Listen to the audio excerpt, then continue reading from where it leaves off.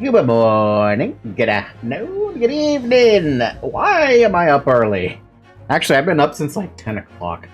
I got my full 8 hours of sleep plus another like 12 yesterday, which is why I didn't stream yesterday. Collectively 12 hours yesterday. Anyway, hey, how's everyone doing? Welcome back. We're our greatest Eternal Chronicles. Look at the background. Look at it. Just like, look at it. It's so cool. I love how it keeps changing the background depending on what case you're on. But I don't remember it being this specific background. I love it. I don't love it. I love it too much. Anywho, we are continuing on with, I want to say case 2 trial part 2? Yeah, trial part 2. I don't remember what happened. At all. I think. I don't know. We're gonna... When did we find out? I'll find out when I get to the game, in the save file. Dude, it's hot today. How's everyone's weather doing? Because it's hot today. I have my fan on, smacking me in the back, reminding me that it's supposed to be cool. And I'm concerned that, like, I'm gonna have to plug in my air conditioner. It's freezing for you? No way. Can I have it cold, please? I want the cold. Also, what is going on with that chat box, yo? Refresh that for fucking chat box. There you go. I've been trying to fix the fucking chat box because it's having some issues up there. My name, at least in the chat box for the record, is supposed to be in yellow. And everyone else's name's supposed to be in red. And moderator's supposed to be in teal or blue or something like that. That's not working. I let the person I commissioned, who gave me that chat box, let them know that, hey, my thing's having issues. What do I need to do to fix it? You know? So I'm waiting for them to get back to me about that one. But I only sent them a message like 5 minutes ago, so no, they're not going to get back to me immediately. I hate cold. I'd rather wear shorts with the leg. That's fair. But I like the cold because when it's too hot, the only thing you can do is just take off more clothes. But it gets to a point where you run out of clothes to take off and it's still hot. I have run into that situation before. It is not fun. Which is why I much prefer to have the cold, where if I feel cold, just add another layer. That's my gripe with the heat versus the cold. Plus, I'm in shorts almost 24/7, if not in my underwear 24/7. 23rd of February, 9:23 a.m. The Old Bailey Defendant's Antechamber. Why are you so close, Mr. Natsumi? Personal space. What was you so close for? Oh, you're one of those. Yeah, I sleep in my underwear when I go to bed. Why? Because it's more comfortable that way. Why, too? Because my body pillow adds a lot of cold in the night. And I like that. But if it's too fucking hot, then I'm like, bye. What is going on here? What? Suzuki? This is it then, Mr. Naruhodo. Yes, it's time to put an end to this now. Before we do anything else, I want to check what we have here in this court record.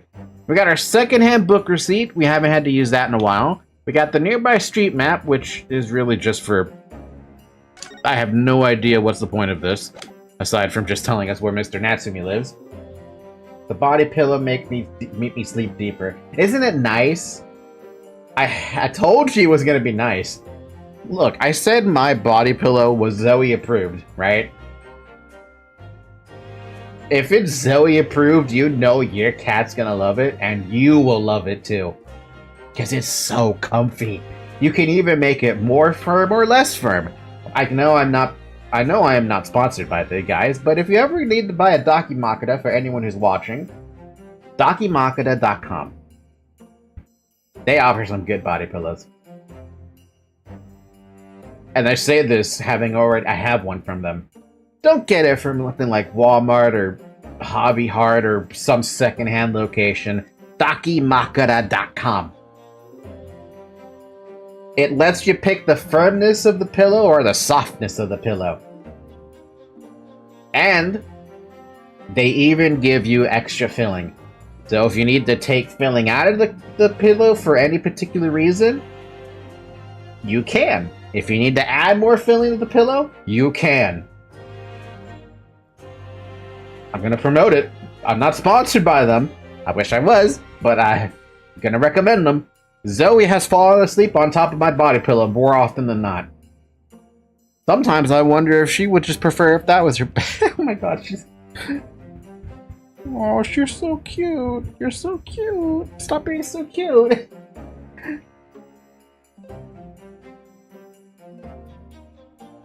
Look at her. Look at her. Look at how cute she is.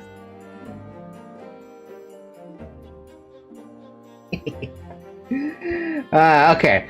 We got a pair of teacups. We found out that, at least in terms of Mr. Natsumi's teacup, he drank that thing down.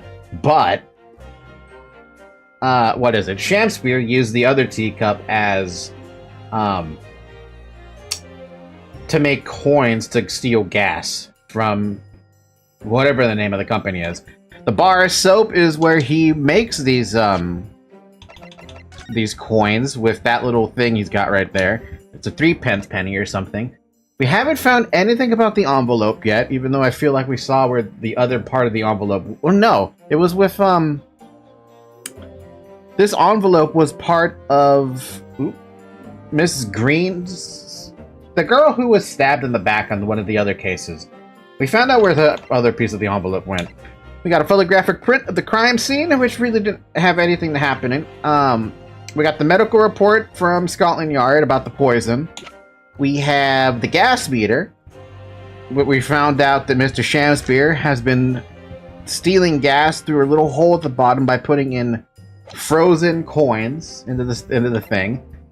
We found this with the handprints on the wall, but we couldn't figure out if there was anything behind it. So, no, nothing we know about there.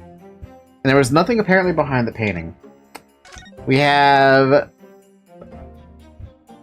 a criminal that was condemned to death because they suffocated someone with gas or something along the sort. And we have the photograph with Mr. Garadeb and Mr. Olive, I think that was his name? Olive Green? I think? And that's all we got. To the miserable curse that has been plaguing Mr. Natsumi, to everything. And in my own small way, I shall do everything I can to help you. Thank you, Suzato. I always appreciate your help, Mr. Zato.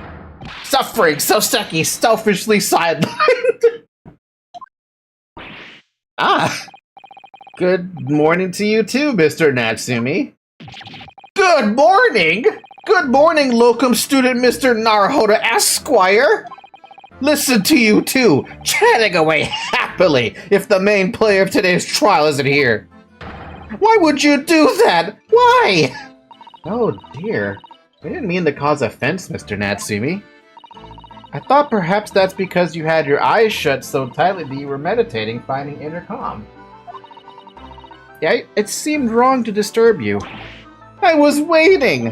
What's the matter, Mr. Natsumi? You seem different somehow today. Why, naturally, that's because I attained spiritual enlightenment. Huh?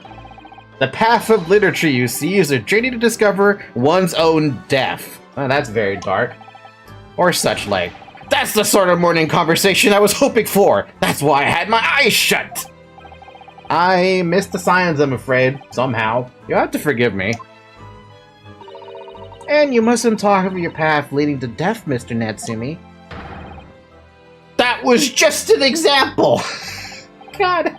Oh yes, there it is. Inner calm. Mr. Natsumi is the definition of not calm.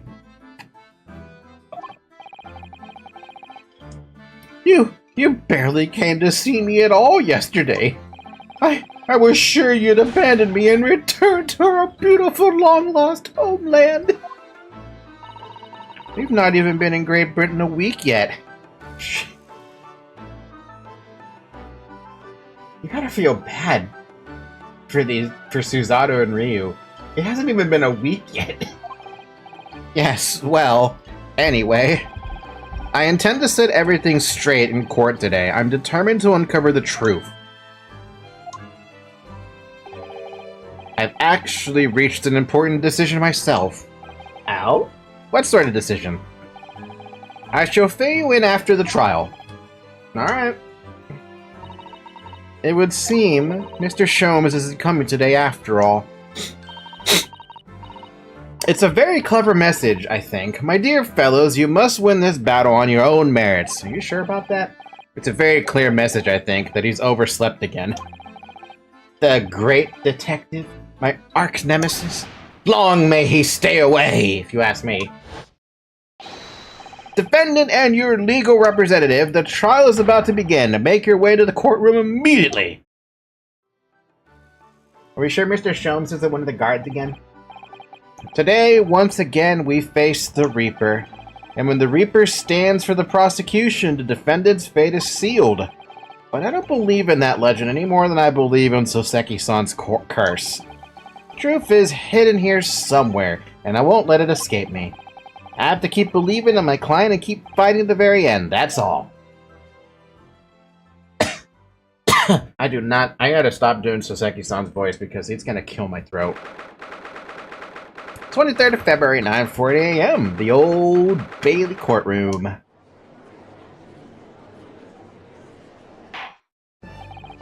In the name of Her Majesty the Queen, I hereby declare this court to be in session. I call upon the counsels for the prosecution and defense to declare their willingness to proceed. The prosecution is ready. Yes, the defense is ready. Very good, and now I call upon the 6 ladies and gentlemen of the jury. chosen by lot to represent the will of the people in this trial. Are you ready to proceed? Absolutely, justice will be done, you mark my words. I feel obliged to say I feel especially ruthless on days when my hat is sitting just right. Huh? Oh, well, I wonder if you could adjust my hat for me, and please be as ruthless as you like. Buddy, you have a secret to tell me there? Thieves deserve to die, if you ask me, especially gas thieves. I've no sympathy for the men at all. Look, I said it yesterday and I'll say it again now. I don't have time for this. I've got my own problems. Juror number 5 should have never been here to begin with. Now may the Lord show us all the light here and lead his flock to a righteous verdict again today. Also, juror number 6 goes through some crazy character development. He was a doctor. No, he was a surgeon in another case. He was kind of a bum in another case, and I don't get this guy. He's always aloof. How does someone so aloof become a surgeon? Now, Lord Van Zeeks, what can you tell us? The prosecution's report, please, for the court. In relation to the theory expounded by the defense yesterday regarding the defendant's tea. So he does have the results.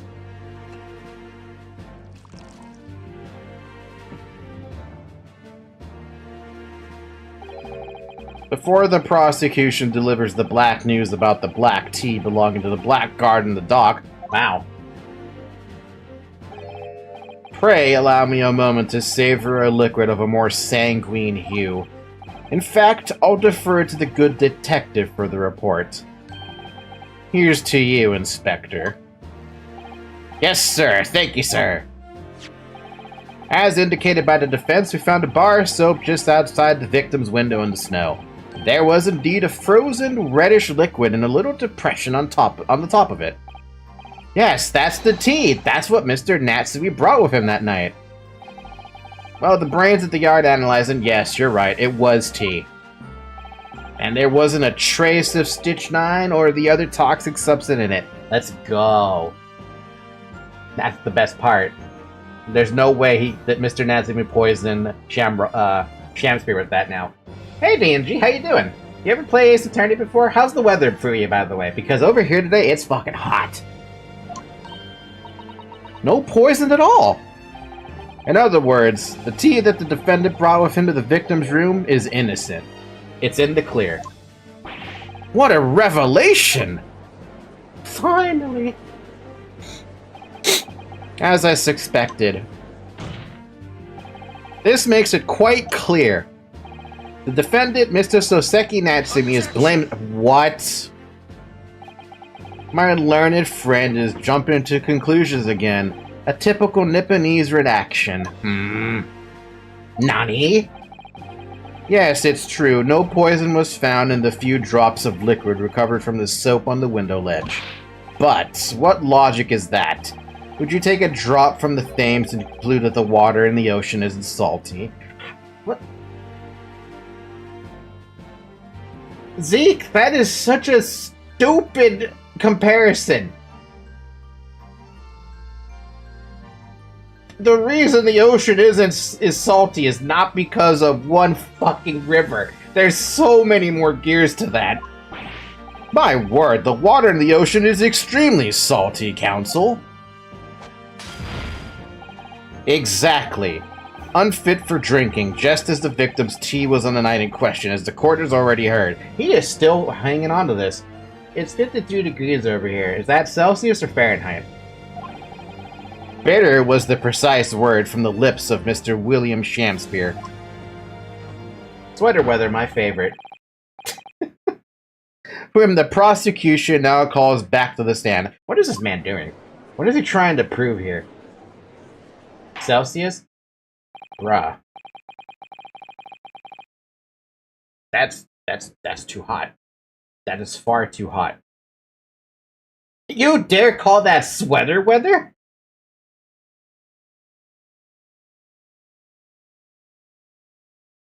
My dude, you should be like... If you don't have an AC on... Very well, I will uphold the prosecution's request. Where the hell do you live? Not well, what country do you live in? Mr. Shamspear. Yes, it sounds like we're gonna have another confrontation with our theatrical friend.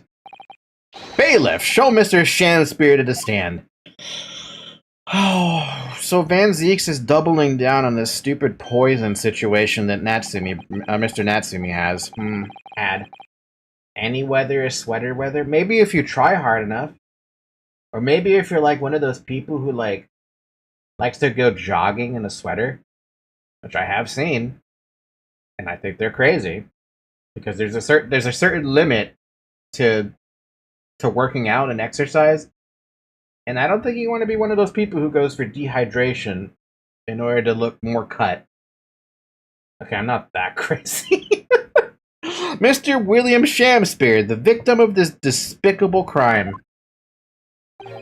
Oh heaven, oh hell, do you command me to remember? Forsooth, 'twas I, Shamspear, did have a belly full of foul fluid given in mine innocence. I really need a word count on Mr. Shamspear's unique words. I feel like he's at least hit 700 unique words by now. Yes, but as was revealed in yesterday's proceedings, the witness is not as innocent as we had perhaps first been led to believe. By using bars of soap such as this, he has been stealing gas from the supply company, yes. One may smile and be a villain. Forsooth, 'twas I, Shamspear, did have a room full of the sweet fuel given. Jesus Christ.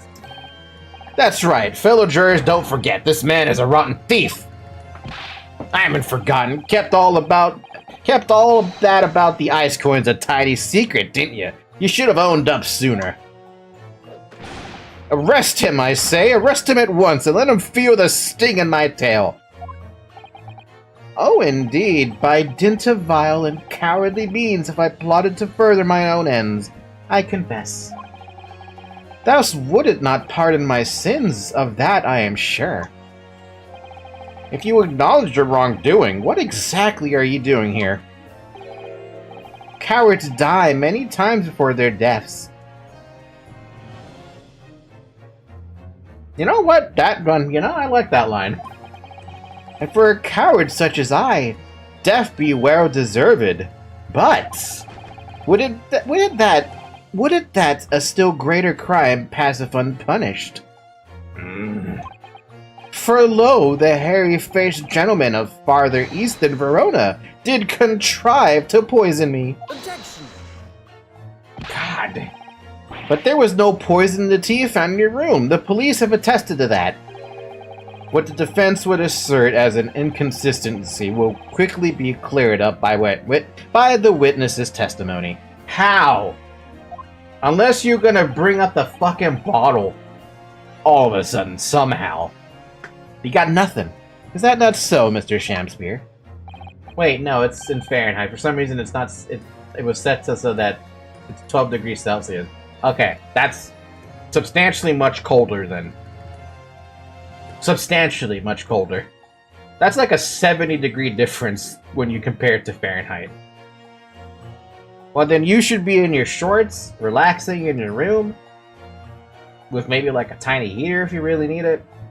I knew it was too cold for that. You should have said it was cold then. Verily, my liege, I would most gladly speak.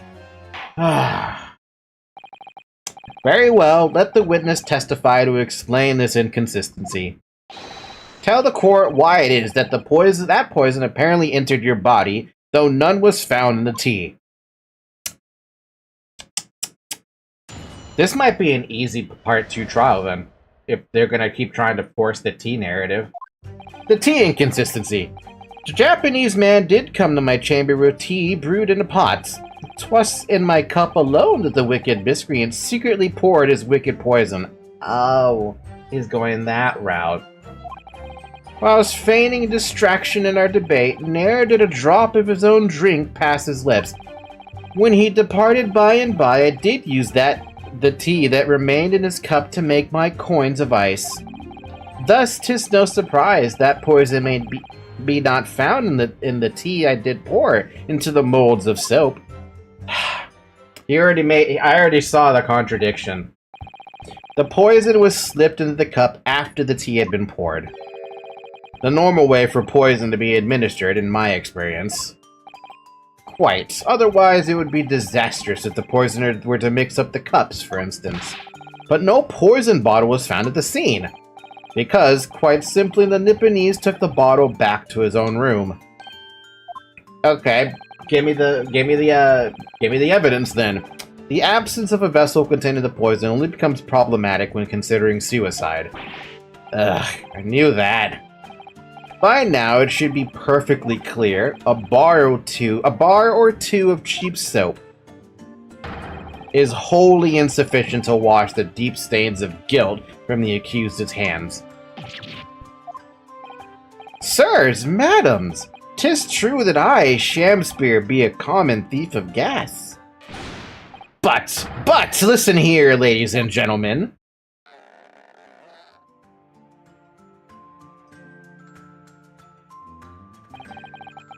Wherefore would I lie? Verily, I have no cause. I have naught to lose. I'm just sitting in bed and it's around 8:26 for me. AM or PM? If it's AM, good morning. If it's PM, how you doing? Well, I do declare. Thank you for your testimony, witness. Counsel, please proceed with the cross-examination. Yes, my lord.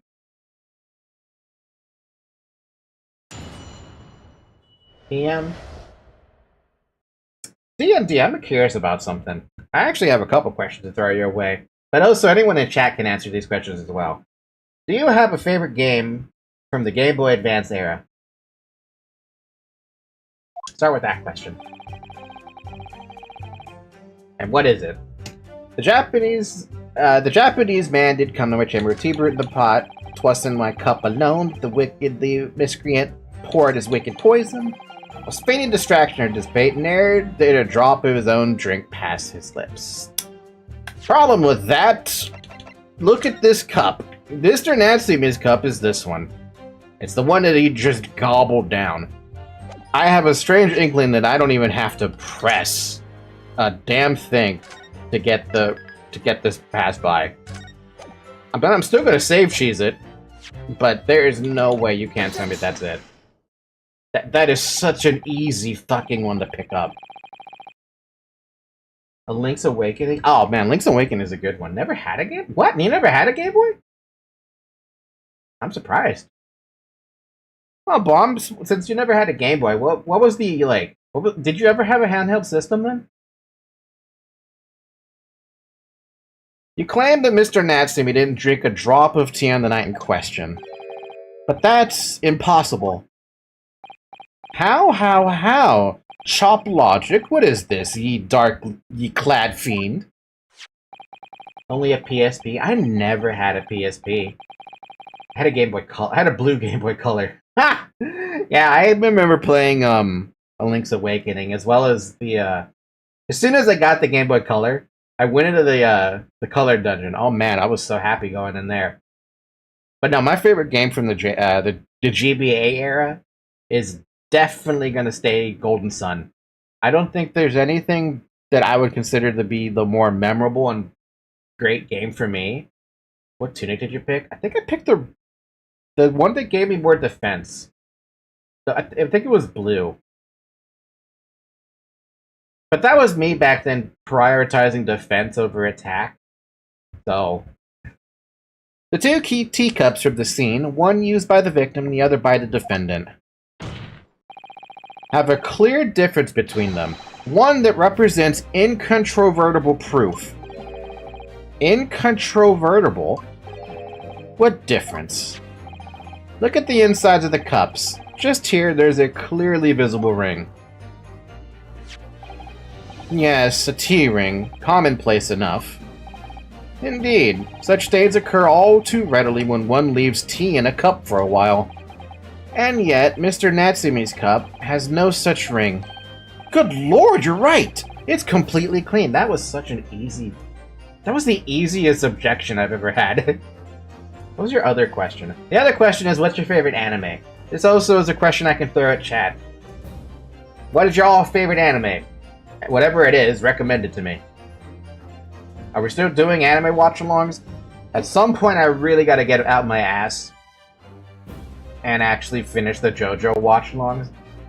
Demon Slayer! That's one on my list right now. Someone's on my list already. Good lord, you're right, it's completely clean. And pretty, sir, what makest thou of it? Exactly what Mr. Natsumi told the court yesterday. The Japanese saying he quoted, "Drink tea while it's hot." That's right, yes. The jittery Mr. Natsumi was true to his usual self that night, and drank his tea in no time. Those eyes! I've given up on trying to make you to continue the anime watch-along. Dude, the problem with me, the watch-along, is that I have to wake up at 10 in the morning to start the watch-along. And then that requires me to actually sleep on a normal time on Friday. Which, as we have clearly seen, I stay up till like 2 or 3 a.m. So, yeah.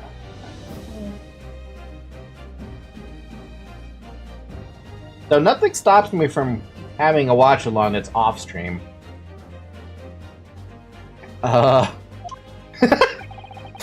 If, as you claim in your testimony, he didn't touch a drop of his tea, a ring would have developed on the inside of his cup as well, after the several hours the tea was left standing. I follow Mr. Natsumi's advice, too.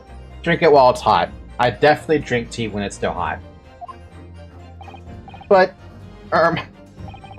in short, Mr. Shamspear, you clearly lied to the court. Get thee to a nunnery! What? Objection! He's not gonna fall for this, though. He's gonna bring up something else. As a rule, I fill my hallowed chalice up to 7 times during any one trial. You also break like 20 of them.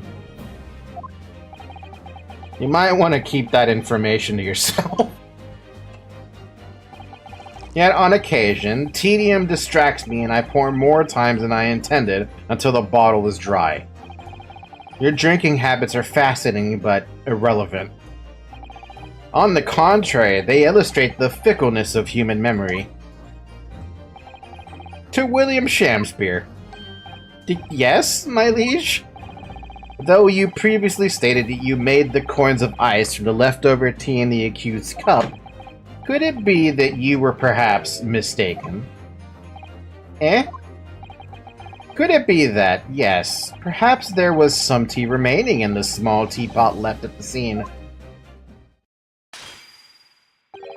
A fact that had vanished from your memory until now. What is it with this guy? He's so hung up about the poison situation. Faith, my liege, thou art a magician. For verily, 'tis as though thou hast seen with thine own eyes that night. What? Forsooth, I was mistook. I did plan to use tea from the Japanese fellow's cup, but lo, when I looked, 'twas empty, and thus I use the dregs that festered in the teapot, as my liege did suggest. Bullshit! And you've just suddenly remembered that now that you made a mistake before? Are we supposed to believe that? Come on, Zeeks! People's memories are imperfect, my learned friend, which is why we rely on evidence instead. But in any case, it makes no difference. The victim's most recent testimony tells us 2 things of note. Firstly, that the poison was put into the victim's teacup only. And secondly, that this spoiled cup was not the source of the insipid ice coins that had bewitched this court. The prosecution makes a fine summary of the facts. It's not good facts! Shamspear is the goofiness this game needs. It is the goofiness this game needs, but it might be a little too much for me. I just got a great email just now. I saw my phone light up. Fansley, your model application has been approved. Hi, your application for fansly.com has been approved. Head on over to Creator Plans to set up your subscription tiers and start posting content today. There we go. I'll now have Fansly. Furthermore, what? What?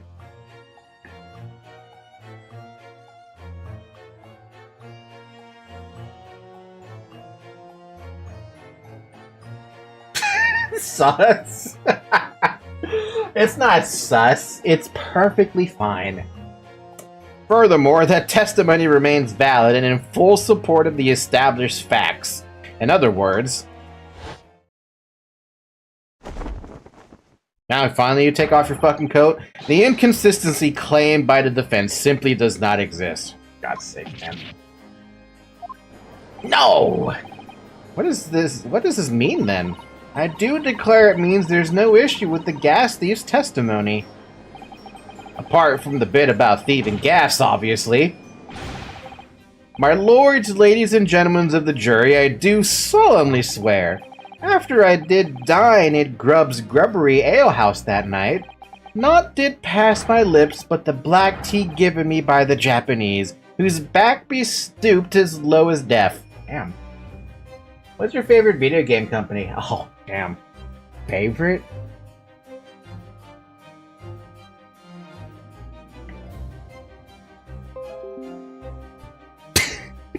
Google Chrome. Your model application has been improved.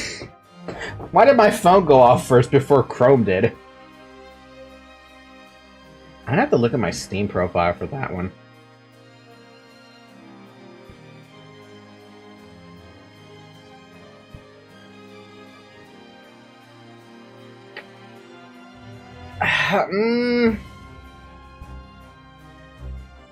Favorite game Jesus, man, you asked a not just a you asked a pretty loaded question, because there are so many different game companies that have made some absolutely stellar games out that I've played. I'm gonna have to say Westwood Studios. Activision. EA? No, absolutely not. Why are you picking the garbage companies? No, my favorite was definitely Westwood before they got picked up by EA. If I were to pick another one, it'd definitely be Santa Monica Studios. The next one would probably be what's the other one of that? What's the other name? Yeah, no, there's too many. There's too many, but Santa Monica Studios, Westwood Studios, those are the ones I would say would be a favorite. And on what did you dine, sir? Microsoft is up there for me. Why Microsoft? I mean, I know we play solitaire all day. Camelot would also be up there too. Why, I did partake of my favorites. A broth as would as be called soup, and a leaf as would as be called Shakespeare, just call it soup and salad. Microsoft for Xbox, I see, I understand. As I can't say that word. Insalubrious a menu as the establishment where it was served. But you gods will give us some faults to make us men. Willingly would I suffer what punishment to seem fit to serve a wicked thief of gas, but I pray you wise and noble fellows ne'er forget that simple truth. That be one thing and this be another. I don't get it. Oh, okay, I get it now. Jurors all, your humble servant Shakespeare doth entreat you, punish the Japanese fellow for his sins. My lord! Is that Mr. Natsumi? No, it's him. If I may speak, my lord. Yes, Mr. Foreman. I believe we may have been duped by that rotten defense lawyer. No. By me? I do declare you may be right. We all know the wife? Waif? there was making coins of ice to keep himself warm. But this lawyer lad says if he's stealing gas, he deserves a dose of poison, eh? He's been leading us up the garden path. That's what he's been doing. I really never said anything like that. But what we just heard from the victim there has opened our eyes again. We've reached a decision this time, and we won't be swayed from it. Why? Why do y'all care about this hypothetical poison bottle that doesn't exist? The court acknowledges the position of the jury foreman, and will duly hear the jury's findings. What? No! You can't yet! Ladies and gentlemen of the jury, you will state your decisions now. Is this what it feels like to be on the winning side and then automatically, like, grabs the jaws of victory? Or, no. Grab defeat from the jaws of victory? God, these people are fucking pretentious. Just speak like a normal person, mate. But it's the 1800s. You can't blame them. I can't blame them. Because they're dumb. They're being dumb. Ladies and gentlemen of the jury, you will state your decisions now. Guilty! Guilty. Guilty. Guilty. Guilty. Guilty.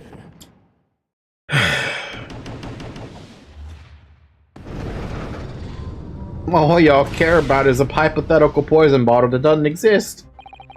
I hereby declare the jury to be in one accord.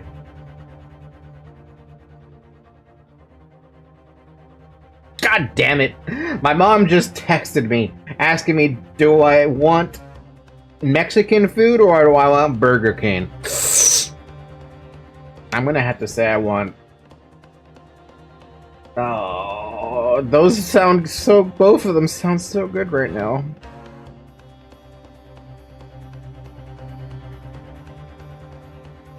I'm gonna say Burger King. I'm gonna say Burger King because I want the burger, but I also want a milkshake.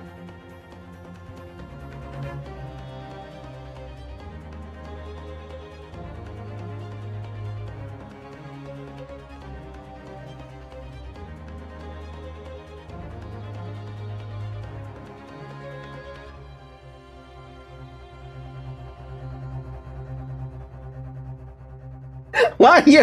What? Burger King, Burger King, Burger King, Burger King town. Yeah, no, I want a Burger King. I want the milkshake. As much as I love the Mexican food from the taqueria that my mom goes to, I've been craving a burger for like a while now. Well, okay, jury. Oh, happy day. Fuck off, Shamspear. Zeeks, are you happy with this? How is this happening? My lord, the defense asserts its rights to carry out a summation examination. Very well, the court upholds the defense's right. Typical. My learned friend is unable to accept the obvious truth. An obvious truth that you are clinging on to dear life. We just proved there's no poison in the tea, and you're hung up on some hypothetical fucking bottle of poison. Where's the bottle? Can't tell me where's the bottle, Zeke. Give me some of that evidence. This trial will therefore enter its second summation examination immediately. Jurors, the court calls upon each of you to state the grounds upon which you find the defendant guilty of the crime of which he is charged.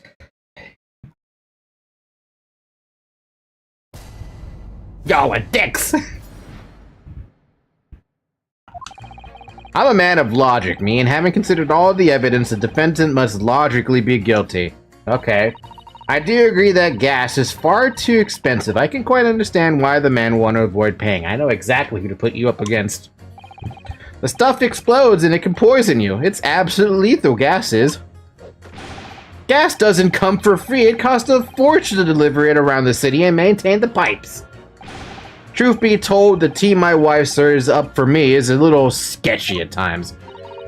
If nothing else passed the victim's lips that night, there's no other explanation, is there? I mean, this guy at least, he put two and two together there, but... Where's the poison? How did the poison get in his body? Unless he self-gave poison and put this fucking bottle in Mr. Natsumi's pocket.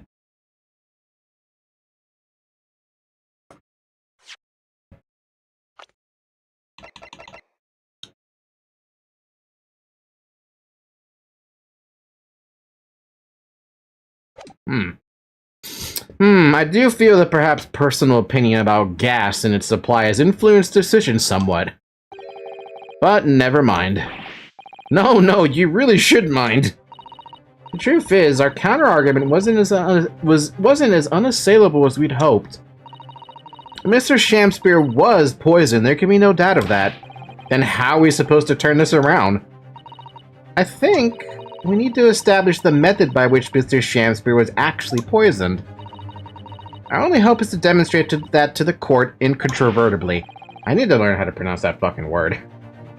But that's surely almost impossible at this stage. If we don't manage it, though, Mr. Natsumi will be found guilty. No delays, counsel. Proceed with the summation examination. I hate that Mr. Shamspear's in the background all fucking... You know how Doki Bird has a permanent smug on her VTuber model? This is what I feel like with Mr. Shamspear. There's a permanent fucking smile. This stupid look on his face. At least Doki Bird has a reason to be smug. The defense's rebuttal. I'm a man of logic. Alright, tell me your logic then. All the evidence, you say. That's right. And there's no room for doubt. It's all pointed to at that Japanese man with the big mustache. You have a big mustache too. Says the Englishman with the bigger mustache. Which means we need to show the man some new evidence to make him change his mind. If only we had that kind of evidence. Don't worry, this summation examination has barely started, really. Perhaps there be a shift in the situation that shows an existing piece of evidence in a new light. Let's hope so. To start with, though, I need to find some way out of this deadlock.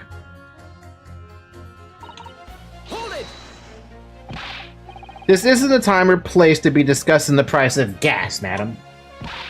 But really, think of the injustice. Air is a gas, and air is free. Why should Altamont gas cost money? Because you have to process that. It makes my blood boil. I can feel myself becoming more ruthless than ever. This isn't the time or place to be ruthless either. If I might interject here. Ah, yes, madam. It seems my fellow juror takes issue with the price of our with the price our company charges for gas. But it's precisely because of thieves like this that that the cost goes up. Oh, what a beastly man! That unkempt mustache, those hunched shoulders, poisoning teens, stealing gas, utterly unforgivable, wrong fucking person. No, Mr. Natsumi isn't the one who's been stealing gas. I'll thank you not to go adding on more crimes. Mr. Natsumi hasn't been poisoning tea either.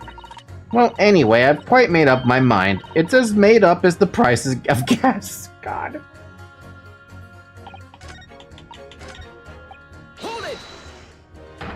Could we please talk about the poison rather than the gas, do you think, sir? Well, if you like. I mean, to be honest, I'd take poison over gas every time, huh? You'd take poison? What I mean is, poison can only poison you. It doesn't explode, does it? Goodness me, what are you talking about? Set him straight, please, lawyer man. What the hell is he doing? Well, it's certainly true that poison isn't prone to exploding. But I think you'll find poison also can't light or heat up a room. Ah! You're right! I hadn't considered that at all, dumbass. Young lawyer man. Yes? You have a good head on your shoulders. We could use someone like you as our company's legal representative. No, Ryu, take it. Take it. That's fucking free money right there. Well, I wasn't expecting to pick up more business in the middle of a trial, that's for sure. Anyway, the point is, I haven't had the best experience with gas companies in the past. Did you change your... No, you didn't.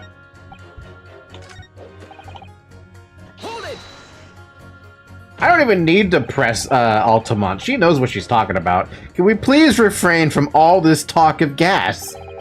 There's an all-out attack underway here in this case you hadn't noticed against my company's gas. And I'm supposed to sit here and take it, am I? I don't think so. She's really buzzing now. All I've heard about our wonderful fuel is explosions and poisonings. What about electricity, What about getting electrocuted? What about that? A little explosion here and there is nothing in comparison. Girl, that is a very awful comparison. As far as I know, exploding versus getting electrocuted. Electrocution is really bad, but exploding can take out more than one person. Not that to say that electricity stuffs can't explode, but when it comes to explosions, gas is in the lead there. Stupid fucking jerks. Any explosion could hardly be described as nothing, madam. Nevertheless, the theft of your gas is deplorable. My point exactly. But the gas thieves aren't even the worst of our enemies. We have far more devious reprobates to contend with on a daily basis, you know. More devious? Who, madam? Other gas companies, of course. Other gas companies? Not quite what I was expecting. We generate gas and we deliver it to our customers fair and square. Indeed. Nobody is questioning that, madam. Altamont is an exemplary gas company. This proves my point even further. But there are others, unscrupulous gas companies here in London that don't even have any gas at all. What? But if they don't have any gas, how do they go about selling it to people? You wouldn't think it possible, would you? But they steal our gas, you see, and sell that. Ah. They steal your gas? How on earth is such a thing possible? Gas companies like ours deliver gas to people's homes via a network of pipes. But these devious reprobates secretly disconnect our pipes and divert our gas into their own rotten pipes. Then they make a contract with the household supplied by those pipes, and take money for the precious gas that's rightfully ours without us even knowing. That's actually pretty amazing to hear that. They're diverting gas into their own pipes illegally. What a brazen form of theft.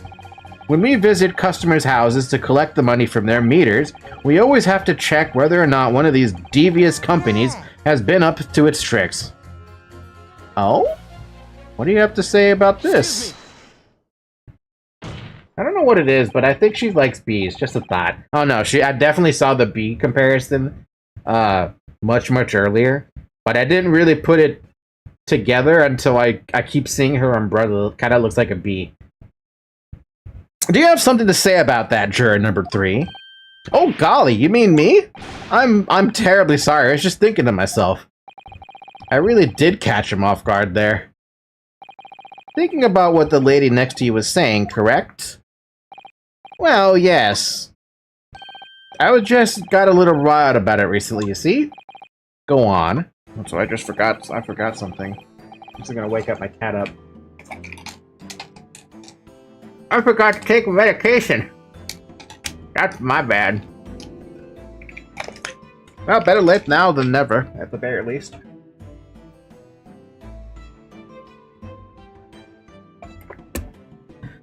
An Altamont gas worker visited my house the other day to investigate the pipework.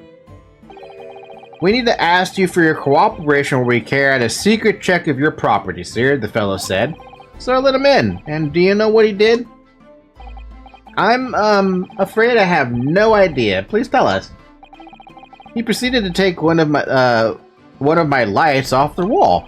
Then he grabbed the exposed mouth of the pipe and started blowing into it. What do you think you're doing, young man? You're giving away company secrets there. Oh, please, everybody knows, but it was very nearly the death of me, I can tell you. What do you mean?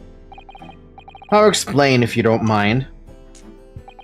As I said before, these unscrupulous other gas companies connect their customers to our pipe network. Yes, but how does blowing into the pipe come into it? Obviously there's gas in the pipes, and it's at a fairly low pressure. By blowing air through the pipe, you can make the pressure drop temporarily. And if you do that, any lights connected to the same pipe will flicker for a moment. Huh? Wait, we know something about this. Mr. Garadeb, he said that he was always staring at the, what was it? He was always staring at the lights, and he knew that something was going on with the other tenants when they turned on their gas, because all the other lights within where he was flickered. Well, why does that make matters? Why? Ah, I see. In other words, if upon blowing into the pipe the lights of an adjacent property that has no contract with your company flicker, you can know that these devious scoundrels have been meddling with the pipes. Exactly, my lord. That's it in a nutshell. That's actually pretty genius. I thought this was about fucking poison tea. It was about poison tea, but now I'm curious about this whole pipe situation, because this gave me something to look at. Something to think about. It's the reason why we have teams of workers going around neighborhoods to investigate which lights flicker. The trouble is, that particular worker who came to my house didn't know the strength of his own breath. He blew down the pipe with all his might. You can guess what happened, can't you? Well, if he blew hard, then... Wait, you mean... That's right, the lights didn't just flicker, they went out, along with the stove. Gas started pouring into the house. What a disaster! The gas supply must have been interrupted briefly because the man blew too hard, so the flames went out. I'm afraid I yelled at the fellow. Are you trying to kill us all? I said. I might sleep soon. It is getting late for you, but I'm surprised you're sleeping so early. So by disconnecting a lamp and blowing into the exposed gas pipe, it's possible to extinguish lamps and stoves connected to the same network of pipes. And then when the gas starts flowing again, it just silently seeps into the room. Mr. Naruhodo, I think perhaps... Yes, this is almost certainly the clue we've been hoping for. Juror number 3, the defense requests that you amend your statement to include that information. Oh, well, if you like. I don't mind. Well, I do. That's our company's secret method of identifying the rogues that try to... Like I said, madam, it's widely known already. Very well, juror number 3. You will amend your statement accordingly. Yeah, I'm just kind of tired. No, I feel that, dude. On Friday night, I only got 2 hours of sleep, which is why I ended up, as soon as I got home after that 4-hour shift at work, I just crashed out. Only reason I didn't stream at all yesterday. Yes, my lord, although I'm not really sure what the point of all this is. You're not gonna figure it out for a while.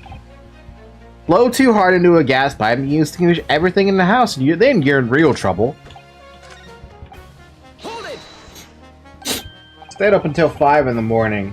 Yeah, that's... You should get more sleep. You mean it's poisoned?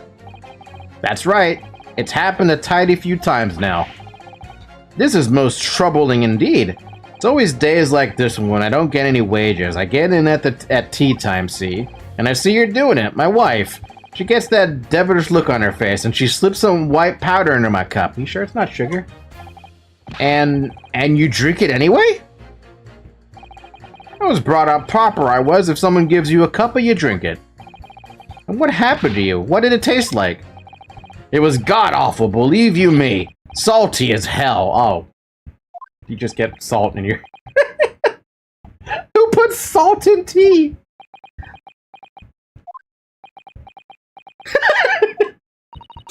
Then I think perhaps what your wife put in your tea was salt.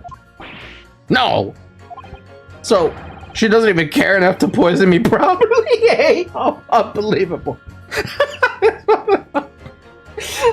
but dude, that's not how that works. Let's move on, please. Wait, did you change? No, okay. What the fuck? This game? Does that mean that if the victim could be shown to have ingested something else, you'd change your leaning? Sorry, what's that now?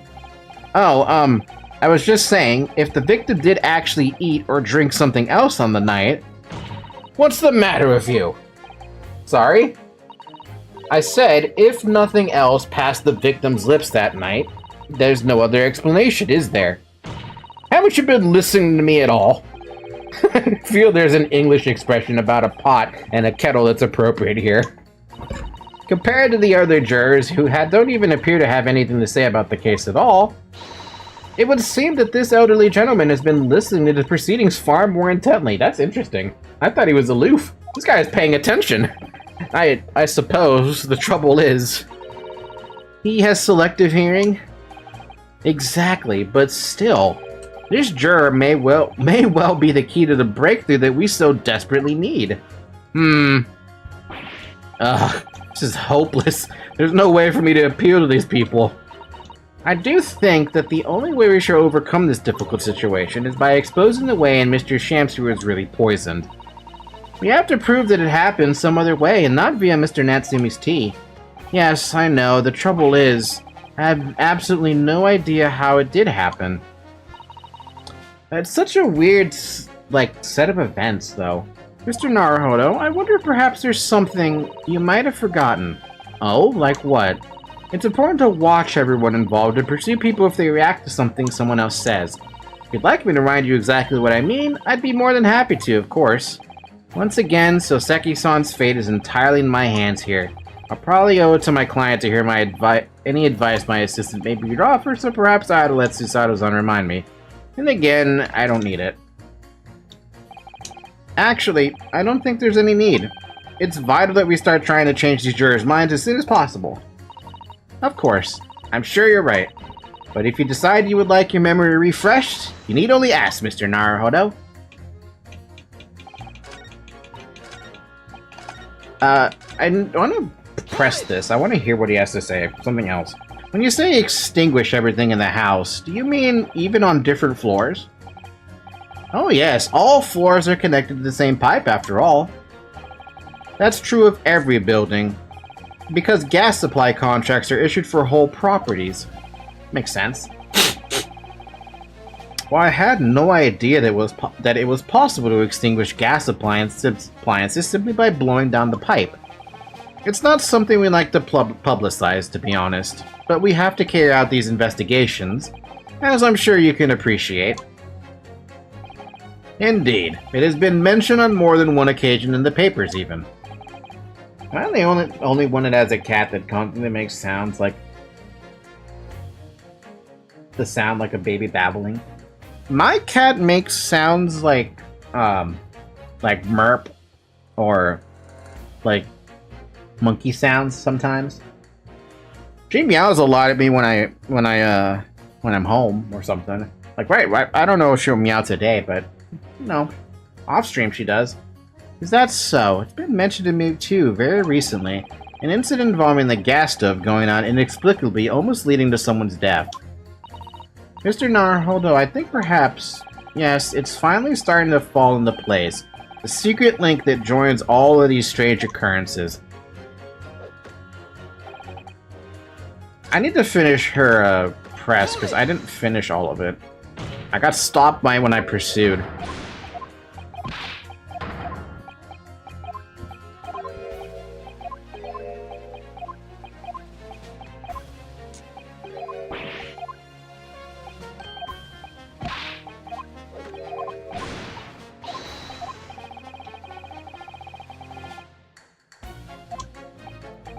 I had no idea. It's almost unbelievable. It might seem unbelievable to you, but it's happening all the time, right here in the capital. It's very difficult selling something you can't see, you know? Very difficult indeed. Thank you, that will do. Clearly this is a very involved subject, but I fear we have digressed rather too much already. I concur. Though if my learned friend wishes to become an expert in gas, I believe the subject will suit him well. To your new career in nothingness. Is this in Asia, London, or America? I can't tell. It's in Great Britain. specifically. I think. It might be London, but I could have sworn they said Britain. Thank you so much. You will turn your attention to the next juror's assertion, please, counsel.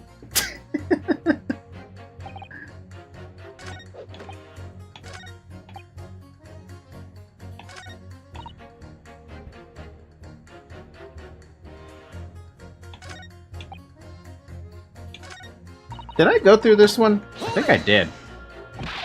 Yeah, I did, okay. I'm just double checking, because now I have to start pitting people against others.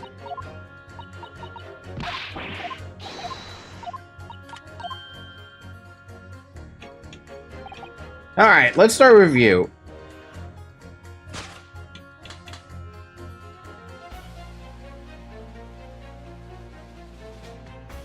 I'm gonna save before I pit. Pitting, the summation examinations are kind of like the harder part for me. Because it's all juror stuff, and I'm like, I don't know who I'm supposed to pit who against whom. Objection. This is not the one. Yeah. My lord, as foreman of the jury, I must object. Being their leader, it's my duty to stand up for all jurors here present, and stand up for them I will. I concur with the foreman. Counsel, I warn you, I shan't abide any pettifoggery. Except 200 years ago? It's, late 1800s, I want to say. That's what they said. Till you've got your facts straight, keep your pointing fingers to yourself. I thought I did. We're trying to find inconsistencies in these jurors' statements, Mr. Naruhodo. The key to it is comparing the different things they say before attempting to pit against one another. Alright, I'll have another go. Give me a break. It's hard to find people to pit against.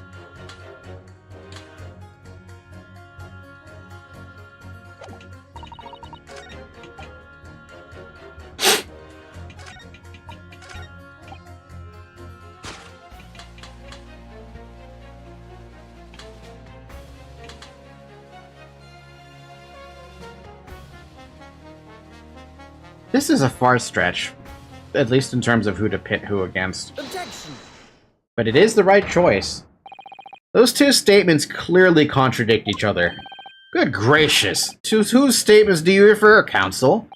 Juror number 6, did you hear what juror number 3 just said? Eh? What? Yes, of course. I heard him mumbling about something or other. There is another explanation here, I believe. Something besides Mr. Natsumi's tea, in a matter of speaking, passed the victim's lips on the night in question. What? What explanation?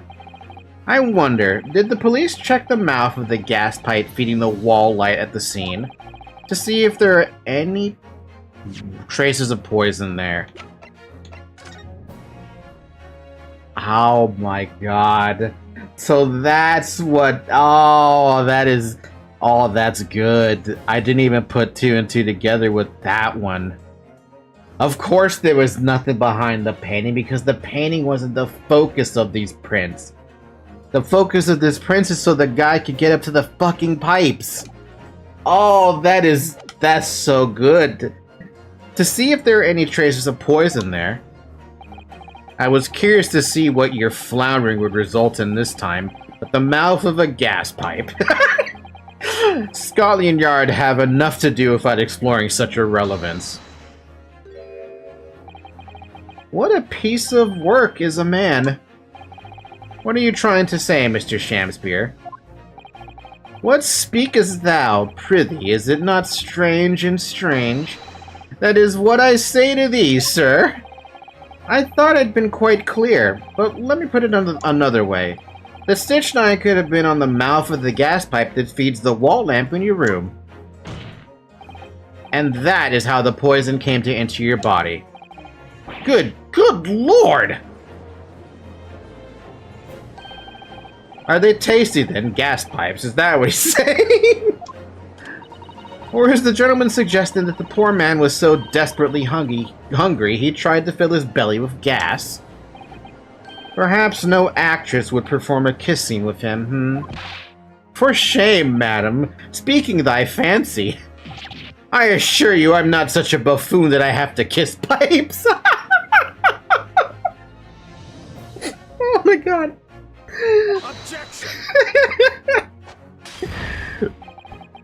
This is no summation examination. This is a farce. The prosecution will not stand for any more of my learned Nipponese friend's conjecture. To begin with, the lamp in the victim's room is high on the wall.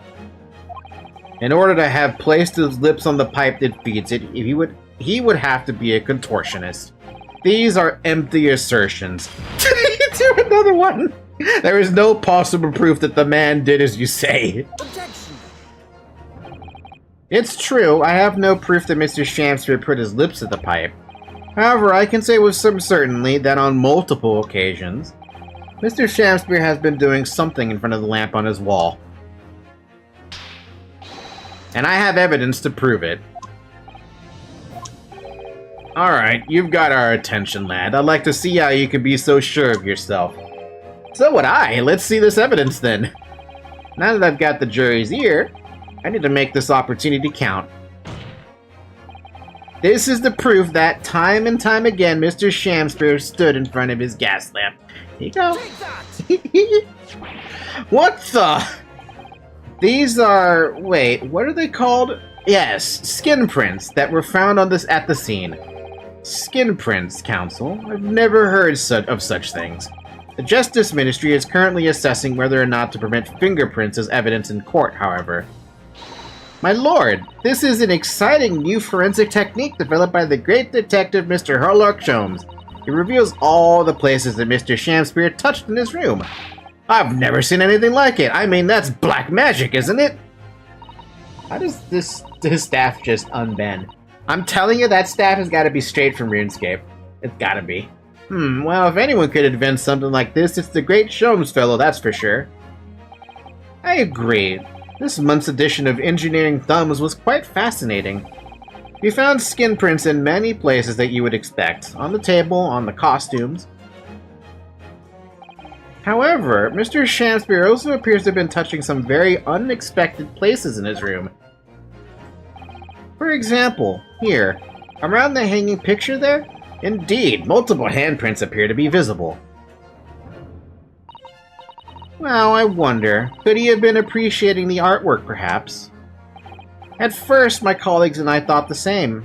However, imagine standing with your hands where those prints are, and you would find yourself directly in front of... Ah! I don't believe it! The gas lamp. Though the reason why isn't immediately obvious, it's clear that Mr. Shamspeare has regularly been standing with his hands to the wall in front of that lamp. Right, what have you been up to, you nut?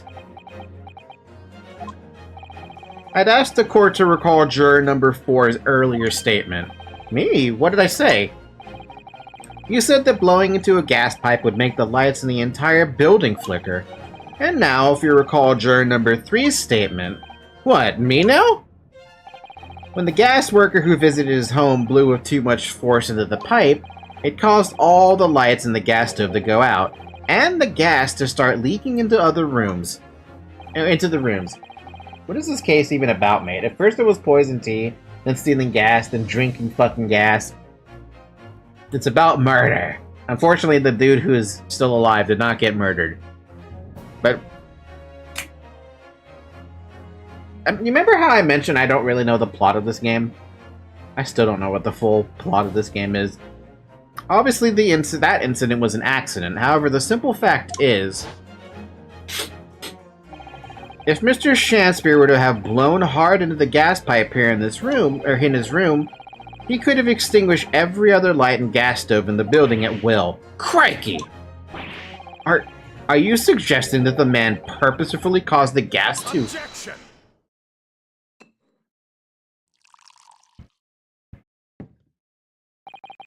Whilst I acknowledge that the prosecution was required to remain silent during a summation examination, I must toast my learned friend's utter disregard for the letter of the law. What is the meaning of this, Lord Van Zeeks? This curious photograph, or whatever it is, presented by the defense, the so-called skin prints, clearly that cannot be accepted as any form of usable evidence in this case. But But it's an exciting new forensic technique, developed by a great detective. It's nothing. A mere toy developed by an amateur sleuth with too much time on his hands. Zoe is currently in front of the camera. Hi, Zoe.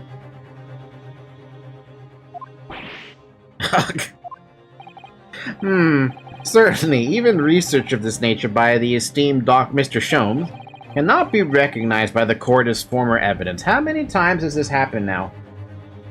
2 times. First time was with the blood that could change different colors, and now it's with this one that is way more fucking useful for a court of law. But please, my lord, if I may, Mr. Zato? It was not the defense's intention to submit the skin prints as former evidence. We merely wish to present the results of the great detective's investigation of the scene as a tool by which to explain a possibility to the ladies and gentlemen of the jury. Oh shit! She just found a loophole. And if the trial were to come to an end now, we should never learn the truth behind these mysterious handprints that everyone has now seen. I don't believe we can allow that to happen, and I'm sure the jurors would agree.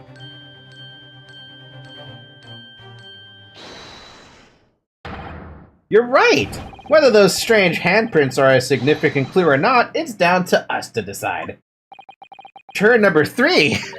Oh yes, I do declare the great detective's investigation results sound absolutely fascinating, and I want to hear what that shady actor fella has to say about those shady handprints.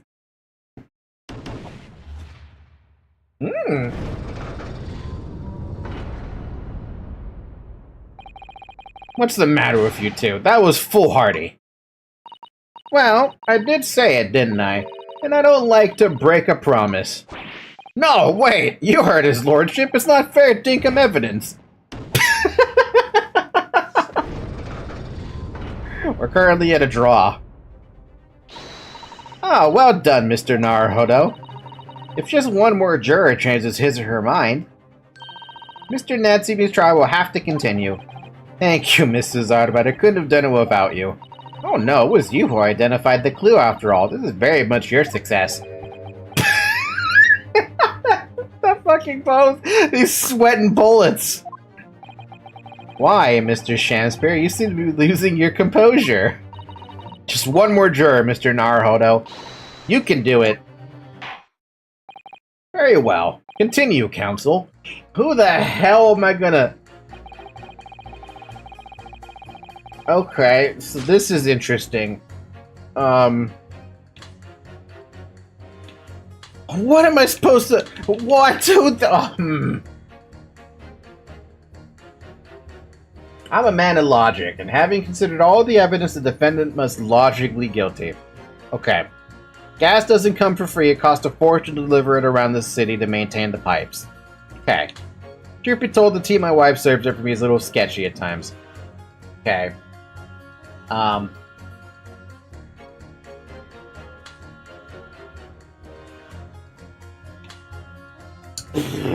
don't know.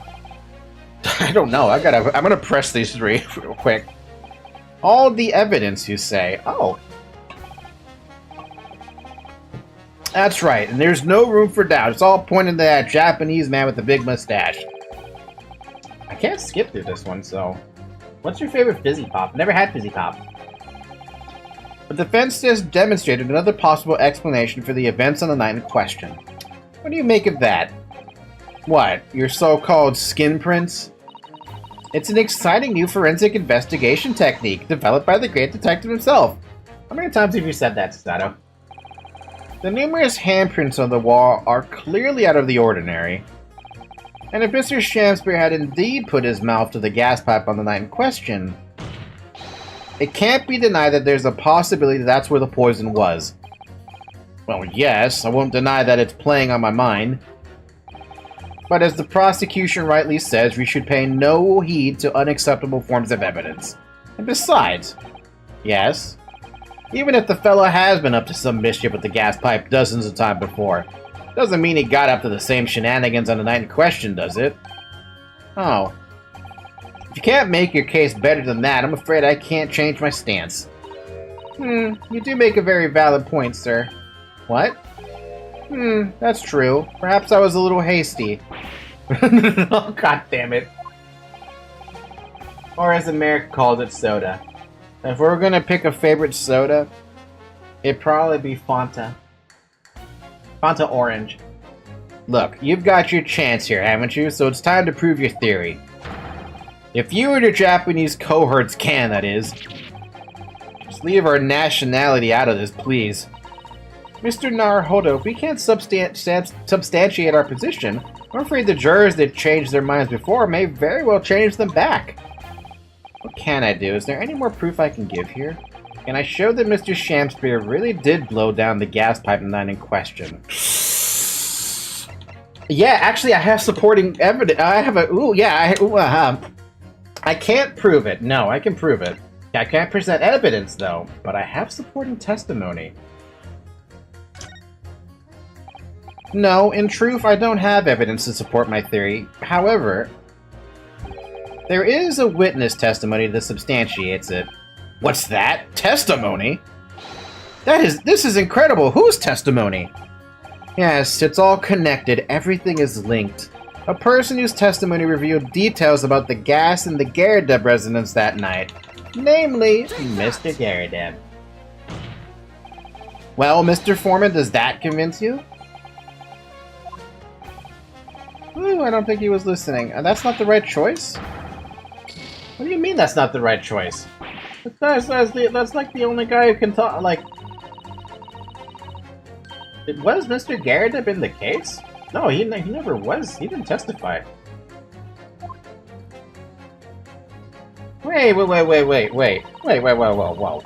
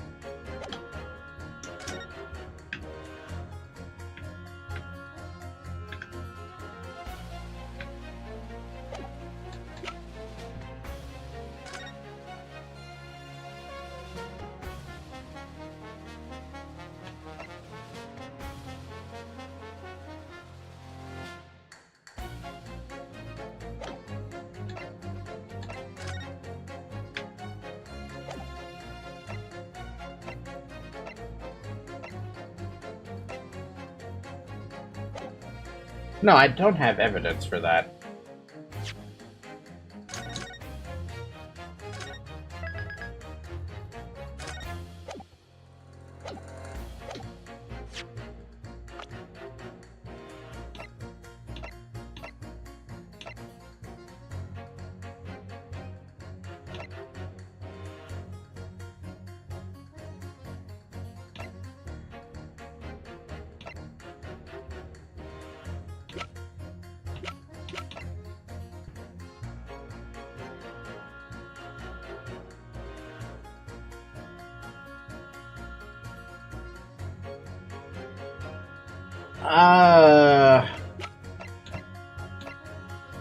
Did Mr. Natsume say anything about that?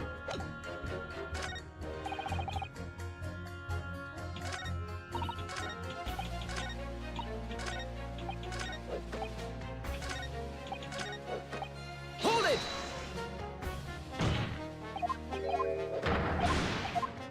No, it's gonna literally hinge on the first guy. The only ones who've had any,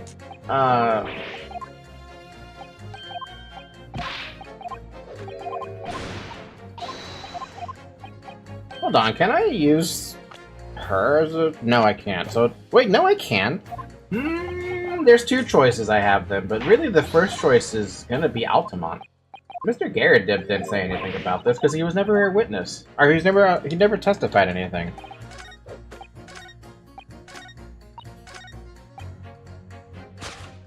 Objection. Why did I do that? That is the wrong button. Sorry, that's a mistake button.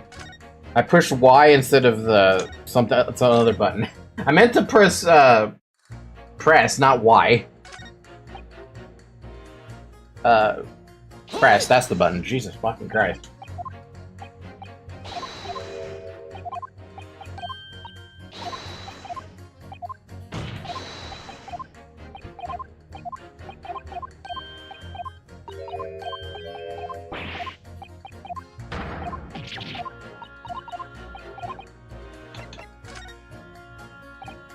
It might be Altamont, to be honest.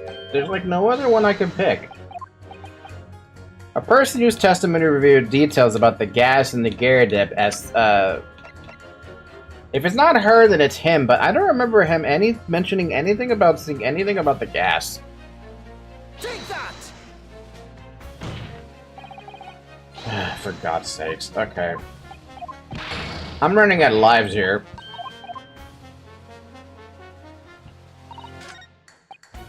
See, this is the problem when you don't remember who talked about what in the specific case.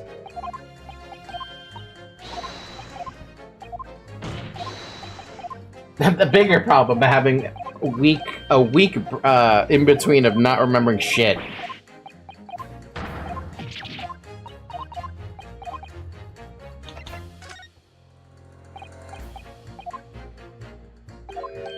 Though this could be an entirely wrong, like, course of action.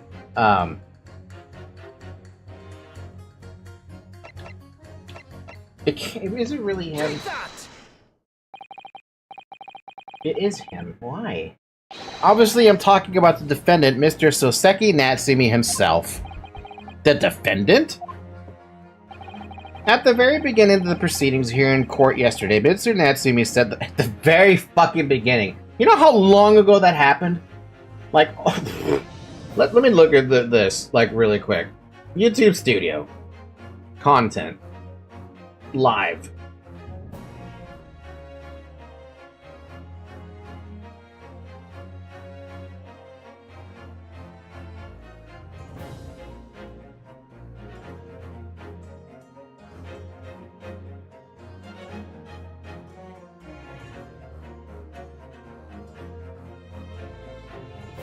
March 9th. That was over a week ago. Is when I started case 2. I'm not gonna remember that. My lodgings! There's been a whole series of strange happenings in my lodgings!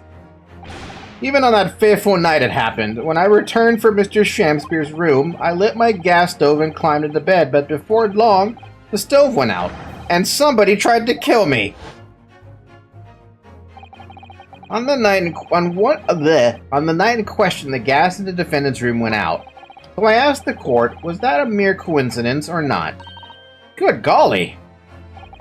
So that Shamspeare fellow blew air into the gas pipe to make the man stove god on purpose? Now hold your horses there. What would he do that for? Why are you sweating bullets, man? Mr. Foreman. What is it, man? We cannot allow judgment to be passed while this doubt remains. It's true that I don't have conclusive evidence yet. However, you must surely agree that there is more to this case than meets the eye. Ah!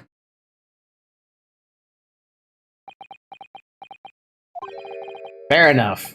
Like I said at the outset, I'm a man of logic, first and foremost. And there's the summation examination out, but I've lost three health so far, and a part of the case I felt like would be easy. That's 4 jurors leaning towards not guilty, my lord. We've overturned the decision.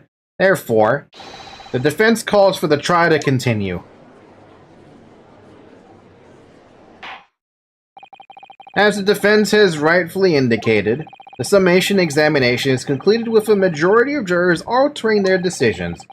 2 jury members now call guilty, 4 now call not guilty. Why can't, like, Why can't it ever be the other way around, right? Why can't all 6 just say not guilty?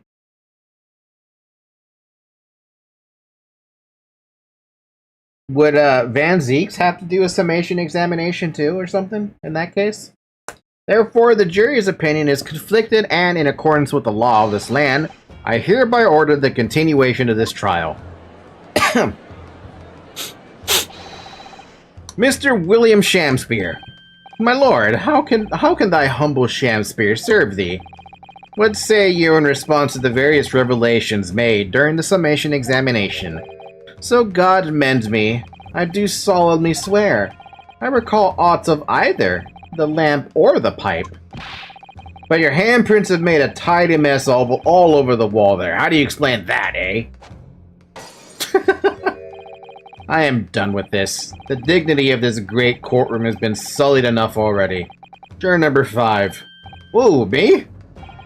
As I went to some pains to point out already, a print from the self-professed detective's toy has no place in the British court of law.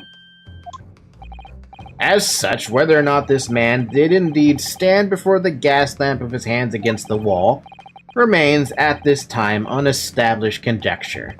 You would all do well to remember that. Objection. I don't know why he keeps doing that. But the prosecution must concede that it would be extremely simple to verify.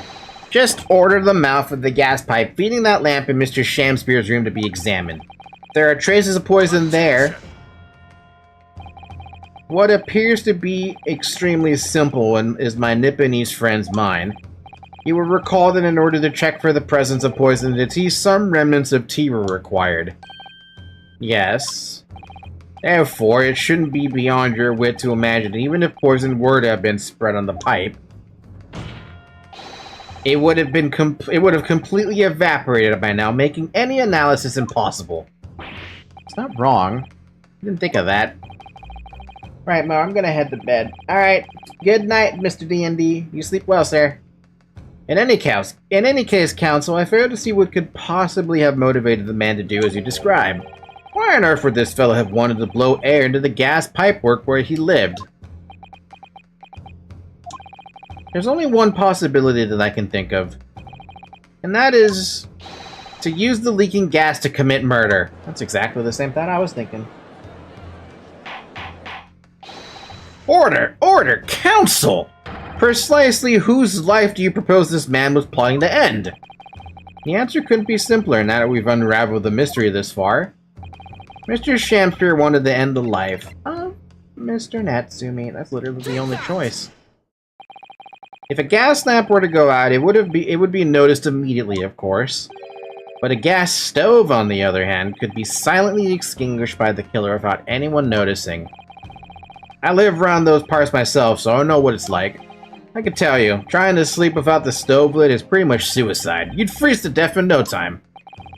Mr. Garadeb, the landlord, has a large fireplace in his part of the residence on the top floor. In other words, it wasn't the landlord, but a fellow lodger whose life Mr. Shamspeare was trying to end. Outrageous! I'm talking, of course, about the defendant. Mr. Natsumi isn't the villain in this case. He's the victim this man was trying to murder. Good gracious! Objection. The accused is actually the aggrieved. Interesting. However, the fundamental facts of the case remain unchanged. Namely, that the accused is the aggressor here. What? How can you still claim that? Let us indulge your fancies for a moment and assume that there was indeed poison in the mouth of the gas pipe. The question that then arises is who put it there? Who did put it there? The only logical conclusion is that the person responsible was aware of this man's trickery with the gas supply and his intent to kill. Yes, that would indeed seem logical. If the assailant were unaware, how would he or she have known to lace the end of the gas pipe with poison? So now we must ask, how could anyone have known that Mr. Shamspeare's murderous designs? Ah, you mean to suggest Naturally. The sole possible answer to that question couldn't be more obvious. Only the man whose life was being threatened could possibly have known. What? In other words, the person who put the poison on the gas pipe in what was a clear retaliatory attack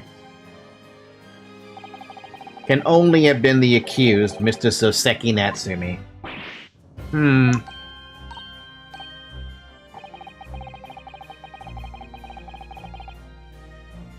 Whatever Mr. William Shakespeare may or may not have contrived to do, he was nevertheless the victim of a potentially lethal poison attack. And the only person who could have possibly perpetrated that attack is the accused, Mr. Natsumi.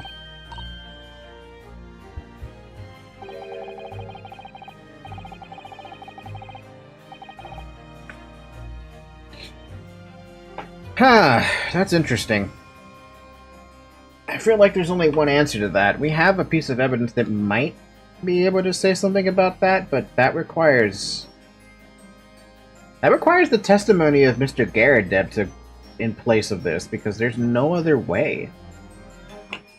How long did they say that? I don't remember how long they said this, but they said that Shakespeare had been living in that residence for a while. I don't remember how long. The defense counsel's theorizing has failed to avert the suspicion from the accused. Far from it. In fact, now that a clear motive for the poisoning has been successfully established, that suspicion is greater than ever. Would you not agree, my Nipponese friend?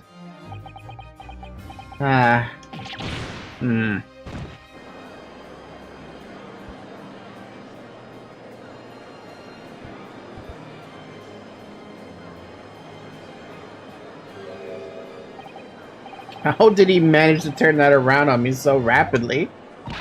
Mr. Naruhodo, you must respond. Otherwise, the members of the jury may very well change their leanings against us again. And this may be the last chance to gain the advantage.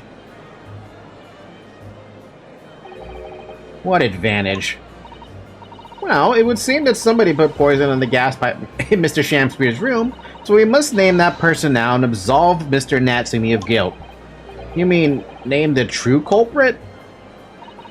I know it might sound impossible, but if we fail to do that, I have no doubt that Mr. Natsumi's fate will be sealed once and for all. As it happens, one possible culprit does come to mind. The evidence, the poison, it's all pointing to a particular person now. The prosecution calls for the jury to consider their leanings again. I trust you'll make the correct choice this time, Mr. Foreman. What? Oh, don't you worry. We know exactly what...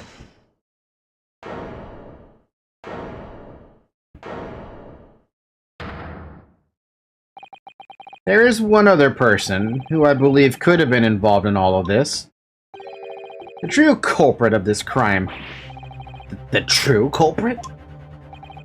A term found only in second-rate novels featuring third-rate great detectives, my Nipponese friend. But why not? This farce has gone on for so long already, I see no reason to cut it short before its disappointing climax. Thank you. Tell us, my learned Nipponese friend, what is your latest theory? Who is the so-called true culprit of this crime?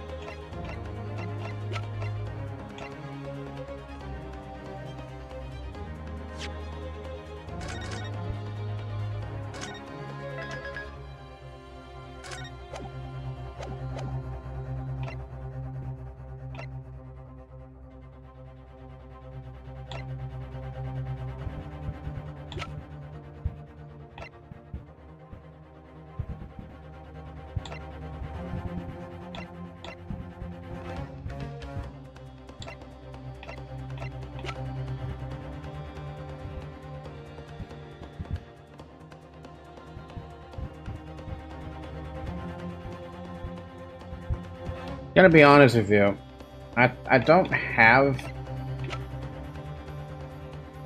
I feel like I don't have... Like, literally, the only one I could think of to put up there on the fucking true culprit thing is Mr. Shakespeare, but... Why would I ever point to Duncan? Thank you. Thank you.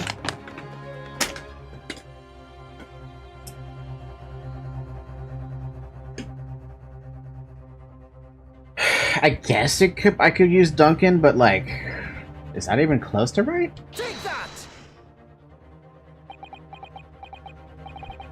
You claim this person is the true culprit, that's probably wrong. Highly suspicious, I would say, yes. Perhaps, my learned Nipponese friend, you should turn those wide eyes of suspicion on yourself. What? For it seems to me that your reckless reasoning makes you far more than anyone else you could name. I'm gonna accept this as the very last life that I have. Mr. Naruhodo, please, you must concentrate. I was trying to. Then you must concentrate harder. Ugh, harsh. Who is this so-called true culprit?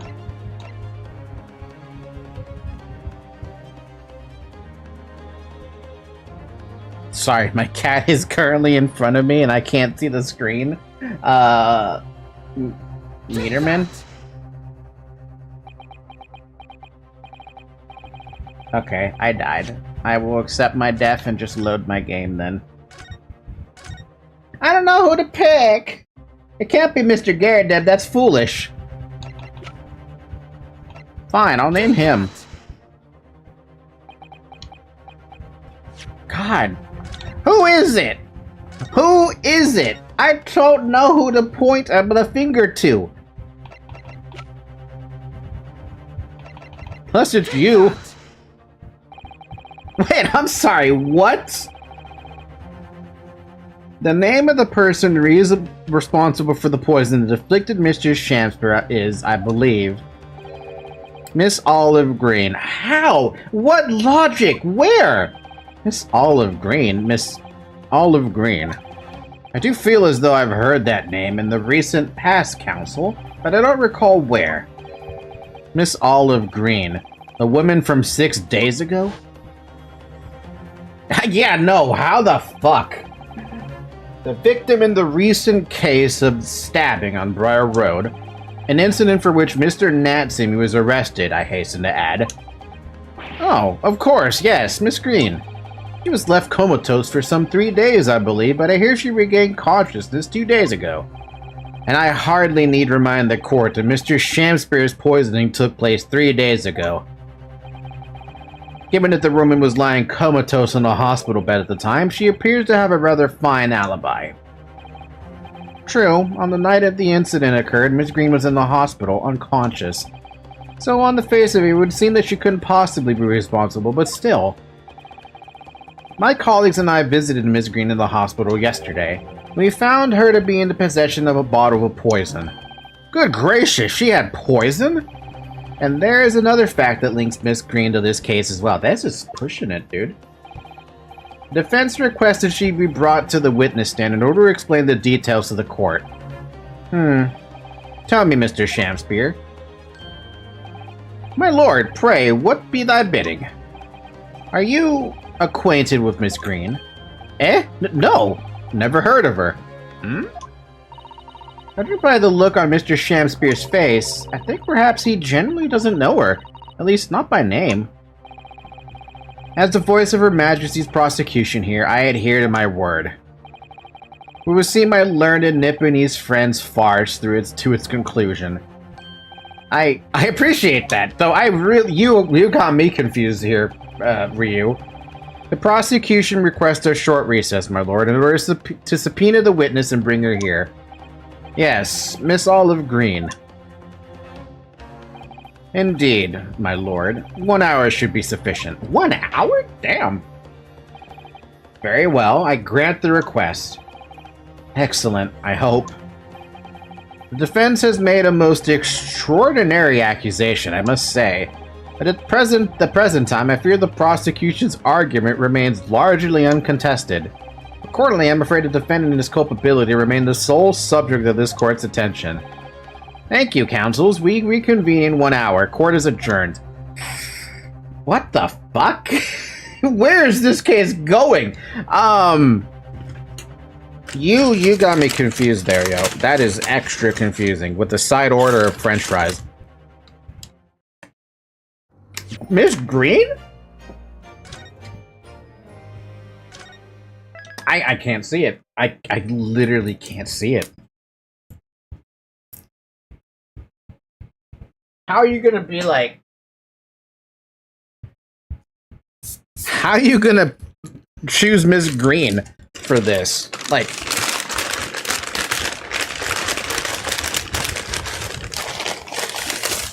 I don't get it. I really, really don't get it.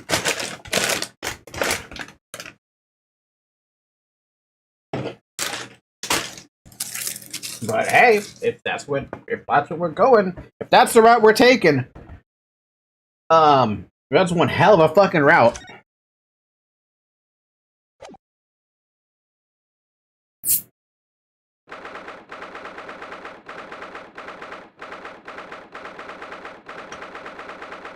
Ryu, I'm actually confused.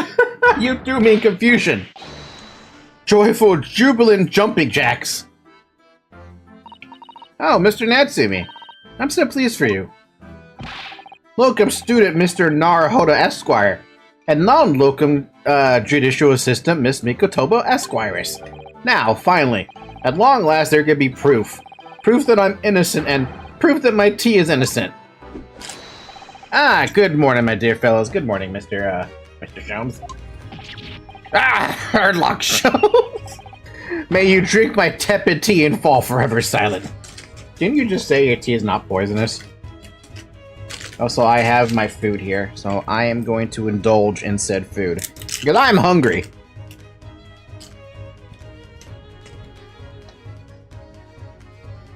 It's a burger! It's hot!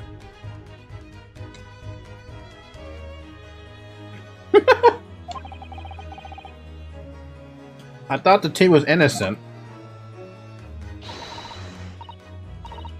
Oh, Mr. Sholmes, you came. How wonderful.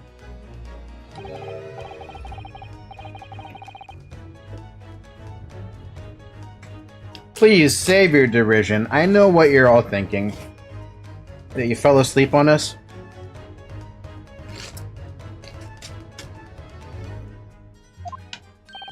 Good morning, he says, when it's very nearly time for luncheon. Your scorn is written clearly across your faces. Nobody said or thought anything of the sort. The truth is, I was determined that today would be the day, as sleep seduced me last night, I thought. Tomorrow, for once, I shall not oversleep. I'll rise early and be present in court to support my companions. Should have invented an alarm clock, Mr. Sholmes. Such spirited determination has a beauty all of its own, does it not? Oh, yes! And then I began to muse on the subject. Why do people oversleep, I queried. Why, time after time, do they make the same foolish blunder? And the answer came to me at once. It's so delightfully simple. People oversleep because they sleep. People die when they are killed. Well, it is not that an astute... Is that not an astute insight into the matter? Oh, yes. Upon which realization, I attempted an experiment. I didn't sleep a wink all night. What? And the results? By first light, I was exhausted and began to be assailed by fits of drowsiness. That is so stupid. Shocking. And so, the conclusion of last night's experiment is this. A good night's sleep is quite simply essential. Anyone could have told you that. Yes, I think most of us probably knew that already. What others presuppose? What? I prove by experimentation that my dear fellow is the scientific method. Oh yes, and one more thing. Do you remember this? Ah! Yes, of course, it's the poison that Miss Green was about to drink at the hospital yesterday. Oh, you didn't manage to... It was a laborious task as the bottle was near empty, but such inconveniences do not hinder Sholmes. Good. But does it have stick 9 in it?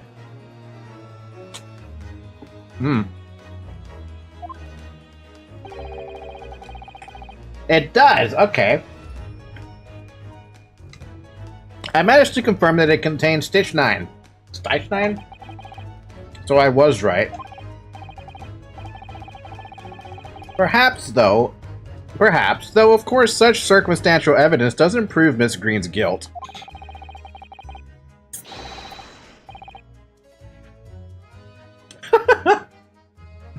I shall leave the bottle in your care now, but licking the inside of the neck is not recommended.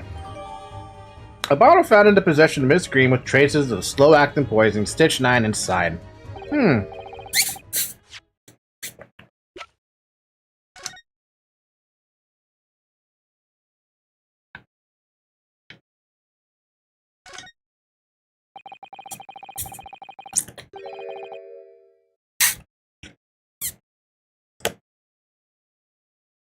So this is the poison that we've been hearing so much about. Stitch 9. There are a few remnants on the bottom of the bottle. Here, look. You mustn't be tempted to try it. Of course not, as long as we don't lose this trial. No! Even if we lose the trial!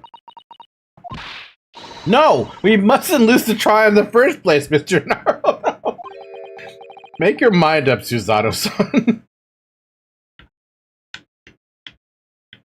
Alright, there's nothing in the bottle at the very least, but... Alright, that's all we got, it's just a bottle. Could I have a word? Gregson, how good of you to come. Forget it. Excuse me. Wait a minute, Inspector. I, don't wish to make a nuisance of myself. From the look on your face, I'd say it's someone else you think is making a nuisance of himself. My dear Inspector, please speak freely. Pretend that I'm not here. Believe me, if I could do that, life would be a whole lot simpler for me. Do you have the results, Inspector, on the investigation of Mr. Shamspeare's room? Not yet. Shouldn't be long now, though. No, I'm here about something else. The dead convict, actually. Oh, you mean the man from this newspaper article we discovered yesterday in Mr. Shamspeare's room? A man by the name of, yes, Sheldon.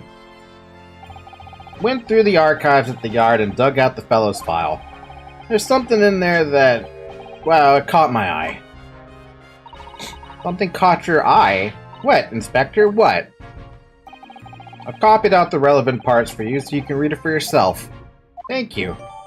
Scotland Yard's file about the convicted criminal Sheldon that includes the newspaper article about him dying of illness in prison. These documents that I'm about to read. 18 counts of burglary, 6 counts of suspected murder. Died of natural cause while in prison. His final moments witnessed only by his cellmate. The estimated 1,000 pounds worth of loot he stole remains unrecovered. Manchester Strangeway Prison announced the death of convicted murderer and burglar Sheldon by natural causes in the early hours this morning. He'd been suffering with fever since the end of October. Alerted by the shouts of his fellow cellmate, medical staff arrived to find him already dead before his capital punishment could be carried out. Huh.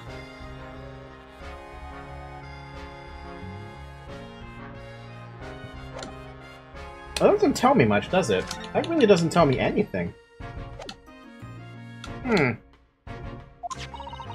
Include the details that were in the newspaper cutting we found in Mr. Shamspeare's room.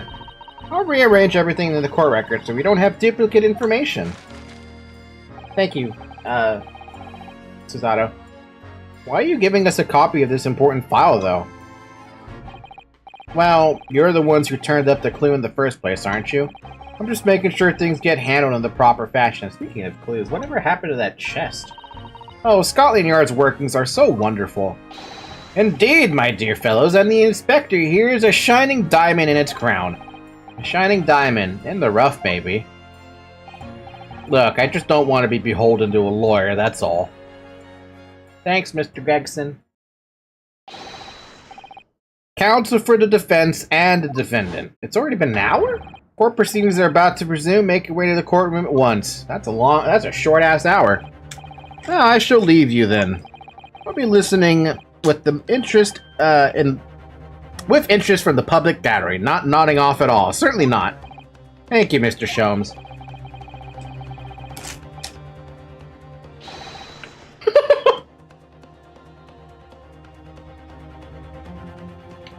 I'm rather tired of seeing Mr. Mustache in flood of tears, personally, so the best of luck to you.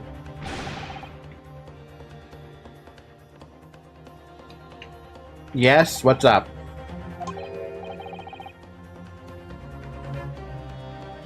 It's time, isn't it? Yes, this is it. Miss Olive Green and Mr. William Shamspeare. This is gonna be the final battle.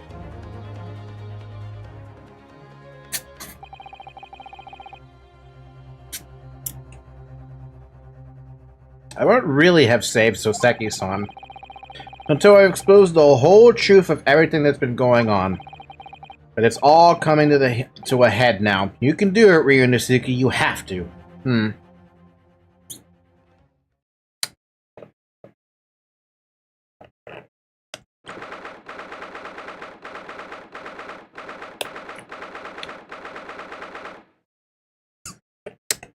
My fucking straw is stuck with milkshake in it.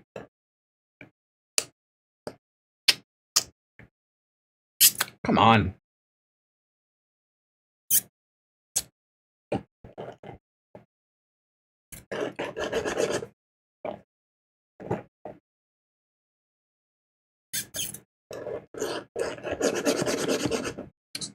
This is the problem with drinking Oreo milkshakes.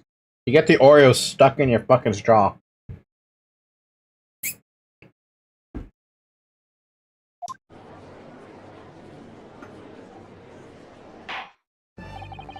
In the name of Her Majesty the Queen, I hereby declare this court to be in session again now. For the recess, we heard a most startling accusation from the defense. Namely, the victim of the case we heard here only a few days ago is the true perpetrator of this incident. A reckless, rash, and prejudiced charge of wrongdoing, in my opinion, my lord. However, the prosecution has tried to extend every courtesy to this amateur newcomer from dubious eastern shores. Thank you. Why do you thank him? For the backhanded consideration. A rather cold assessment from the honorable British prosecutor, I must say. So, Lord Van Zeeks, is the new witness present and ready to take the stand? Ready and waiting in the witness's antechamber, my lord. This is weird. Very well, bailiff, bring the witness in.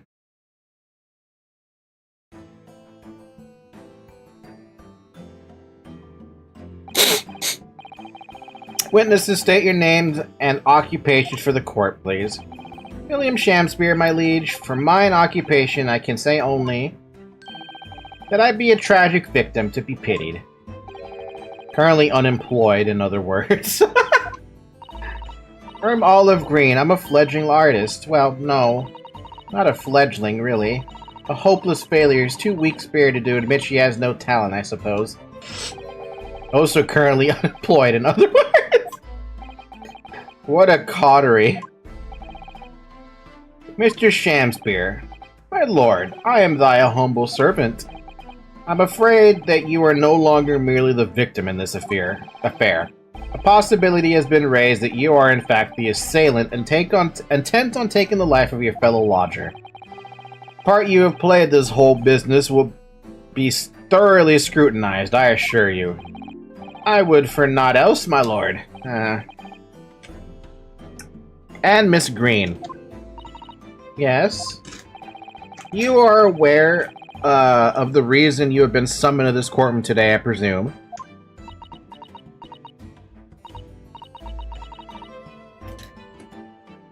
Yes, the officer did explain.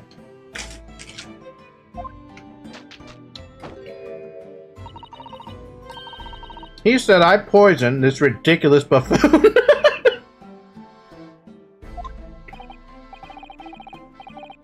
And do you accept the charge, Miss Green? I don't know anything about any poisoning. And I don't know anything about this man. Come, lady. Die to live. Verily, I know not thy prickly pigmented personage.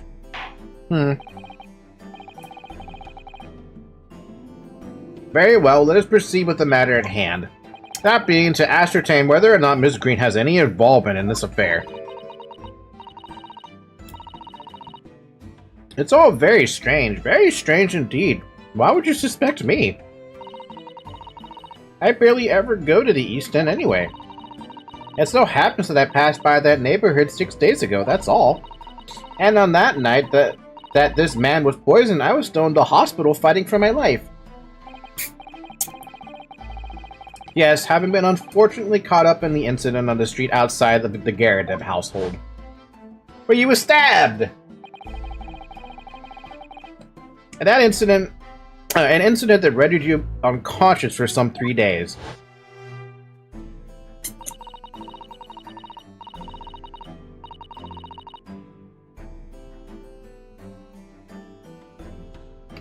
I was struck in the middle of my back by a knife, through no fault of my own, and now I'm under suspicion? What other irrelevant things might I be suspected of? It's all very disturbing. Your energies may be better spent worrying about random knife attacks, I feel, Miss Green. At this point in time, all that appears to connect you with Mr. Shamspeare's lodgings is the Briar Road incident of 6 days ago. That's why. We would like you to testify formally now about exactly what happened. Oh no! The incident 6 days ago? You mean you want me to relive that awful accident? Unfortunately, yes. Please tell the court what happened that day. Where are we going with this? And, of course, we'll be interested to hear from you about your movements that day too, Mr. Shamspeare. Eh? But what happened 6 days ago has nothing to do with me being poisoned.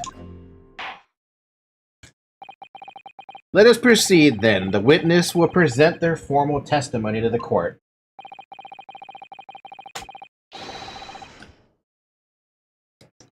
On the subject of the incident that took place on Briar Road the evening of the 17th of February.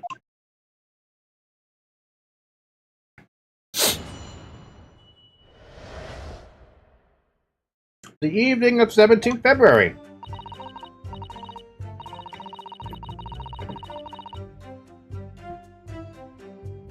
I like how our eyes are going all over the place. It was 6 days ago at about 5 p.m. I was walking along in the snow when I was suddenly stabbed in the back. Coincidentally, it happened just to be outside the house, where the men in this case have their lodgings. I was at the tavern on the eve of which thou speakest, for I had bespoke my supper. It was the first time I'd been in the area. I had a little matter to attend to, that's all. First time? No. Anyway, I was admitted straight to the hospital, so I knew nothing about all this business. That's a very short testimony, but hey.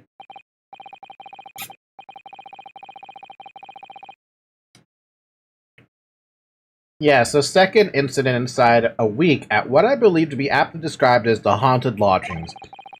One can only presume that this is a most unfortunate coincidence.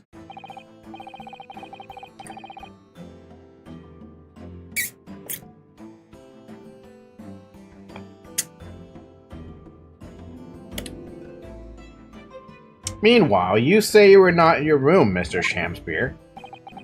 'Twas the following morn when I did awaken that I learned of the dire events.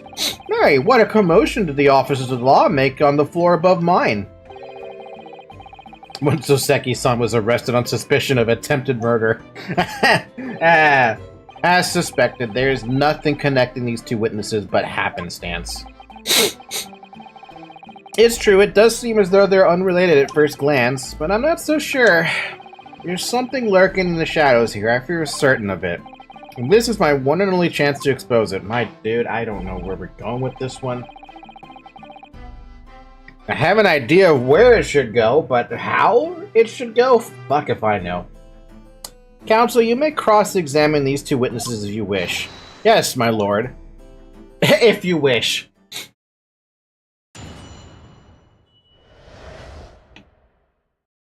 Alright, let's see what we got then.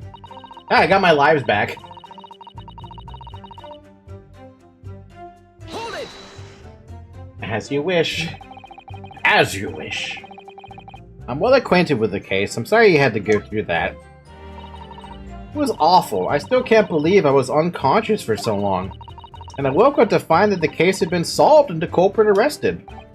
Yes, the incident had been resolved already. Perhaps it would help you to consider it a bad dream that ended with your awakening, and should now be forgotten. Yes, I suppose so. Thank you. But before you put it completely behind you, Miss Green, I need you to remember the details one last time. You must tell the court exactly what happened that day, for us to arrive at the truth about this new case. The trouble is, there's nothing to tell, really. I was just walking along the pavement.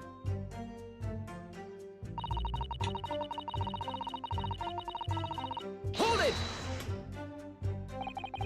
I still don't know where this is going. Bomb over here would probably be like, if he was here, he'd be like smiling in chat like, I know where this is going.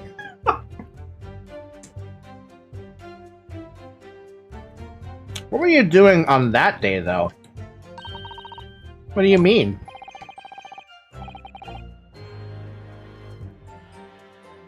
This burger is so delicious. I just want you guys to know that. The art school you attend, what's it called? Ah, yes, it's the Thorndike Academy of Fine Arts. According to Mr. Sholmes, that's just in the vicinity of Brixton Road, which is some 10 stops away from the scene of the underground. On the underground. I believe you mentioned before that you also live on Brixton Road, isn't that right? So why then would you have been walking along Briar Road in the middle of the East End? Well,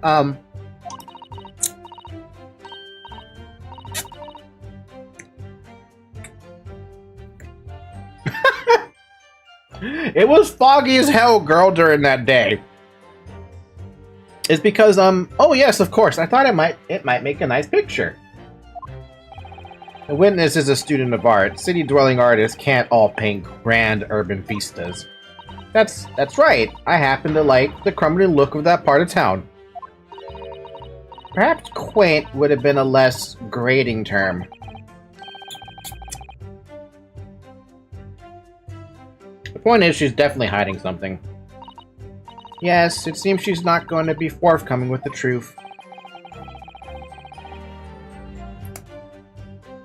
She's trying to if she's trying to hide why she was there that evening, it must mean there's a reason for her not wanting us to know. That's the key to this. I wonder how we're going to get that out of her, then. And you, Mr. Shakespeare, on the evening of the incident 6 days ago, would you tell the court what exactly you were doing? 'Twould be my pleasure, sire.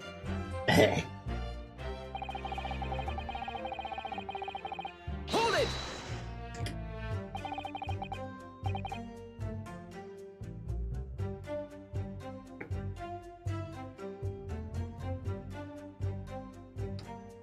A tavern, you say? Which one? 'Twas the Slug and Salad where I did tarry. 'Tis a jewel in the East End.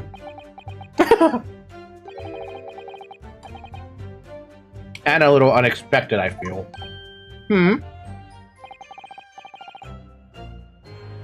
What do you mean, Lord Van Zeeks? The Slug and Salad offers unusually fine dining, for the locality at least. Not an establishment you'd expect to be patronized by a man with not even a crumb of bread in his room. Wait, what?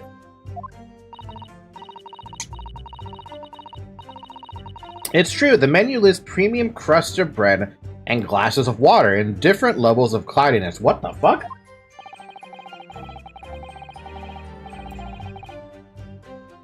I would have expected Grub's Grubbery in the local vicinity to be more appropriate for your means. Watery soup and mushy peas. Or rather, soupy water and pea-like mush. I couldn't fall asleep. Lol. Man, you gotta try to sleep harder. All equally appetizing. I just wanted to try some water at a different pub for once. What's wrong with that? How different can water really be?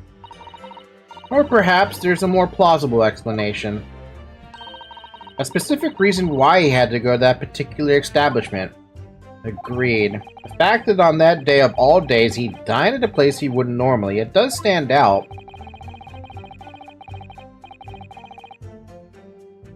So Mr. Shamspear's own actions on the day of the incident 6 days ago was slightly suspicious.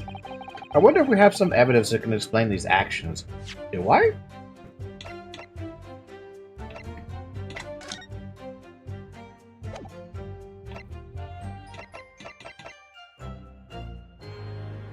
Six days ago? Shit, I don't think I have anything. I wish we did, but sadly I can't think of anything at the moment. If we find the clue that can explain why Mr. Shamspear went there, we must present it to the court. Yes, absolutely. That is all in this matter, Counsel. I would ask Miss Green to reiterate her next statement. Yeah, no, I'm lost on this one. Hold it! This entire bit is going to confuse me. What little matter, Miss Green? Please elaborate while I take a bite of my burger.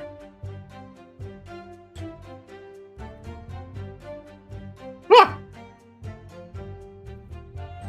Ah! That's too much flavor. Ah, that's too much flavor. Oh my god! Ah!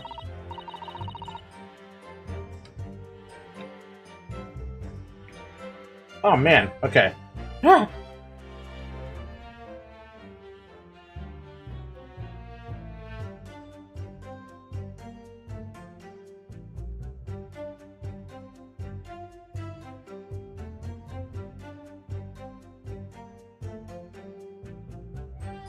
Give me just a second here. I had too much ranch and there's too much flavor on the burger. Oh my god.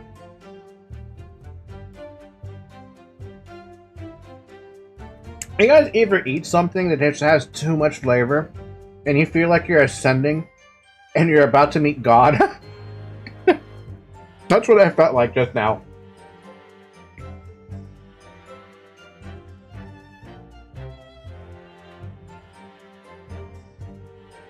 Ah, Jesus fucking Christ.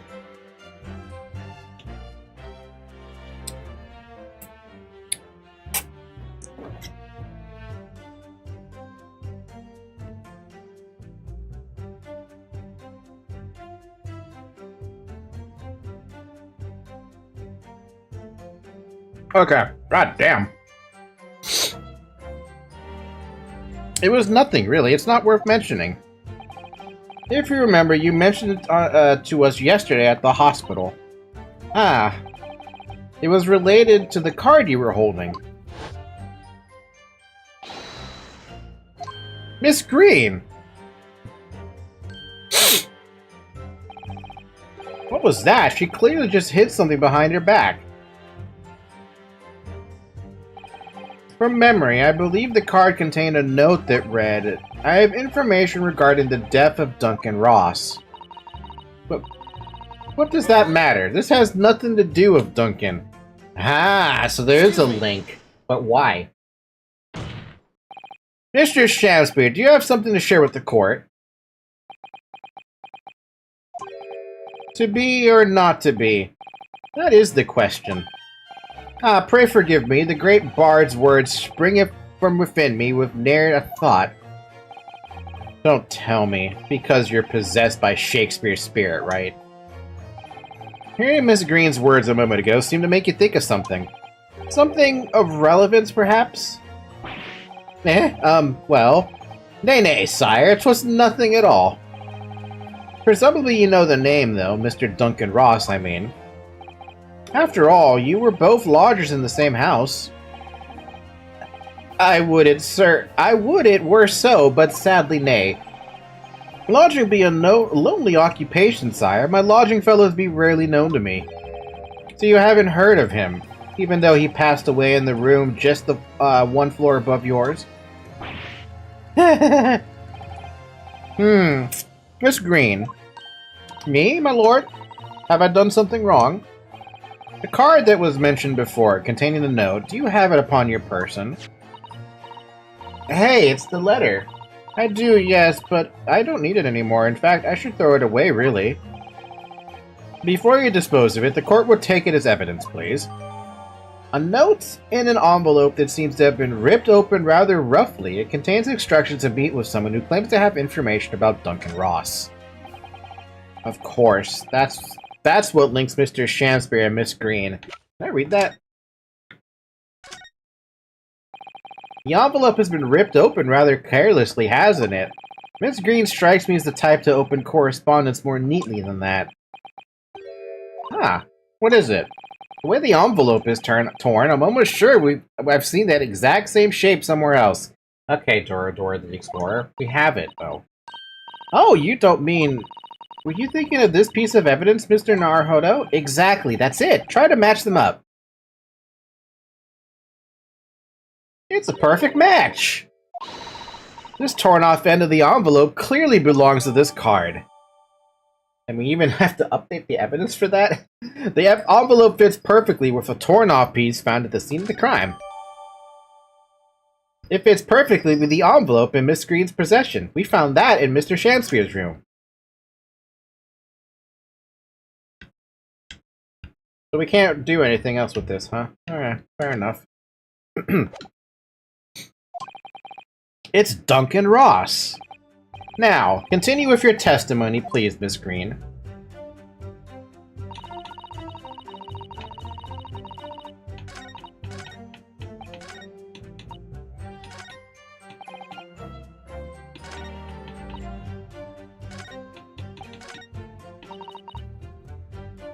Hold it! I think I need to pursue this one again or something.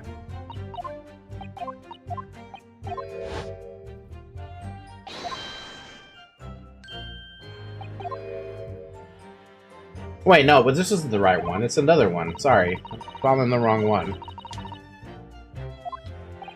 Duncan Ross. Please, Miss Green, tell us more about that note. I'm sorry. There's really nothing I can tell you. But I can assure you it's unrelated to all of this. Completely unrelated. The truth is, you went out that day because that's what the note told you to do, isn't it? The instructions were for you to come to Briar Road at 5 o'clock that afternoon. I didn't think I should go at first, but then... I thought it might be a good opportunity to see what East End looked like. Very well, if that's your final word on the matter, continue, please.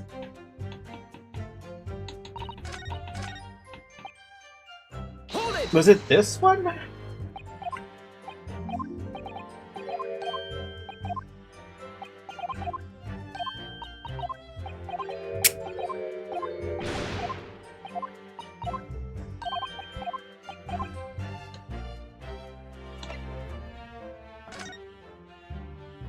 I'm gonna try presenting evidence. Mr. Shamspeare. Yes, sire. On the day in question, is it not the case that you visited the Slug and Salad, a place you don't normally patronize, for a very particular reason? I don't know what you're talking about. Pray, if thou hast some purpose, speakest. Very well, I present the court with some evidence. Evidence that explains why he had to be at the Slug and Salad that day. Namely, it's the only thing I can think of.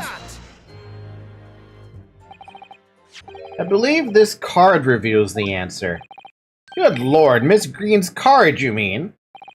That's right, my lord. It reads, I have information regarding the death of Duncan Ross. Come to the Slug and Salad on Briar Road at 5 p.m. on the 17th. Don't tell anybody else about this letter or the meeting. It is a matter of utmost importance. Mr. Shamspeare, your actions on the afternoon of Miss Green's stabbing are exactly as described in this note. Personally, I find it hard to believe that's a coincidence.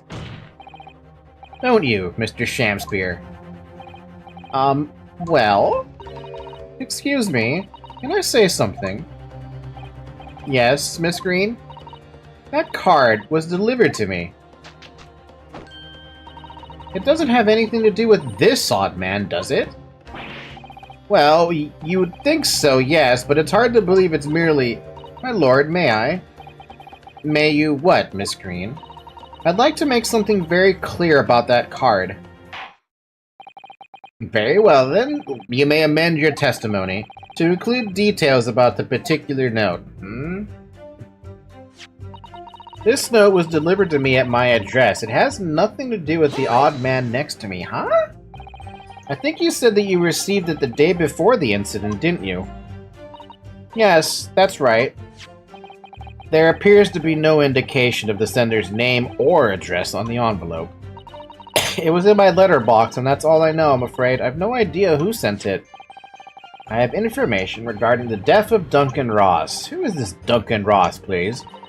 A friend of mine. He attended the same art schools as I do. Friend? He passed away in a tragic accident a month ago now, though. I wasn't sure what to make of that note, to be honest, but in the end I decided to go. So you found out what the information was? Of course I didn't. You're not thinking straight. Whilst on her way there, she was stabbed in the back. As my learned friend hopefully remembers. Really, sometimes you're really stupid. Just as stupid as the other guys. Ah, yes, of course. She never made it to the meeting.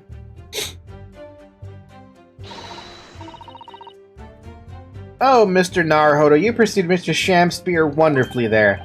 Worked out well, hasn't it? We have a new clue at last. Alright, now I need to pull off a really insightful objection somewhere. Well, as you've managed to expose this promising new angle, I wonder if you should perhaps try to develop that? Ah, yes, of course. And yelling at objections isn't necessarily the best way to do that, I suppose. Honestly, the only thing I can think of to object is on this.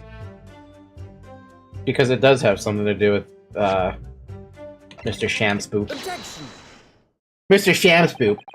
The day before the incident, exactly 1 week ago now, this note was delivered to your address. And upon carrying out the instructions in the note, you found yourself in the hospital. Or in hospital.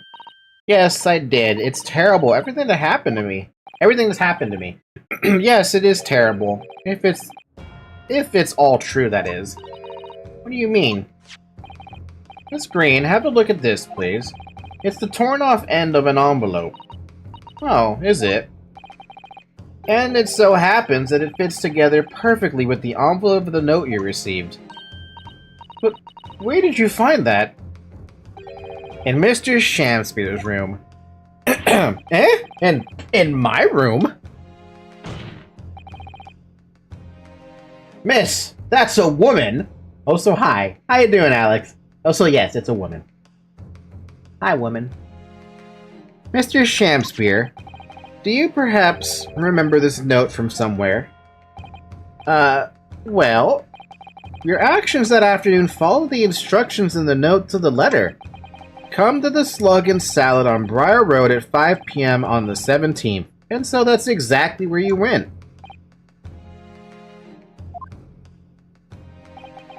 Let me ask you again, Mr. Shamspear. You already knew about this note, didn't you? As he turns away in complete shame.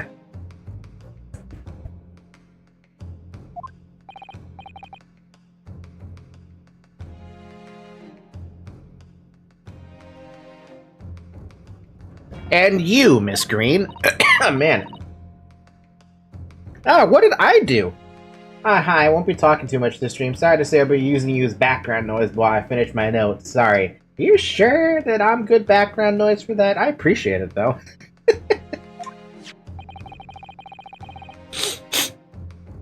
As this torn-off end of the envelope proves, the note was originally in Mr. Shamspear's room.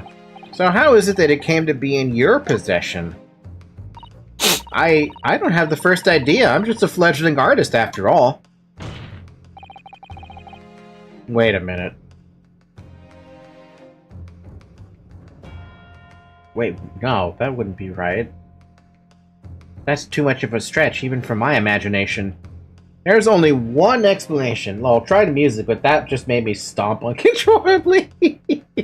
Fair enough. There's only one explanation. You broke into Mr. Shamspear's room and stole it.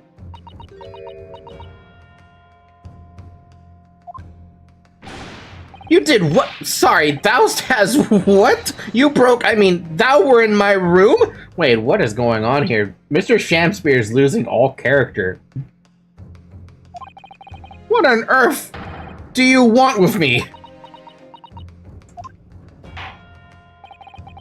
It would seem that both witnesses need to testify again. What is going on here, dude? I don't get it. Miss Green broke character. Yeah, he broke character completely there. What is happening? Yes. Whilst you have the court's sympathy, I'm sure, for the suffering you have endured in recent events, anyone found to be giving false testimony in a court of law will be duly punished. Please bear that in mind. Yes, I know. Very well then, witness. You will give formal testimony again now. On the subject of this curious anomaly regarding the note Miss Green claims to have received.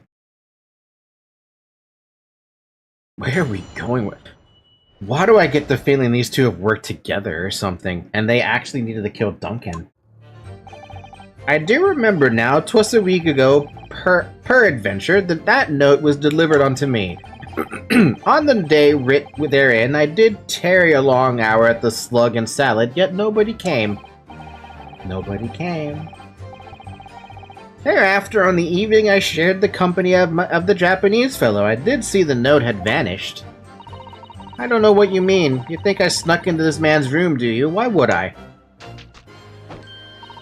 I can point out the villain here, and as for that torn-off piece of the envelope, I don't know anything about it. These two are on the defensive, dude. Damn! Zeeks looks like he would enforce Ordre Mécanique Denelise Cardinal. Oh yeah, he would. Absolutely. The very same Ordre Mécanique Denelise Cardinal that's in Genshin Impact. He will even ask, do you have an Ordre Mécanique Denelise Cardinal in real life? But we would respond, no, we don't have an Ordre Mécanique Denelise Cardinal. You now claim to have received this letter, do you, Mr. Shamspear? Faith, 'tis so, my lord, and I would swear to have it set upon the table in my humble lodgings. Yet 'tis clear to me now that since I returned from the Cat Tavern that night, I have not laid eyes upon it. I created a monster. Nice. No, I never played Genshin Impact, but that entire meme from Sayu about the Ordre Mécanique Denelise Cardinal is literally now stuck in my head. And I blame my Discord server for doing that to me. I blame FCT, I blame Zarek, and I guess I could blame Bomb too. Well, that being the case, young lady, it would appear that your testimony was a lie? Is that what you think? How unfair of you to think I'm the one lying. I beg your pardon. I'm just a fledgling artist, as I said, and fledgling artists don't lie. That note was delivered to me at my address. Besides, we all know who the liar around here is. Oh my god, they're throwing shade at each other. Ditto, the word gotcha scares me and my wallet's stiff. I'd like to point out my Fire Emblem heroes, at some point. But I'm not gonna. If that's true, Miss Green, how do you explain the facts? This part of the envelope was, without question, found in Mr. Shamspear's room. I don't see why I should explain. Sorry? I'm a fledgling artist. My job here is to just say what happened, that's all. It's your job to give the explanation and the proofs, you, the fledgling lawyer. Oh my god! What? You can't She's been here before. The fledgling will do his best. Evidently, my learned friend's cross-examination is our only hope of learning the truth. Well, counsel. I'm ready, my lord. Ooh, got him! Yeah, no, she really got me there. Very well then, the defense will now proceed with the cross-examination of the witnesses. Miss Green has been the smartest so far. The two weirdos, Shamspear and Green, who clearly feel like they've been working with each other, or maybe they're against each other. I'm not sure. Right now, it feels like they know each other in some way. Miss Green clearly did break into Mr. Shamspear's room. There can be no question of that. And that's how she acquired the note. Yes, two facts that are starting to lead me to a possible explanation for all of this. And it's not a pretty one. Alright, so my theory on this one is that Duncan Ross was killed somehow by maybe Shamspear. Maybe. Miss Green knew this, found out, went into his room to steal the letter that tells to go to that place, right? That restaurant. But in the process, because she had a poison bottle with her that had Stitch 9 in it, she attempted to poison Shamspear because probably she knew some way that he was stealing gas from Altamont, and somehow Mr. Natsumi gets blamed for it. I don't know, man. That's pushing it. That's pushing the narrative too much. I feel like weirdos meet at the court of law exclusively in that universe, not gonna lie. To be fair, Mr. Natsumi and Mr. Shamspear met at night, and they were having a debate about who was stronger, Romeo or Juliet. What a weird one. The anomaly of the note. I do remember now, 'twas a week ago, peradventure, that note was delivered on to me. And can you shed any light on the contents of the note at all? Nay, sire. 'Tis as strange to me as a foreign tongue. Even with a knowledge of literature as great as mine own, verily, 'tis impenetrable. But Mr. Duncan Ross had lodgings in the same household as you. In effect, he was your neighbor, so surely you knew him, didn't you? Alack, if the choices be twixt I knew him and I knew him not, then 'tis with foreboding that I be forced to declare we were by some small measure acquainted. Despite your claims, though, you followed the note's instructions and went to the Slug and Salad. Presumably that was nothing to do with your knowledge of literature? Marry, naught will have the better of me, sire, save for the lure of curiosity.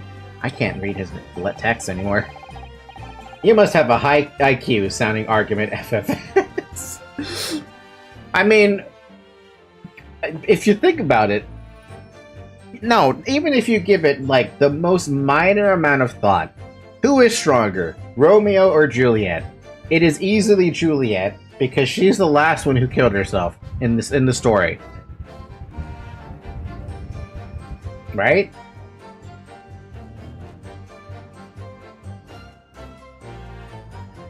I don't know. I'm just guessing. I'd have to think about it more. So 'tis true, I was compelled by mine own eager heart to betake myself to the tavern. Yet, in the end, my curiosity was not satiated.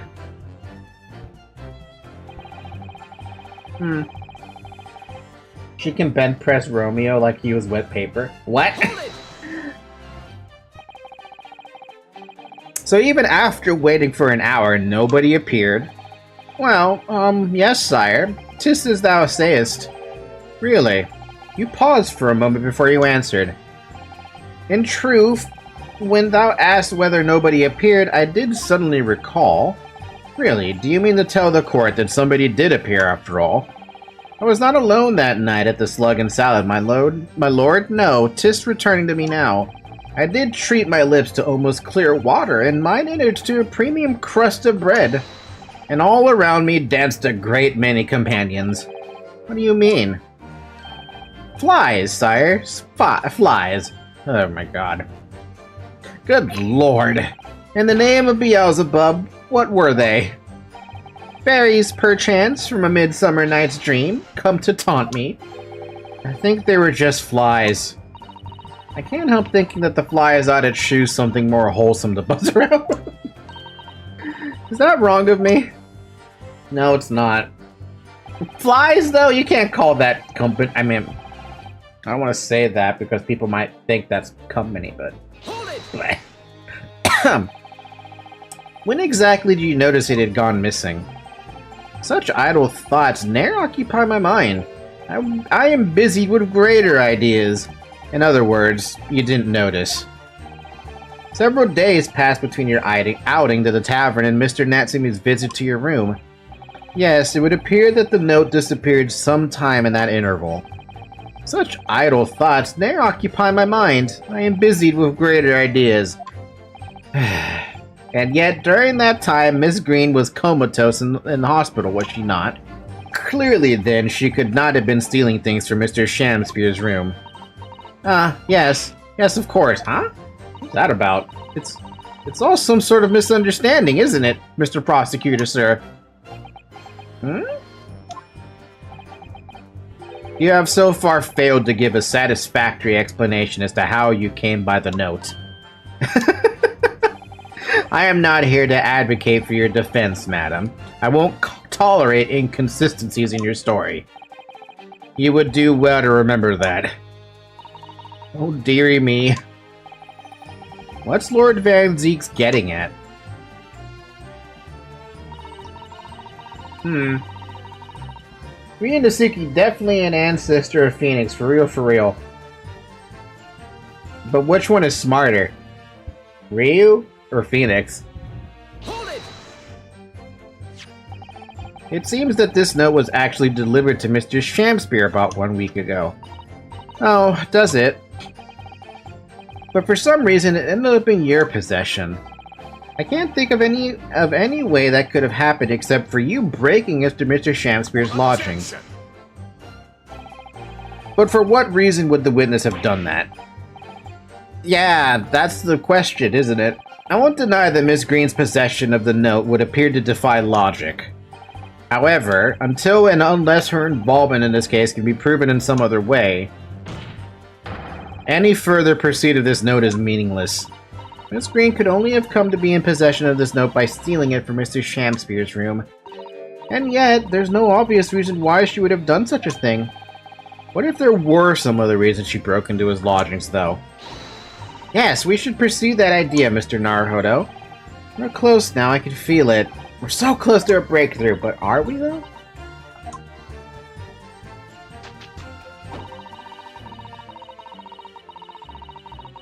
Hold it! So you don't want to tell the court the truth about the letter, is that it?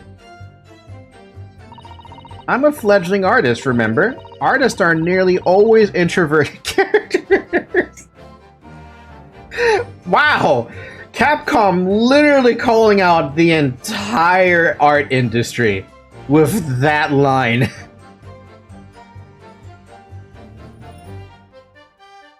But also, I feel like it's not wrong. Introverted? Fie, this fledgling doth readily cast aspersions about my nature.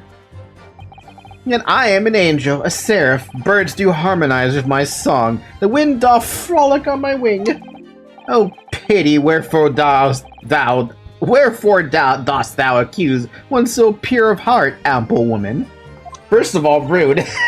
Pure of heart? I don't think so. Even a fledgling like me can see you're just a failure. Tragedy! Thou shalt not know the true heart of an artist until thine instruction hereafter by death. Oh, the days, oh, the years, enlightened, alas, to enlighten thee, thou must wait so long and in vain. Mr. Naruhodo, interject with some clever remark. This is your chance to shine. I'm no Shakespearean actor, Miss Yuzato. No, as far as I can tell, the only thing that's going to resolve this argument is evidence. Yes! Yeah, but what evidence? Jojo... Dude, everyone has been JoJo posing so much. It's clear that Miss Green did in fact break into Mr. Shamspeare's room, isn't it? And that's where she found this letter. Yes, two more or less foregone conclusions that lead me to one terrifying conclusion. Terrifying? Yes, I'm afraid to say that the outcome of this cross-examination may well change how we look at this case completely. Yeah, but what am I supposed to present to point that out?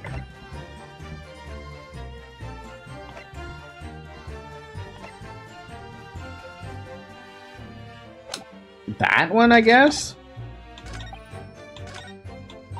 I don't know what you mean. Why would I do that?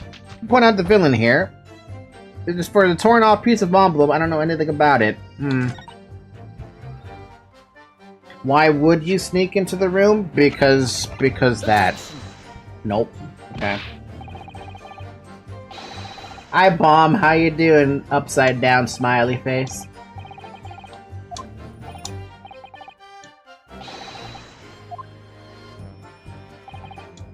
Yes, you do appear to have something of the devil in you, Mr. No- Wow.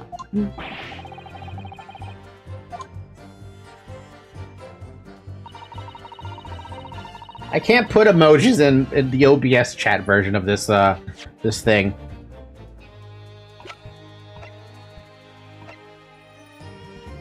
I'm gonna save because if I keep trying to throw answers at this, I'm just gonna have a bad time. I'm gonna have a worse time than I'd have with Sans. Objection. Yesterday at the hospital, we saw you with this bottle, and though the contents spilt during the course of our meeting, a small quantity remained. According to the defense's independent analysis, Mr. Shom's chemistry set, the liquid that was still in the bottle was identified as Stitch 9. What? Stitch 9? The very same poison that afflicted Mr. Shamspear? Miss Green, you broke into this man's lodgings for one reason and one reason alone. To cover the end of the pipe that feeds the gas lamp in Mr. Shamspear's room with poison. I'd like that Mr. Shamspear was like, what the fuck, girl? Can this be? You broke into my room to... It may seem incredible to the court, but for the remaining clues, there is only one logical conclusion that we can reach. Remember when I once accidentally put emojis in this? I remember when I once accidentally put emojis into some JavaScript, and an old version of the software ended up screwing the entire website that was a product for our customer. Ooh. Did you manage to find the emoji? And from the remaining clues, there is only one logical conclusion that we can reach. The person who attempted to take Mr. Shamspear's life with poison was you, Miss Olive Green. This is really pushing it. Oh dear. Oh dear. Oh dearie. Me! Oh my god! Even Shamspear's like, what the hell? Order! Order! Counsel, are you seriously suggesting this woman put poison on the end of the gas pipe with intent to kill? Yes, my lord. There's no other way to explain the facts. But if Miss Green did indeed set this odious trap 6 days ago, and the victim had put his mouth to the pipe that very evening as expected, the attempted murder would have happened 6 days ago, surely. Damn, that's a very good point. Why did the judge bring that up? That's interesting to think about. Perhaps not, my lord. I beg your pardon. Huh? There was a significant police presence in the area that evening on account of the incident on Briar Road. Local residents were being interviewed throughout the night as part of the ongoing inquiry. A circumspect criminal would likely have chosen not to care at any wrongdoing at the time. Huh. Yes, data was corrupt, so we had to bring a backup. Oh, so is that a katana? A weapon in a court? You just noticed the katana? Yeah, Ryu's had that since case 1. Actually, case 2. No, sorry. Since case 3 of the first game. Lord Van Zeeks? And of course, the following morning, there was more activity at Mr. Shamspear's address. More activity? Ah, yes. You mean his fellow lodger, Mr. Natsumi, being arrested on suspicion of murder. We did get a silhouette view of him, but he kind of just popped up and left. That's right, and as the defense has already proposed, Mr. Shamspear was meddling with the gas in the pipe for a very sinister reason himself. To cause the gas stove in Mr. Natsumi's room to go out, thereby asphyxiating the occupant. But once Mr. Natsumi had been arrested, his room was under constant surveillance by the police. In the circumstances, Mr. Shamspear had no reason to blow air into the gas pipe. His intended victim being in a prison cell. With the need to tamper with the gas removed, the poison in the pipe lay dormant. What the fuck? This is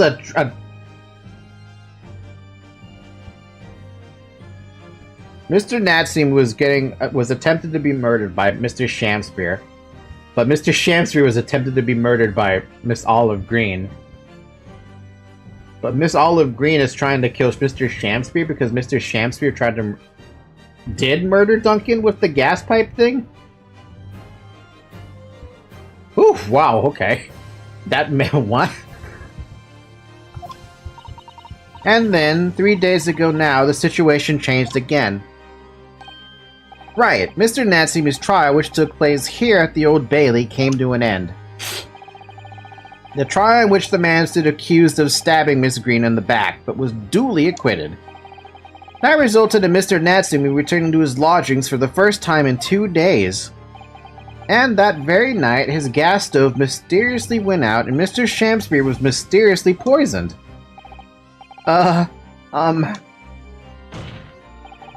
In conclusion, the poison that was present on the mouth of the gas pipe had been put there in the victim's room some 4 days earlier. Mary! This is insane. With that new understanding, it becomes clear that this letter was all part of the plan. What plan? The court will recall that the note gave instructions to visit the Slug and Salad at 5 o'clock, and that the recipient should tell nobody else. The reason for those instructions are now clear. To ensure that the lodger would not be at home at the stated time. To make sure I wasn't home? Exactly.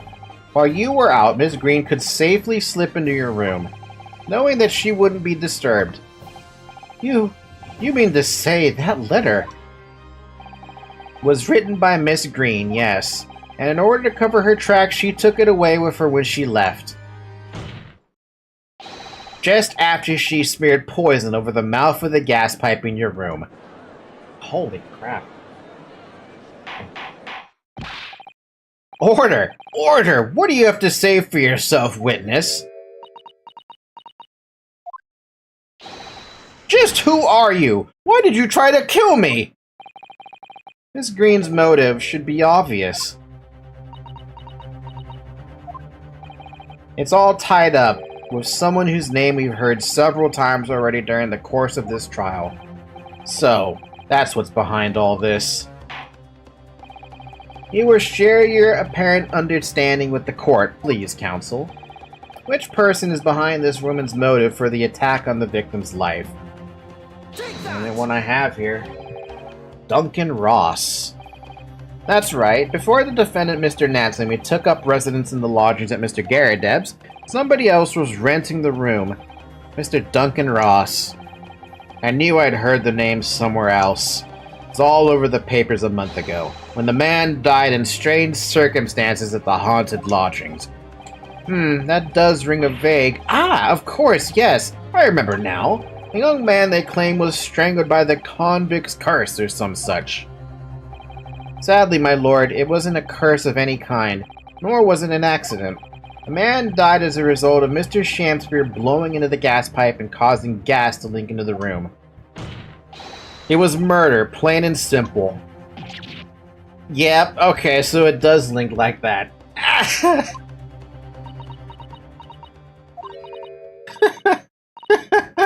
Well, what do you know? The world is so unfair. Curses, curious deaths, it's all people care about.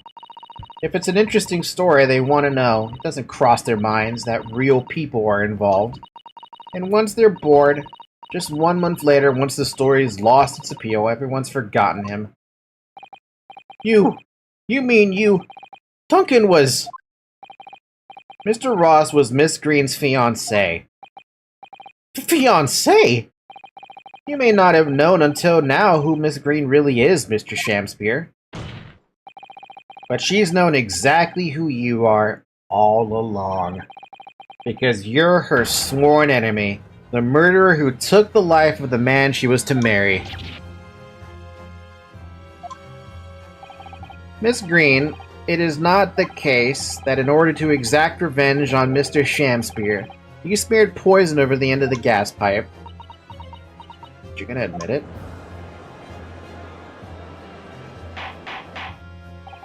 This is all quite extraordinary. Am I correct in my understanding you now accuse both parties, counsel? Each on different counts of murder? Oh, jeez. Fucking wow. Yes, my lord, that's correct. Objection. Inhaling so deeply it appears that my fledgling learned friend has taken in a lungful of dubious gas that's causing his judgment to be clouded. What? Why would Mr. Shamspeare have wanted to kill these lodgers, as you say? You have completely failed to provide a motive to substantiate your accusation against the man. Yes, that's right, Mr. Reaper, my liege. I have been slighted. 'Tis lies, all lies, I deny every utterance. And you'll have to forgive me, Mr. Naruhodo, sir. But I don't intend to admit to anything either. Miss Green. I'm sure you'll think I'm being very rude, but I'm not going to be sent to the gallows for the likes of this scoundrel. But you broke into the man's room. If you didn't do it to smear poison in the pipe, what was your reason? I thought I'd have a look around, that's all. Sorry? You're right, I suspected him. So I thought perhaps I might find some evidence or something in his room. Evidence that it was him who took Duncan's life. Oh, vileness! Oh, villainy! Oh, tyranny! Oh, rotundity of woman! But in any case, when near I leave my room, I do turn the key in the lock. That whole place is falling apart. The locks on the doors are no different. Duncan showed me once how to unlock the door with some terps and a piece of wire. Damn! Oh, awfulness! Oh, artfulness! Oh, tyranny! Oh, profanity of woman! We will consider your trespassing on some future occasion, but for now, tell the Corps what you found, what evidence your search revealed. Well, I spotted the note that I'd sent him lying on the floor. When I went to pick it up, I noticed something. One of the floorboards was loose, and underneath it, I discovered a secret hiding place. Wait, does she have... Does she have what was inside the tin box? Or whatever that box was? I don't know why I called it a tin box. I don't know if it was actually tin. Yes, we also discovered that hiding place. Inside, we found a newspaper cutting, a photograph, and an empty tin box. It was a tin box. Ah, yes, where the thing is... Woman. Is it a heart-shaped box? No, it's just a tin box that was empty. Ah, yes, where the thing is, when I found it, the box wasn't empty. What? There was something in it? Yes.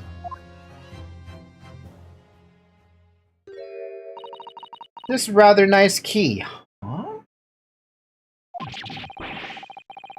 What the fuck? What are you doing with that? What the? Every ounce of color has drained from his face. Give it here! Give it to me now! It's mine! I inherited it! What was that, witness? What did you say? You inherited it? No, I... Wow!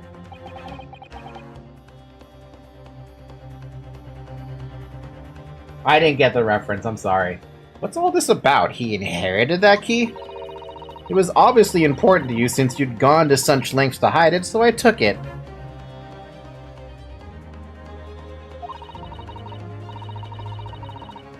I don't know what it's for, but you took something precious from me, so I took something precious from you!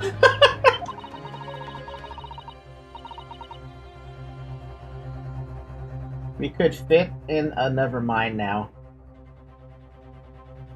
You see this loading symbol on my head that's getting hit by Bibu? That's me right now. So what if it means you can't open something now? I don't care. Give it back this minute. Give it to me. Calm yourself, witness. So Mr. Shamspeare has tried and in one case succeeded to take the life of 2 lodgers now. Yes, his motive for doing so is the key to everything that's happened. It's true that there appears to be no motive to support the accusation against Mr. Shamspeare at first. I like the loading symbol. I love the loading symbol. And it makes sense with me. It's gonna be permanently on my head forever. It may as well be just there permanently. Like, it'll never leave unless I, like, push the button to make all the items disappear. But then I'm like, I feel empty. I feel naked. It feels weird not having that loading symbol on me. The Bibu I could probably live without, but I like the Bibu on my head. But considering everything we know now... Wait, did I read the previous line? It's true that there appears to be no motive to support the accusation against Mr. Shamspeare at first, but considering everything we know now, I think there is actually something that could explain it. What? Neuron short circuit? Absolutely. Every time. I need to recall every piece of evidence at our disposal, everything we've seen and heard. Yeah, but I can't. Because I'm sure I just caught a glimpse of the link that runs through all of these events. Did you? I didn't. In that case, counsel, I must demand that you present evidence to the court in support of your claim. What is it that you say can explain the motivation for Mr. Shamspeare's alleged crimes?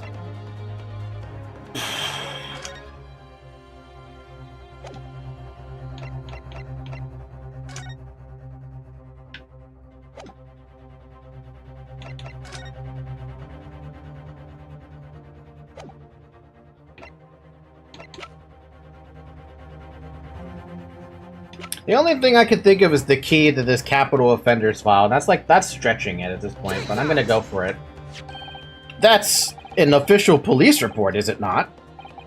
The Sheldon file. Sheldon file? How did you get a hold of that? The Sheldon? The now sadly deceased Mr. Ross and the defendant Mr. Natsumi have only one thing linking them. The fact that they had lodgings in the same room. Well, yes, we know this, certainly. A room that was formerly occupied by Sheldon, until, that is, he was arrested by Scotland Yard for his involvement in multiple burglaries. I see. And it so happens that the convict Sheldon left behind one very substantial mystery when he died. The sum £1,000 worth of loot that he stole, which, as yet, remains to be found. Ah, yes, of course. It's coming back to me now. It's written in this file here. £1,000 lost en route to hell. That was how the papers summed it up.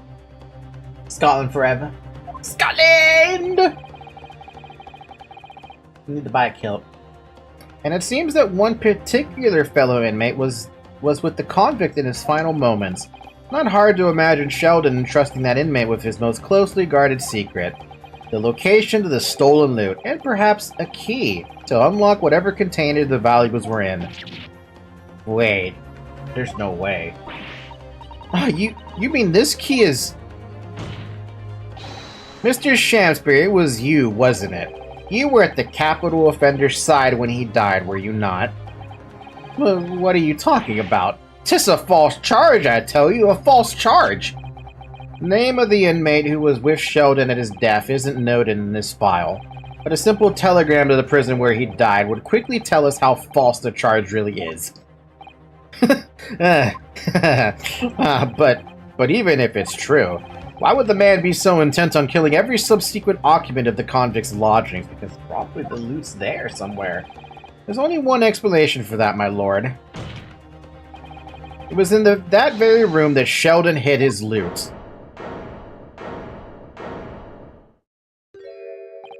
So, it all comes out.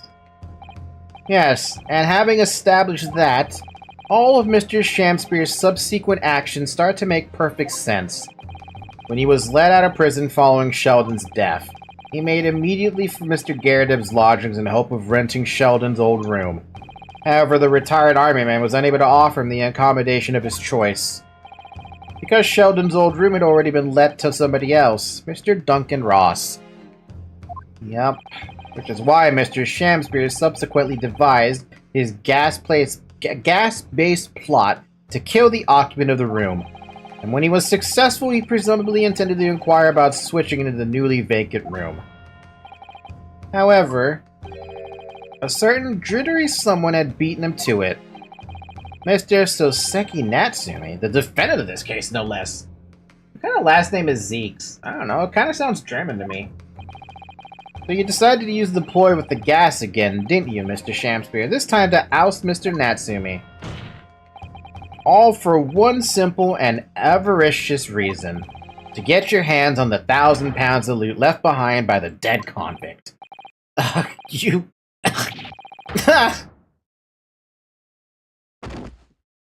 I think he gives up. This looks like he gives up. Sounds like a pen brand name, not gonna lie. Would you buy it? Looks like I'm gonna snuff it before they get to stretch me neck. Listen, I want you to have me loot. Anything to stop the coppers getting their mitts on it. It's hidden in the room where I was lodging when they got me. Here, this is the key to it. Take it. Always stay one step ahead, mate. See you in hell, I guess. Shamspear.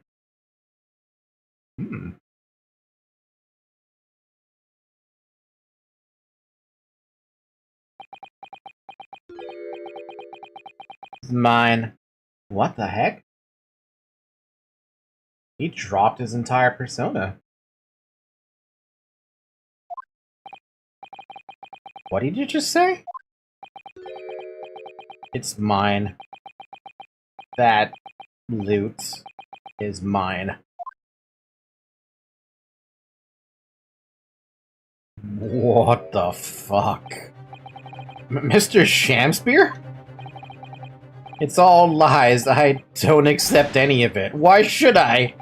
After all, you don't have a shred of evidence. You can't prove I killed that fellow. Forsooth, I'm the victim here, remember? Isn't that right, ladies and gentlemen?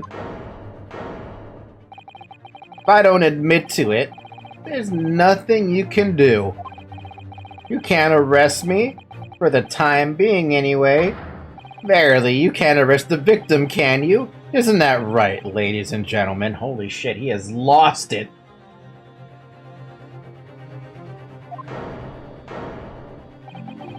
I'm so close. I just need a few more hours. I swore to myself that I'd get my hands on it. And I can almost taste it now. You really think I'd just give up? There's no question in my mind now, this man is guilty through and through.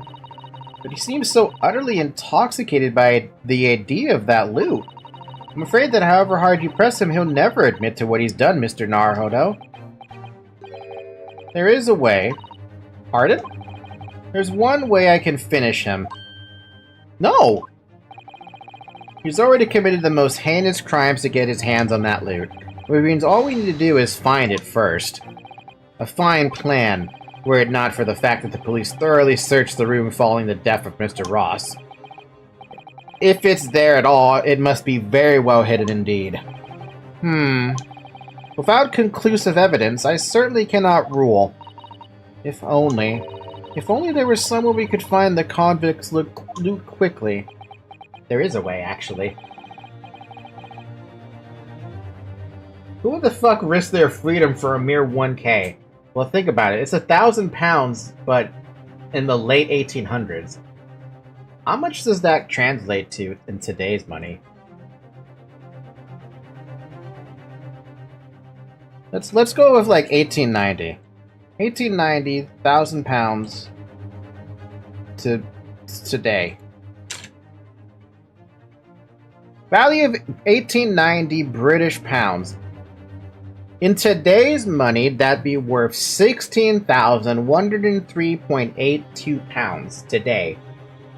If we were to take that and translate it to dollars, USD, that's $20,505.32. I don't know, man. That seems like a pretty good amount of cash. That seems pretty good to me. What can I do with 20 grand? I could get a new model. I could buy an entirely new VTuber model from the person that I want to commission, get it rigged, and And buy like 5 costumes to go along with it. At least. At most, maybe. This is the final piece of a complex puzzle, but I think we might have it in our possession already. Or rather, I think we may well have something that can help us find where the loot is hidden. Did you say live costumes or costumes? Costumes. I said costumes. My lord. Yes, counsel? The defense would like to make a proposal about how to find the late convict's hidden loot. I believe we are already in possession of something that could give us a clue as to its whereabouts.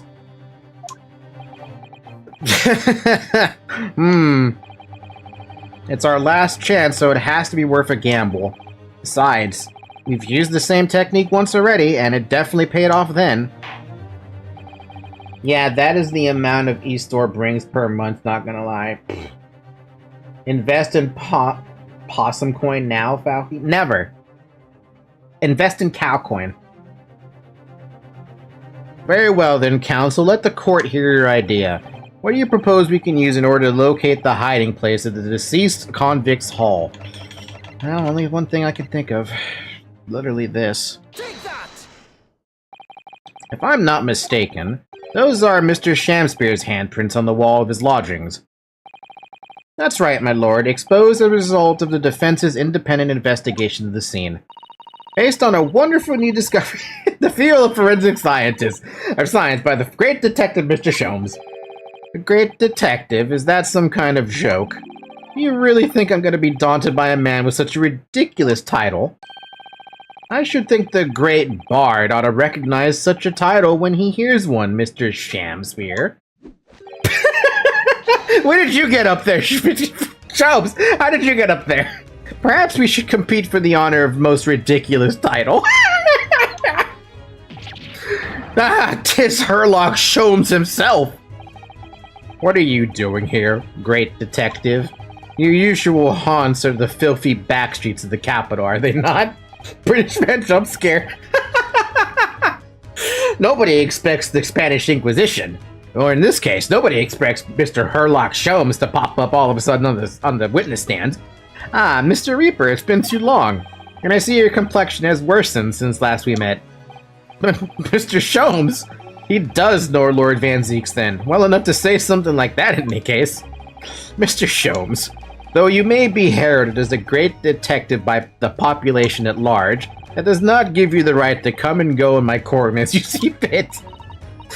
If I may, my lord, Mr. Sholmes' newly developed scientific method has helped us uncover vital clues in this case already. Clues, you say? I call them skin prints, my lord. My method identifies every location touched by an individual under scrutiny. It's the method by which we were able to ascertain this gentleman's gas pipe activities. Ah! You need only a small sample of something the individual has previously touched to make an indicator solution. In your case, sir, I used the teacup you had been holding. Elementary. So now, Mr. Naruhodo. Ah, yes? What am I to use as a sample to make the indicator solution this time? Thank you for offering to help, Mr. Sholmes. When the convict was arrested, he was living in what is now Soseki-san's room.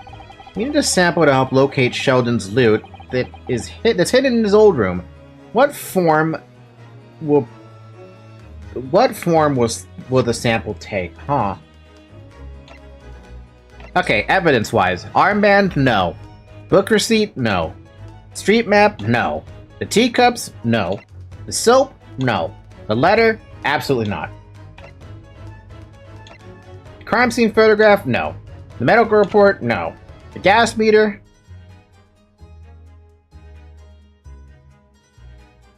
Wait, was this one in... Whose is this one? This was in, Yeah, no, it's not gonna be... This one doesn't work either. Handprints on the wall? No. Hidden foot...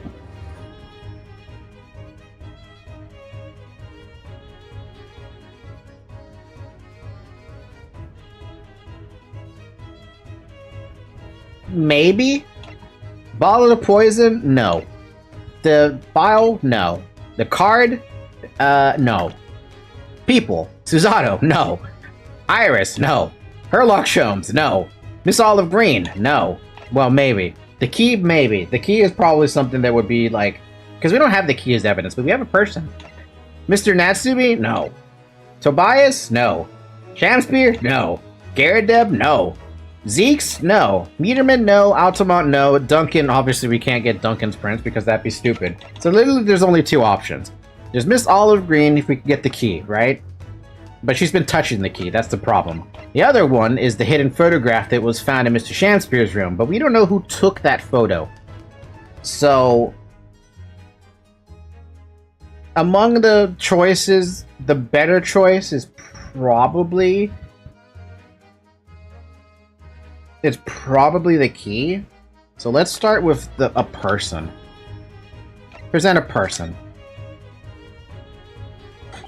We will need something of Sheldon's in order to create the indicated solution to find his loot. And something the convict own happens to be in the possession of somebody listed in the court record. Upon my word, Mr. Naruto, your powers of reasoning appear to be on the up. So, which particular person do you have in mind? From whom can we obtain a possession of the late convict Sheldon to create the indicated solution? Take that! There you go. Miss Green. Me? What do you want with me? The key around your neck, if you please. Sorry? That key belonged to Sheldon. There will be remnants of secretions from the man's skin on its surface that we can use. Very true. British. Why did you censor British? British man jump scares. This is the sample we need. Using it, we can create the indicator solution required for Mr. Shom's skin print seeker. And find out exactly what Sheldon touched in the room that he used to rent. Mr. Shamspear is one great to another, I assure you. If the late convict's haul is hidden somewhere in his former lodgings, I shall uncover it in no more than 30 minutes. So, Mr. Shamspear, the truth is well within our grasp now, and as such, you will never get your hands on Sheldon's stolen wealth.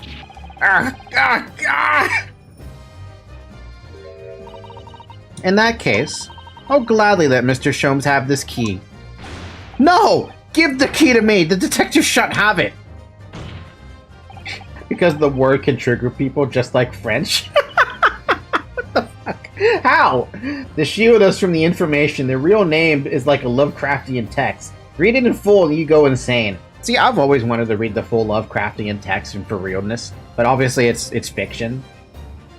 But it doesn't mean I can't be involved in, it doesn't mean I can't love that fiction. It's over, Mr. Shamspear. No, no! You're out of options now. There's only one thing left for you to do. Admit your guilt. Whoa. Ooh. Oh, shameful spear! Despair! By thy name! Whoa.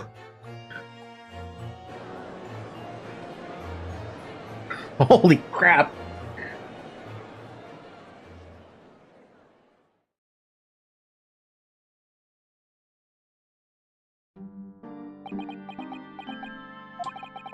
I never intended to kill the man, I just wanted to drive him out of the room. That's all.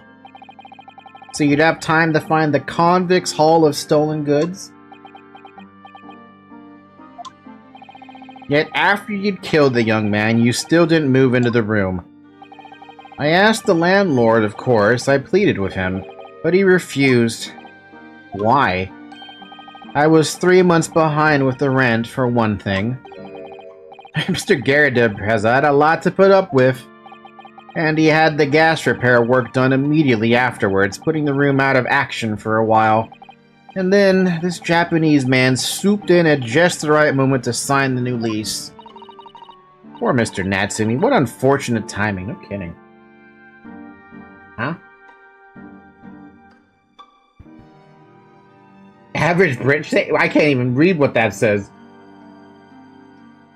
Fung? Fing? Bing Louie? I'm not even gonna try, man. I'm not even gonna try. Then 5 days ago, after the incident on Briar Road when the Japanese fellow got himself arrested, I thought I'd finally have my chance, but it wasn't to be. No, the scene was sealed off and guarded by the police night and day. And if I remember rightly, Mr. Shome spent the whole day in there reading books. I couldn't even enter the room, let alone search for the loot. Which is why on the day Mr. Natsim was acquitted and returned to his room, he once again tried your trick of blowing air into the gas pipe that feeds the stove in his room. Unbeknownst to you, however, that action would lead you into a deadly trap.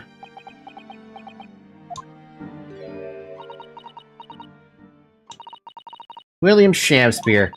How does it go? To be or not to be? That is the question.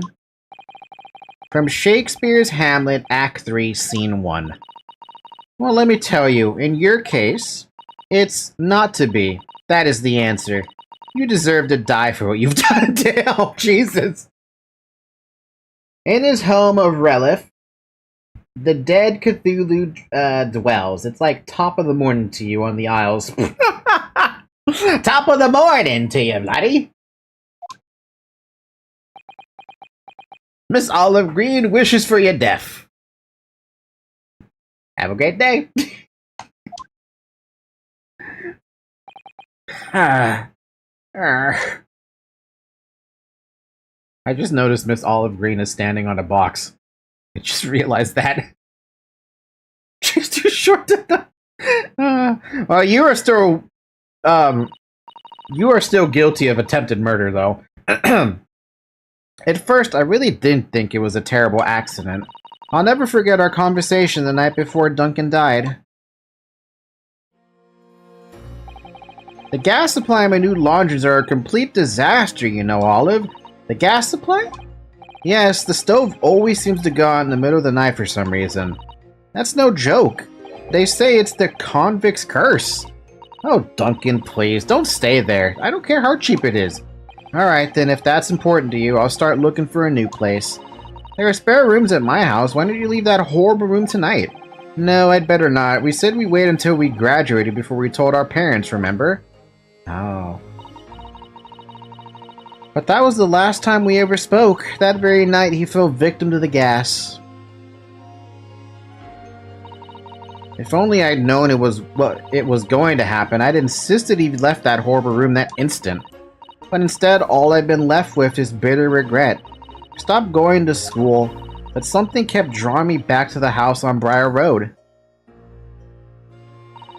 I saw a stooped, Eastern-looking man with a mustache coming out of the house one day when I was there. He walked up the road to Grub's Grubbery for some food, so I followed him, and sat myself down next to him. He had some watery-looking soup and started to pick a quarrel with the publican. This place is cursed, I tell you, cursed! The ghost of that convict who used to live there is trying to suffocate me! I wake up in the middle of the night, freezing to death because the stove has gone out. The room is full of gas and I can hardly breathe. But the pipes have been checked, no problem there. It's like, I'm the problem. That's what they're thinking. But how could that be? Duncan was gone and now this man had almost suffered the same fate. Could it really be a curse?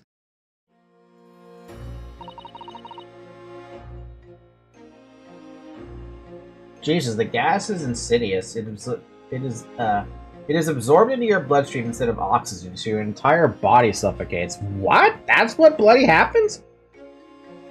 That sounds extremely awful. Also, I don't know why that message got filtered from my OBS chat, but it popped up there. Then I remembered. A rumor I'd heard about the gas companies goes around investigating the gas installations. A rumor? Ah, you mean... Yes, everybody's heard the stories, it seems, about how they go around checking the pipes. How anything connected to the gas can be extinguished by blowing air into the pipework.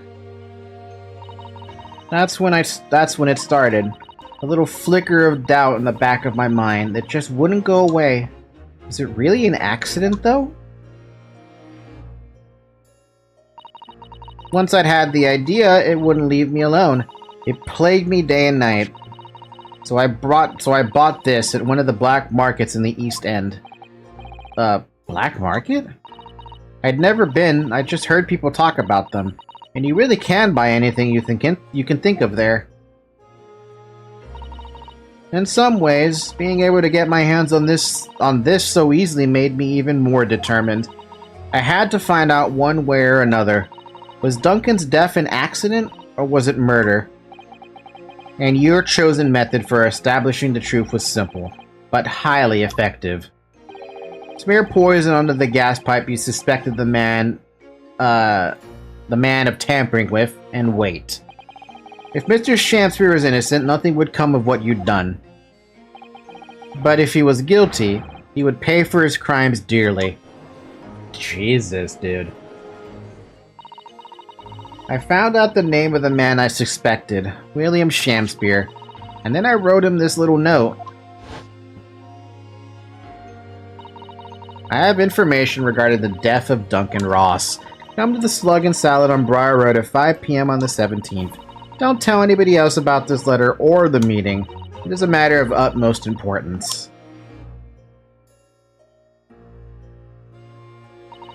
If he'd done it, I knew that that would worry him enough, so he'd be sure to go. So I waited to see if it worked. And of course, Mr. Shamspeare followed the instructions to the letter. I worked out where the gas pipe was straight away, so I smeared a good amount of the poison I brought all around the mouth of the pipe. All the time praying that the devil's work wouldn't be done, and that it was all just some wild fantasy. Damn. Actually, no. All the time praying that the devil's work would be done, and that the culprit would get his just desserts. Jeez. Damn, I was not expecting this to be a double attempted murder on two different people.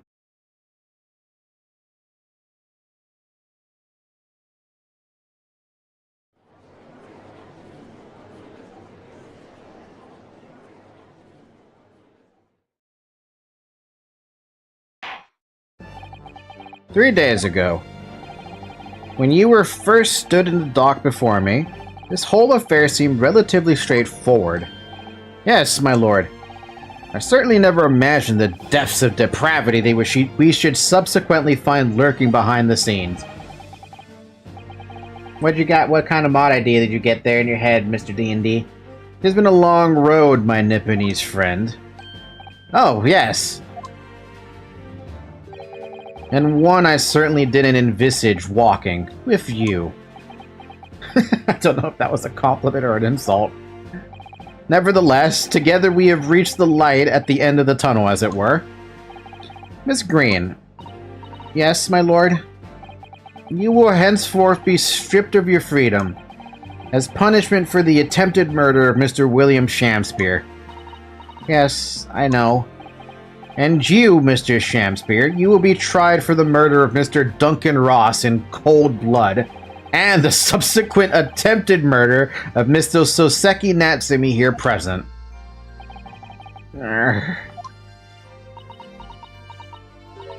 Mr. Naruhodo?" "Ah, yes. Yesterday, at the hospital, when you and your friends stopped me from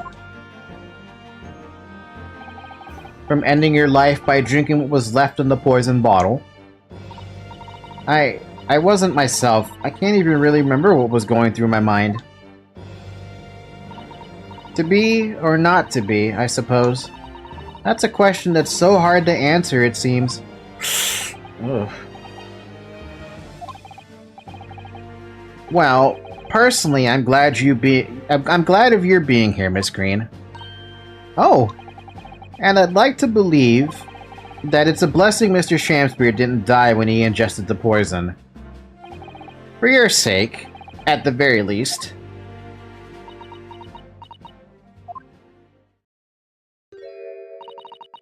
"Because of you, I chose life, not death.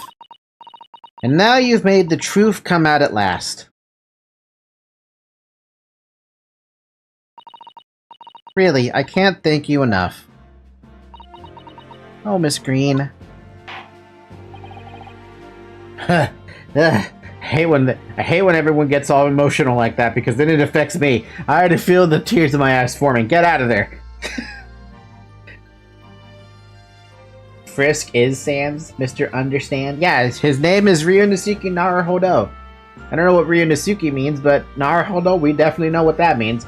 You know the coffin before the Asgore fight, where what if you play either one or each of the other souls before they died? I know about the coffin room, I'm not sure about playing each of the souls. Mr. Soseki Natsumi. Yes, my lord? The court declares that you are exonerated from all blame in this matter. Accordingly, I would call upon the ladies and gentlemen of the jury to present a verdict of not guilty. We are in full agreement, my lord. In that case, I hereby declare the defendant. Nice. Not guilty! Yeah, I did. I actually did get my Burger King. I didn't finish the burger yet because I got flavor overdose, but it's here. It's sitting in front of me. Court is adjourned.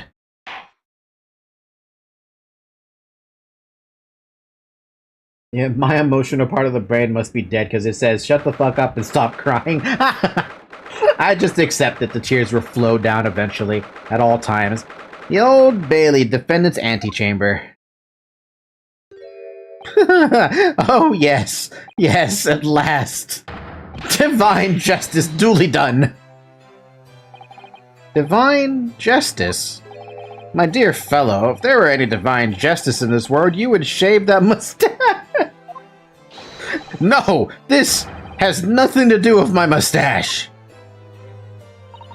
Some say that the luxuriant mustache is a sign of physical prowess, Mr. Sholmes. Once again, you saved me from doom. I'm very happy to have been able to help, Mr. Natsumi. Congratulations on your acquittal. You're second in almost many days. Not many people can say that, though, but that's really bad. Burger King gets undeserved hate. I like Burger King, though. I mean, I like their, at least I like the burger I get. I was first acquainted with and gained affection for English literature whilst on our great homeland empire. And then, by a twist of fate, I was brought to the land that bore the fruit of that literature. Only, the city of bricks and mortar became my prison. Try as I might, I never found my feet here. In the end, I confined myself to my room and lived through friendly old books. You have such a difficult time, haven't you? But a week ago now, I dragged you out of that dark and dingy room of yours, did I not? You did, and I've seen more of life in this week than in all of my years to date. And for the first time, I feel I've begun to see the true face of the English that's so far been hiding from me behind the wall of fog. My dear fellow, there is nothing special about the true face of the English, as you put it. Wheresoever one goes in the world, humans are human. There are a few genuine differences. Yes, I think you're right. I finally started to see that, and I've come to understand something. I've worked out why I was attracted to English literature more in the first place. It made me see that whatever our nationality, we humans all have the same hopes and fears. We're all just doing our best to live. Well said, I've come to feel the same way, and it's only been a week. I've made a decision too. I'm going to cut short my study tour here and return to Japan. What? Just when we become friends here in England. What a terrible shame. Oh, I know, that does tug at my heartstrings, it really does. But I've decided I'd like to take everything I've learnt here in Britain and write something of my own. Novel of sorts, I suppose. Oh my, so you'll be creating your own literature, Mr. Natsumi, how wonderful! Oh, well, no, I mean, I would have presumed to call it literature. Why not? Then when that is precisely the definition, Mr. Mustache? I suppose you're right, yes. It will, in a way, be literature. But as of now, all I know is that I'd like to try my hand at writing.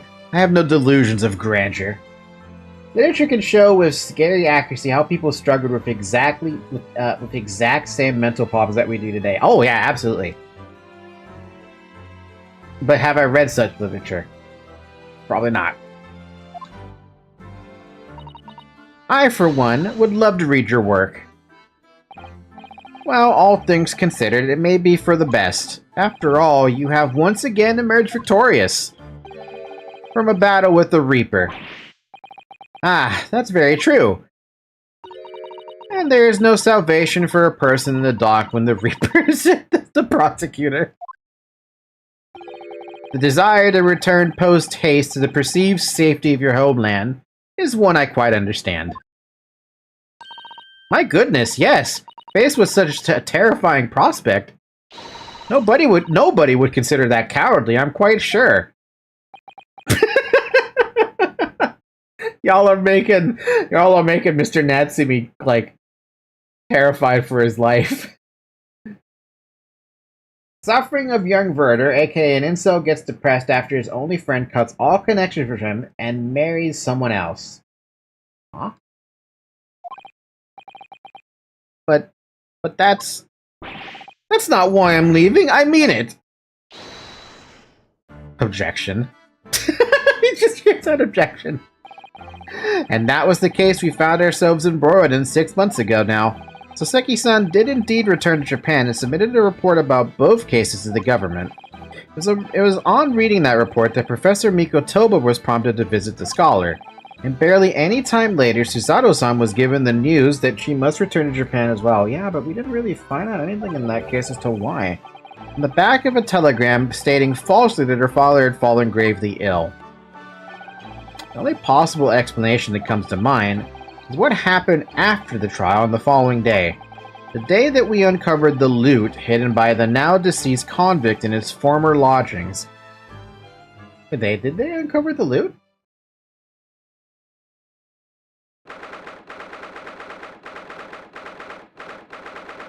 Mr. Natsumi's room on the next day. Oh, well done, Mr. Sholmes. How simply marvelous of you. To uncover the secret hiding place in just one day. Isn't it supposed to take 30 minutes? As I believe I told you, my dear fellow, skin prints are extremely useful in such situations. Wouldn't you agree, Gregson?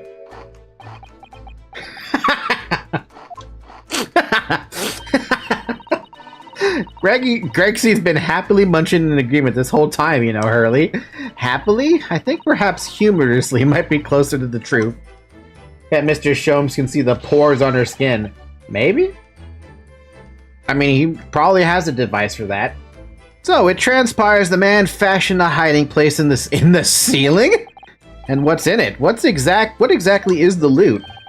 Let us look then, if you're ready. Let's examine the late burglar's haul. What is that? It's got blood all over it, that much I can tell you. It looks to be some sort of neckband or collar. A collar? It's huge, though! And look at all the gemstones set in it. I can see why it was claimed to be worth £1,000. Perhaps I could have it as a belt. Oh, have you noticed on the inside there? There are some dark stains. You don't think they could be blood, do you? I mean, there's quite a lot of it.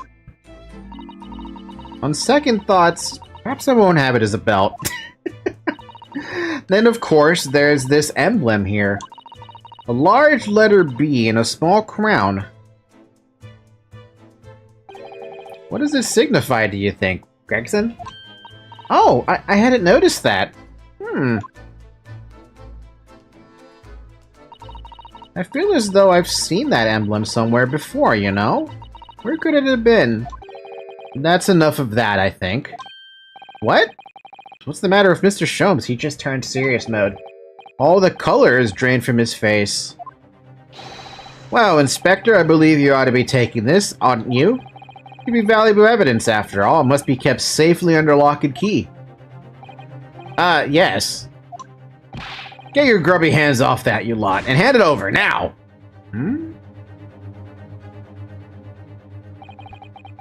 I'd never seen a collar that large before, and all those jewels certainly look to be extremely valuable. But that's not what stood out the most to me, at least. Not once I'd noticed it.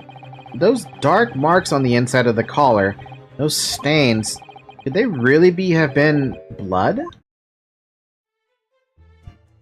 Human BDSM caller? Jeez.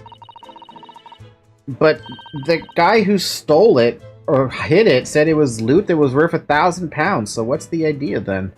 Well, that was a funny case, wasn't it? But it's all buttoned up now.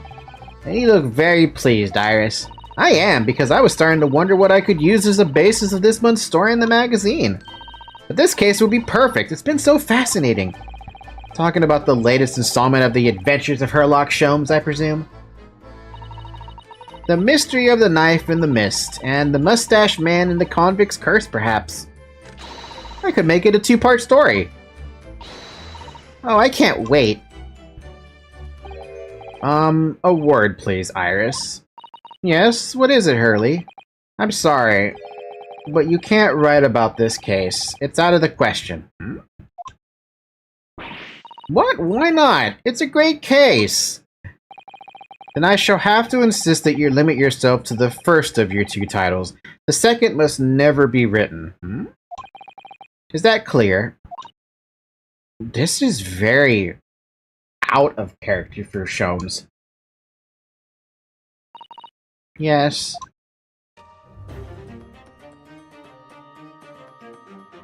And so it was that the second of Souseki-san's cases became buried in obscurity. Now, looking back, I feel I understand. I can see why Mr. Sholmes forbade Iris from publishing the story. It would take a little longer before I saw the link between everything that had happened and would happen. For it wasn't until 2 months after the arrival of Susato-san's letter that events began to unfurl again. With an incident that took place at the very heart of the eagerly awaited Great Exhibition of London. Oh?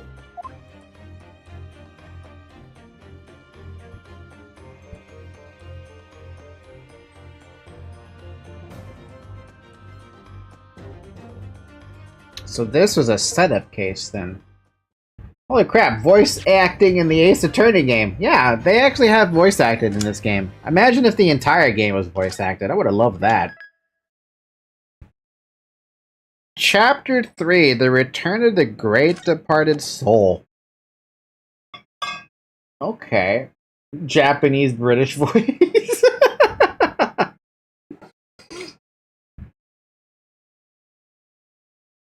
I want to start case 3. But I need a tiny break. Just a tiny one. Just a tiny one. Right, Zoe? Right, Zoe? That's right. Okay, so what did we learn from case 2? We learned about the band. That's what we learned about. Or the caller is what they're calling it.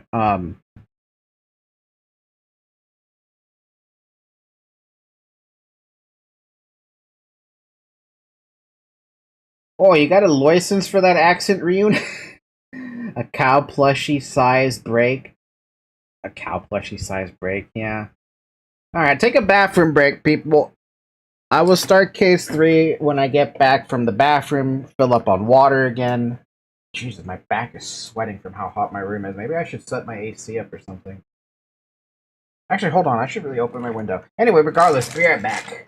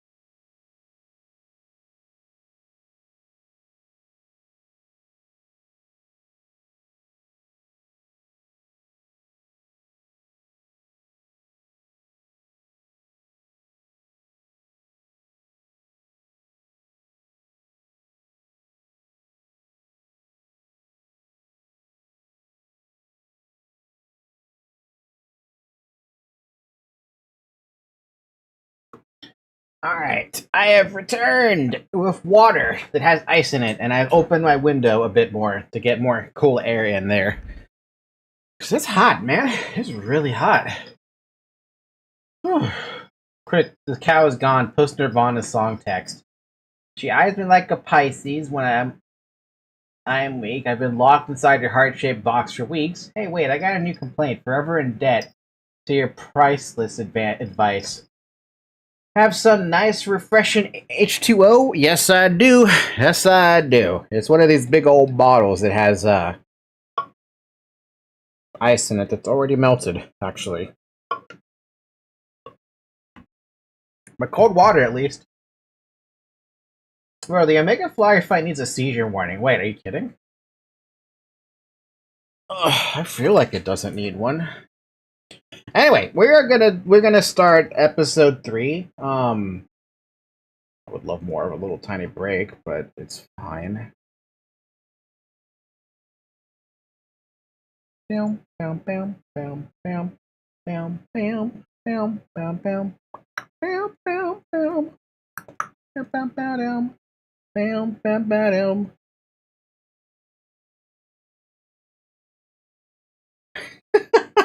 I want you guys to know this. I went to go check my DeviantArt because I'm waiting for a message, or a response to a message I sent somebody.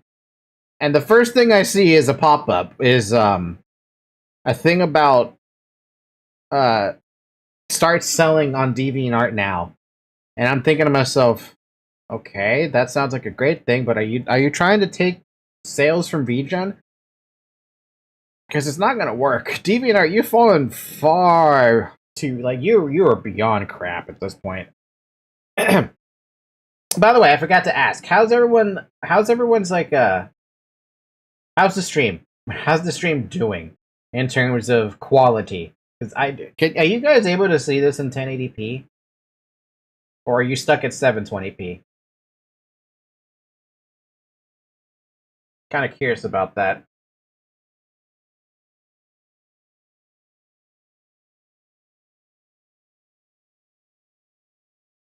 DeviantArt. It was decent before I discovered Pixiv. Seems fine. Might have set to 720. I think the highest I can have it is 720p right now, but I haven't. The reason for that is because I haven't fixed up the internet issues. I can't fix them up anyway. So yeah. Yeah.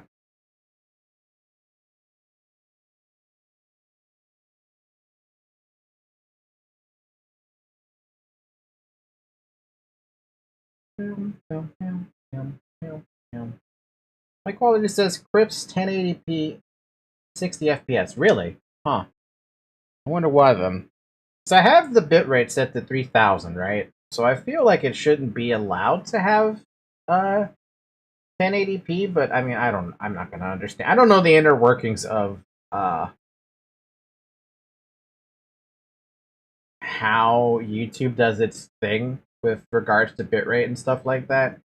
All I know is that whenever I look at Studio, it always says, hey, you don't have a high enough bitrate. Set it to 6800 to get a good experience. I'm like, are you kidding me? 6800? No, not happening. Yeah, it auto sets it to 720. Interesting. Not really sure why it's doing that, but it's interesting to know. Really? Huh. I wonder why Alex has 1080p then. Because it shouldn't be possible to have 1080p.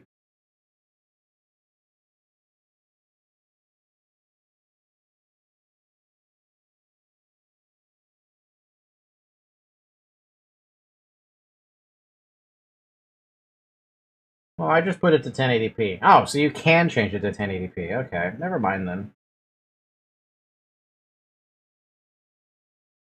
I don't know, YouTube cooked in Europe. It's not true then. It just happens to be, it was just, they did change it to 1080p. Alright. Episode 3. The Return of the Great Departed Soul. We'll go for like an hour, I guess.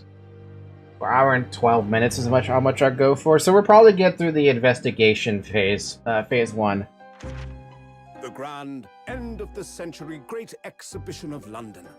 Surely there is not a soul who has failed to hear of it. Wondrous new works of culture and industry from every corner of the globe had converged on Hyde Park, welcoming over 50 million visitors. The last great hurrah of this century. Astonished and delighted people of all nations, and ended on a note of resounding success. But as regards to the terrible catastrophe that occurred during the festivities, very few are aware my friend Mr. Herlock Sholmes had a hand in unraveling the matter. For from the shadows, it was he who earnestly unearthed the facts of the case. And like the centerpiece of the great exhibition, which rose high into the skies of Hyde Park, Sholmes's brilliant deductions, as clear and lofty as the Crystal Tower itself, brought the truth to light.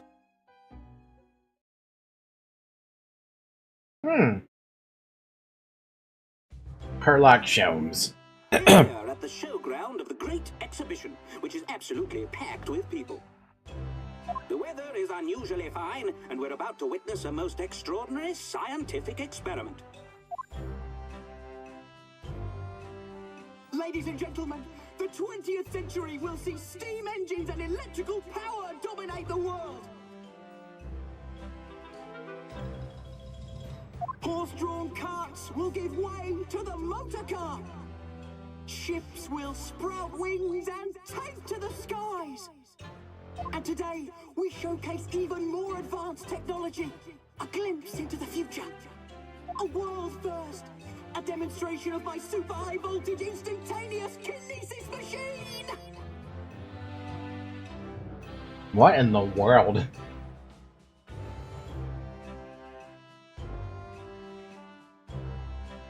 Okay, but this is Capcom. Remember, it's Capcom we're dealing with. A company that is currently situated in Japan.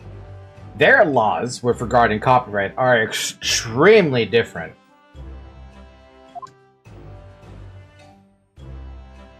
What in the world has he got a death ray for? Be disassembled by a pulse of high voltage electricity and beamed to another location.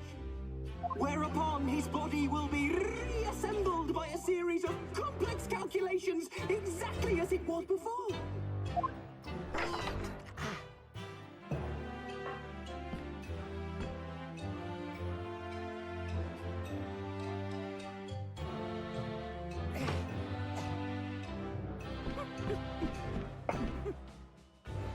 In but a few moments from now, this gentleman will, in the blink of an eye, complete an incredible journey through the air. To arrive an instant later on the Crystal Tower behind you! Hmm?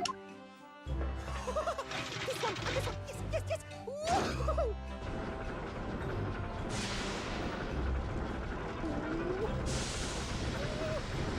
Yes, yes, yes, yes!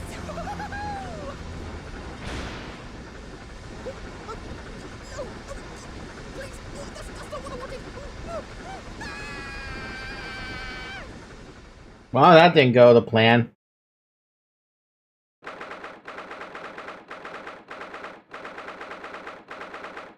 Okay, then I wonder what, so I guess something blew up then.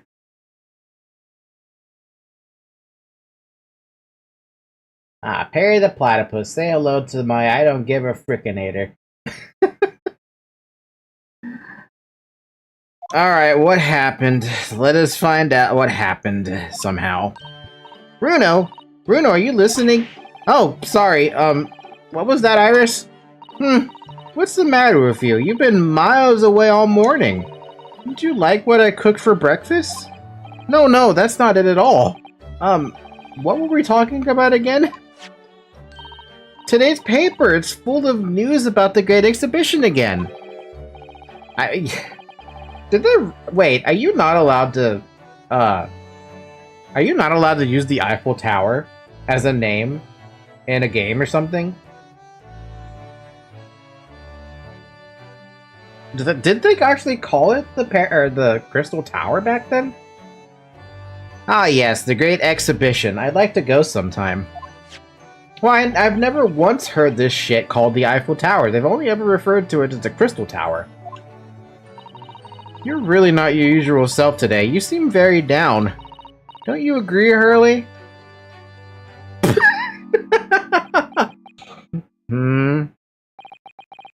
Did you say something, Iris? Oh gosh, you're even more down.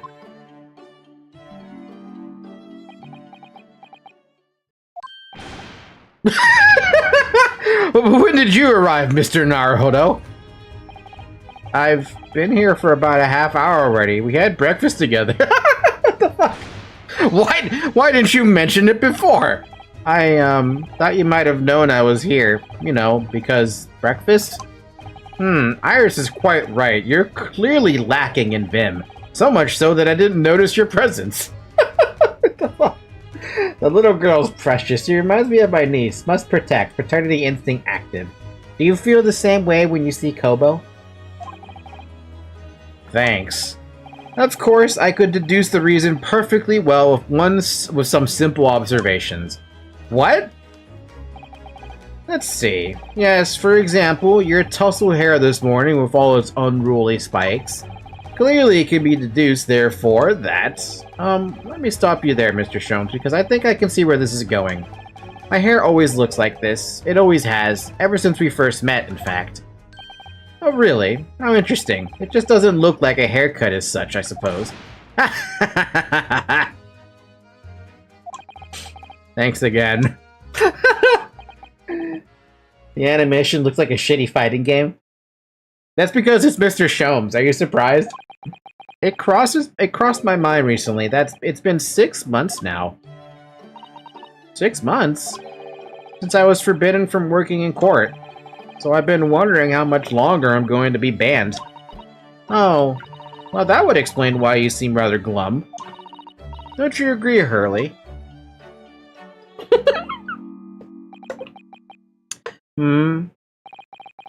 Did you say something, Iris? Why is he depressed? Mapcom presents Sweep Fighter. You don't need another greedy-ass company? Yes, we do. We need someone to do worse than EA. Back to moping. What's the matter with everyone? What's the matter with Mr. Sholmes today? He seemed even more down in the dumps than me. I know, and the Great Exhibition is open. You'd think he'd be excited. Oh, why don't we all go see it together? I want to, of course I do, but I can't. Not for the time being. Why not? Why not? Why not? Because I'm a great detective after all. You're embroiled in some tricky case that you can't be distracted from, is that it? You must make a monster to combat a monster. Yeah, but I don't think there's anyone who's capable of combating anything as greedy as Nexon and Tencent. Like, if you could find... Well, actually, you know what? Maybe not as greedy, or maybe not as, maybe not as greedy as Nexon, but Niji Sanji in any color. They're pretty bad, and they're not even game companies. That's the best part about all that. I have a DM on Discord or something, or a notification on Discord. Why?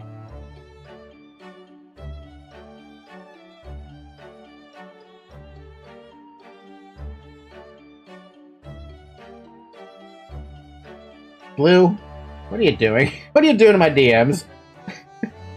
What are you doing? I don't remember hearing that you're working on the case, Hurley. I suppose I should try to find out what's going on. But first... Here, do you want to see my armband? Oh, Mr. Sholmes, about this. Shh, not another word. Ah, yes, I see. This would be a call for a breed of miniature canine with a particularly long neck, and for winter use. Actually, it's the armband I always wear that symbolizes my role as a defense lawyer. We've seen this dialogue before. Precisely, which leads us to but one conclusion. Your arm is, in fact, that particularly long neck of a miniature canine. I wish I'd never shown him this now. The man's barked mad. Yeah, no, we've seen that dialogue before. Events 6 months ago! What the fuck happened? Half a year ago now, I took on the defense of a young girl in a trial heard at the Old Bailey. What at first seemed like a simple case of murder that took place at a London pawnbrokery turned out to be one part of a much more far-reaching plot that involved the British government. Oh, that case. Oof, Niji Sanji, bunch of success leeches. I'll never understand VTubers who work for agencies. I understand getting paid, but if you're popular, your fame might bring more than your contract money. I don't know why I keep hearing people say British people are fake. I don't know what to say about the fake part, but yeah, Niji Sanji, the reason you sign up with a company is because you want access to the resources a company can provide, as well as some protections as well. But do Niji Sanji talents get any of those protections? I don't know, man. I don't know. During the course of the trial, it was found that I made an unavoidable yet at the same time unforgivable mistake. Words fail me. This situation is utterly deplorable. Mr. Naruhodo. Yes, my lord? I will decide upon your fate following the conclusion of this trial. Oh, there was a fate to that. Of course, my lord. In the end, I had my right to represent people in court revoked. I was told I had to spend my time in research and study, so that's what I've been doing. You have, haven't you, Runo? Reading all those big fat tomes about British law up in your room and the notes about Shome's old cases. Brewing Iris' special blends of tea, fetching my daily bread for me. You've become something of a manservant around here. Start on the silverware next, Master Naruhodo. Oh god. Oh no, Ryu has become a servant. Oh. It's like Santa or the Easter Bunny because they're a collective hallucination. There is no Santa, there is no Easter Bunny, and there's no Queen of England. Dude. Man, I dare you to tell that to one of the Royal Guard and see how far you get.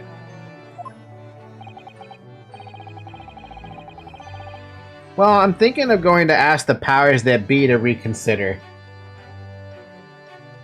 Fuck EA Activision. I mean, fuck EA, fuck Activision, fuck Blizzard, fuck Capcom. Royal Guard. Is that what they're called, Royal Guard? Am I mixing up a name over here? What the hell are the names of the British soldiers? What are you talking about? Now you've got me gaslighted myself into thinking like, wait a minute, are they actually called Royal Guard?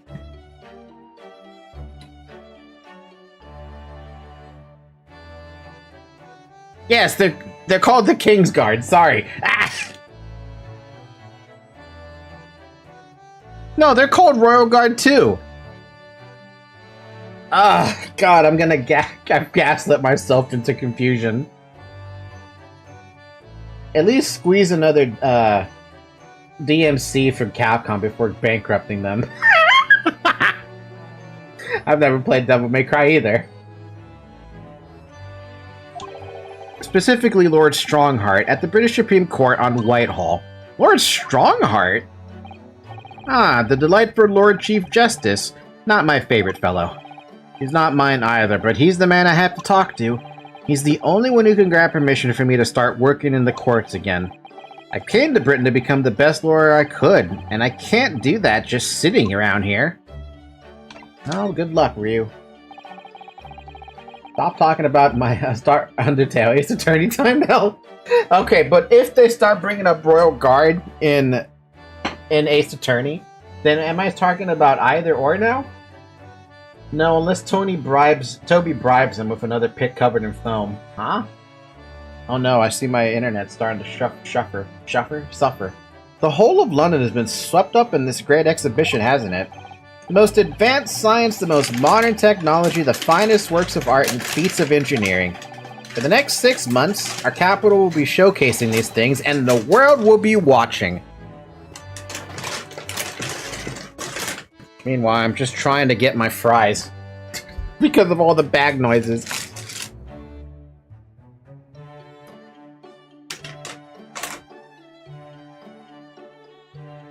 I knew it!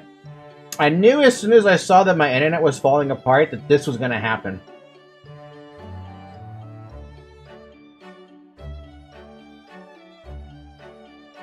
Oh damn, these fries have gotten dry.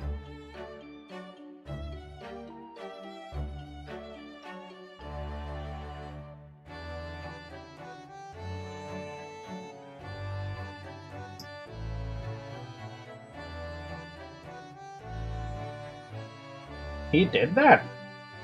I never knew he did that. That's kind of strange, but it's also par for the course for someone like Toby.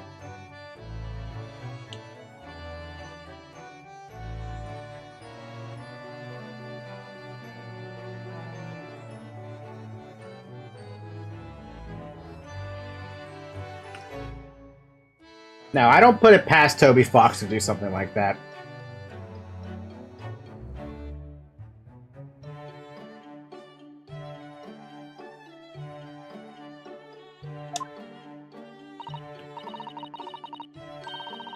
Oh, do you know what do you know what I'd like to do? I'd like to look down on London from one of those lovely balloons. Look down on? Do you mean those things fly? Yes, of course. They fly high in the sky and don't even need wings to do it. All you need is hot air. But how? How does hot air have anything to do with flying? It makes no sense. I can't understand it at all. That's true of a lot of new scientific discoveries. Most people can't understand them at first. But in 100 years' time, all these things will just be common knowledge. I suppose they might be. Let me guess. Dad's uncle's, grandpa's, mom's, aunt's, dad's cats too? Possibly. Yeah, we're lagging. We are starting to lag, and I'm starting to regret going an extra hour. Because I've lost 0.3% of my frames, but that's still a decent chunk. Get to see the cat armor going to waste. Mind you, some of the science being demonstrated seems very questionable. Something went wrong on an open experimentation stage yesterday, apparently. There was a huge explosion. Still, I wish I'd seen it, though. I'd love to see how bad some of these scam experiments really are. Says the innocent 10-year-old girl. See here, every page of this paper carries some article or other about the great exhibition. But the brighter things shine, the darker the shadows that are cast behind them. Personally, I find myself drawn to the darkness, to the impenetrable. That is my proper atmosphere. I get to read something about this? Shadows cast behind? Is that a metaphorical way of referring to the back of the page? It may as well be. London Crystal Tower! Shums is an emo confirmed. Yeah, he would get along with Mume. And Fauna. Every article on the front page is news about the great exhibition. Public experiments to demonstrate brand new scientific ideas, cultural exhibits from around the globe. It's also positive and hopeful about the coming century. We must all go to see it properly before too long. So what's on the back? Oh, the Reaper attacks? So many glowing reports about the great exhibition. Everything is going on there. Other than this rather gloomy looking one, that is. Wait, what? What's the matter, Reno? The Reaper attacked? That's Lord Van Zeeks. That must be what Mr. Shomes was talking about. Lord Van Zeeks' compatriot cornered. Does he know any more, I wonder? Got a lost cat, St. Bartholomew's Hospital, Public Health Services. Ruffians aim to intimidate a man of justice. How would you ever intimidate someone like the Reaper? Your gloomy mood, though. Are you investigating a particularly tricky case at the moment, Mr. Sholmes? You could say that, I suppose. Nothing more to add? That's not like you. What sort of case is it? Shh. Quiet, Mr. Naruhodo. You must not discuss it here. You never know who might be listening. You're acting very strangely, Hurley. What do you mean, Iris? Well, usually, the more mysterious and complicated the case is, the better Hurley's mood. Ah. Is it really a case that's bothering you? Iris, please, you mustn't exercise your astute powers of observation and deduction on me without invitation. Remember what I always say. Put yourself in the shoes of the individual about whom you're making deductions. You say that, do you? You, Mr. Sholmes? Never mind. Once I've had a cup of tea, I must make my way at once to the crime scene.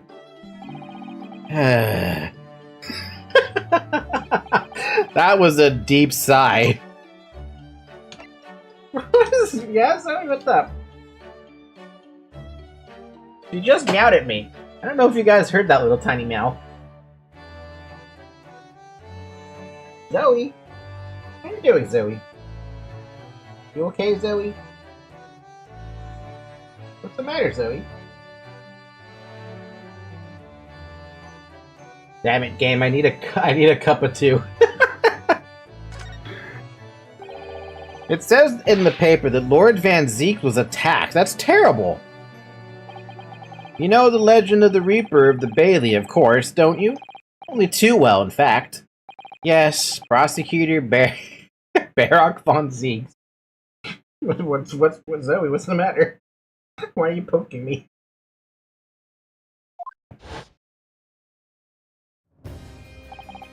They say that the Reaper is the prosecutor. In the case, there's no salvation for whoever's in the dock. Even if the defendant is found not guilty. Once the Reaper has someone in his sights, one way or another, that person's time left on this earth will be short. Mate, I have to sleep. It's 12 night or some morning, depending on your time. Good night for real, D&D. Good luck to sleep. She wants to tell you you're lagging again. I am lagging. I'm always lagging. London's finest rogues always find ways around the law. They'll stop at nothing to secure an acquittal at trial. Falsifying evidence, paying sham witnesses, threatening jurors, bribing judges. But even such devious tactics as these cannot save them from the hand of the Reaper. As you've experienced yourself, haven't you, Mr. Naruhodo? Yes, I've seen the Reaper's retribution at work. Many of these criminal rogues are reckless and quite unafraid to die. The leader among their fraternity is seen to have been taken by the Reaper. Retaliation like this does occur. Really, the capital has a never-ending supply of such scoundrels. So, do you mean Lord Van Ziek has been attacked like this before? This isn't the first time? He's quite an accomplished combatant, you know. He doesn't take these attacks lying down. Although, it seems that his assailants were armed with guns this time. Oh my goodness, is he alright then? Is Lord Van Ziek's hurt? My dear fellow, how on earth would I know? Well, in the article here it says, as to what of Lord Van Ziek's and his condition, all will be revealed in tomorrow morning's edition. Ah, I see. Well, we shall have to be patient then. No, I can't wait until tomorrow. In that case, you shall have to inquire with somebody in the know. But who? Lord Strongheart, perhaps? Well,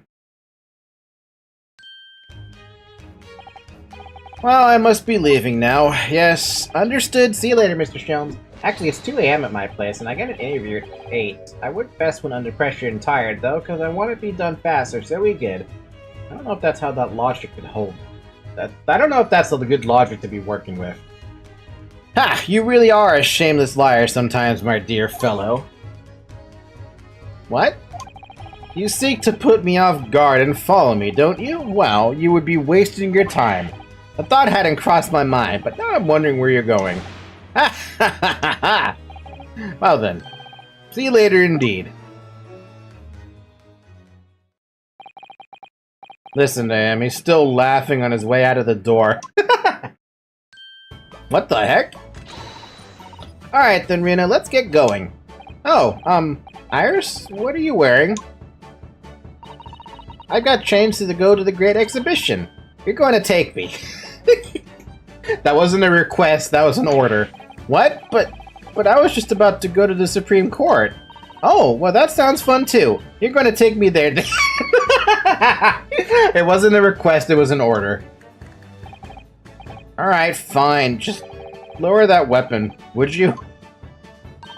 Of course, and after the Supreme Court, then we'll go see the Great Exhibition.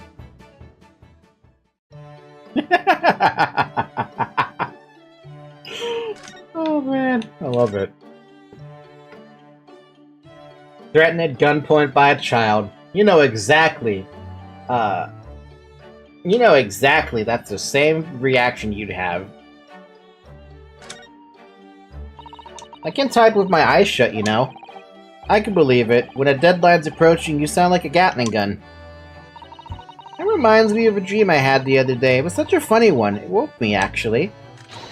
I was typing for a whole hour in the pitch black, but I didn't make a single mistake. That's incredible. But then, when it got light, I found that there wasn't any paper in the machine. Oh no! Now I wonder if I'd actually been typing at all. I think you might have just fallen asleep on the job. What are you gonna do to me? Shoot me? Dude with a hole in his... Shoot me. Dude with a hole in his chest? It's just a flesh wound.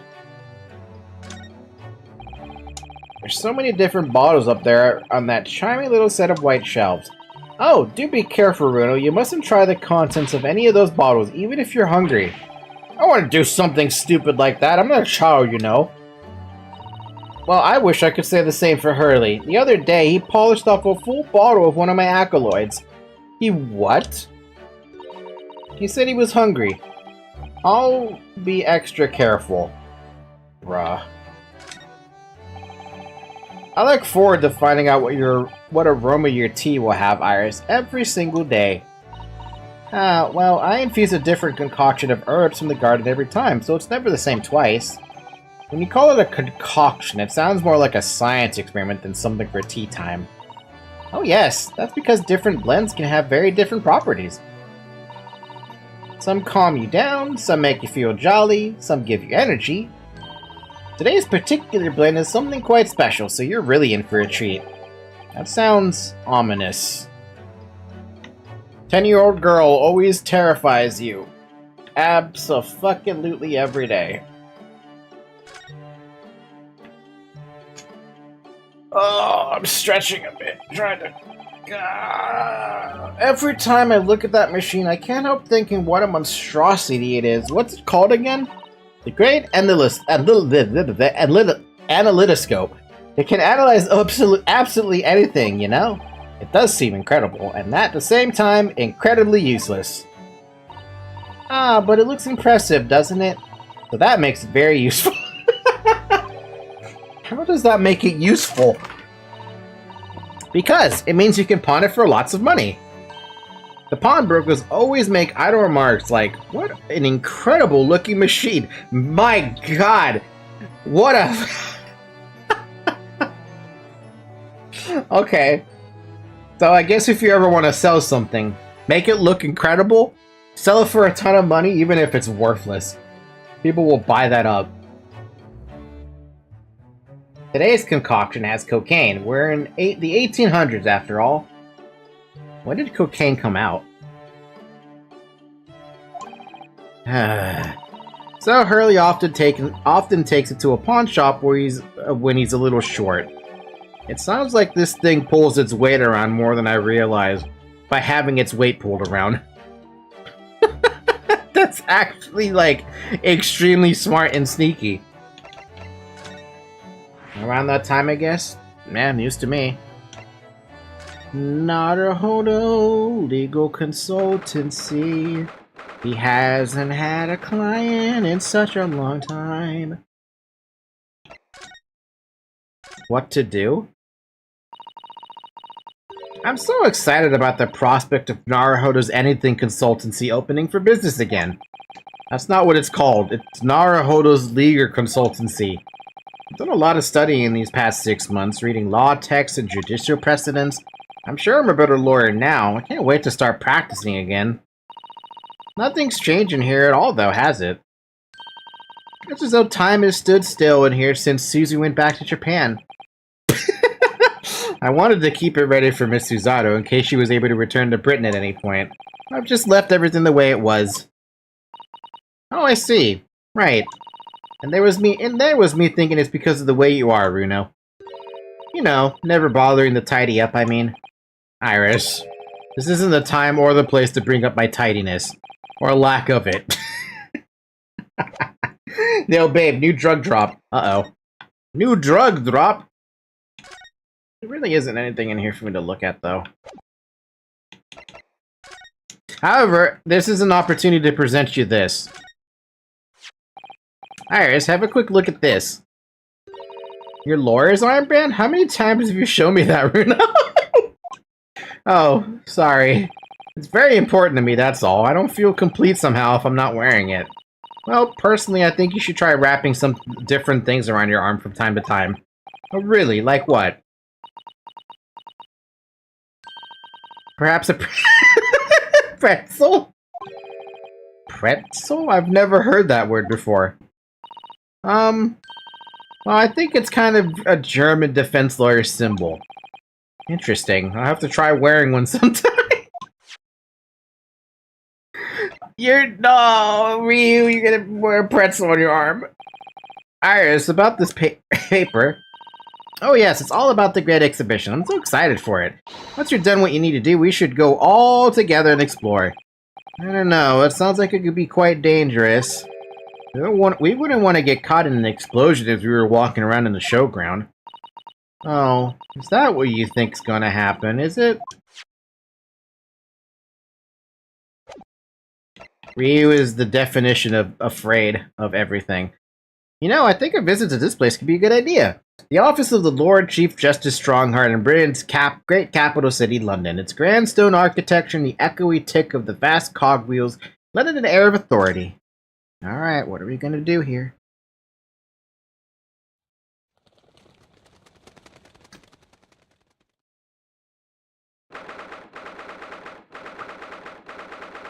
British Supreme Court, Lord Chief Justice's office.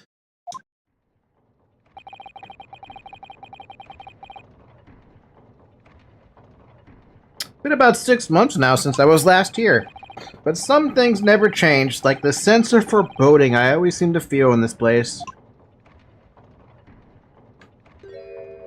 What are you doing? It doesn't seem to be bothering Iris at all, though. She's happily reading over there.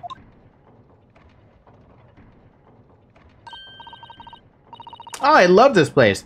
I always find so many interesting books here. Of course, I was forgetting that you've been here before.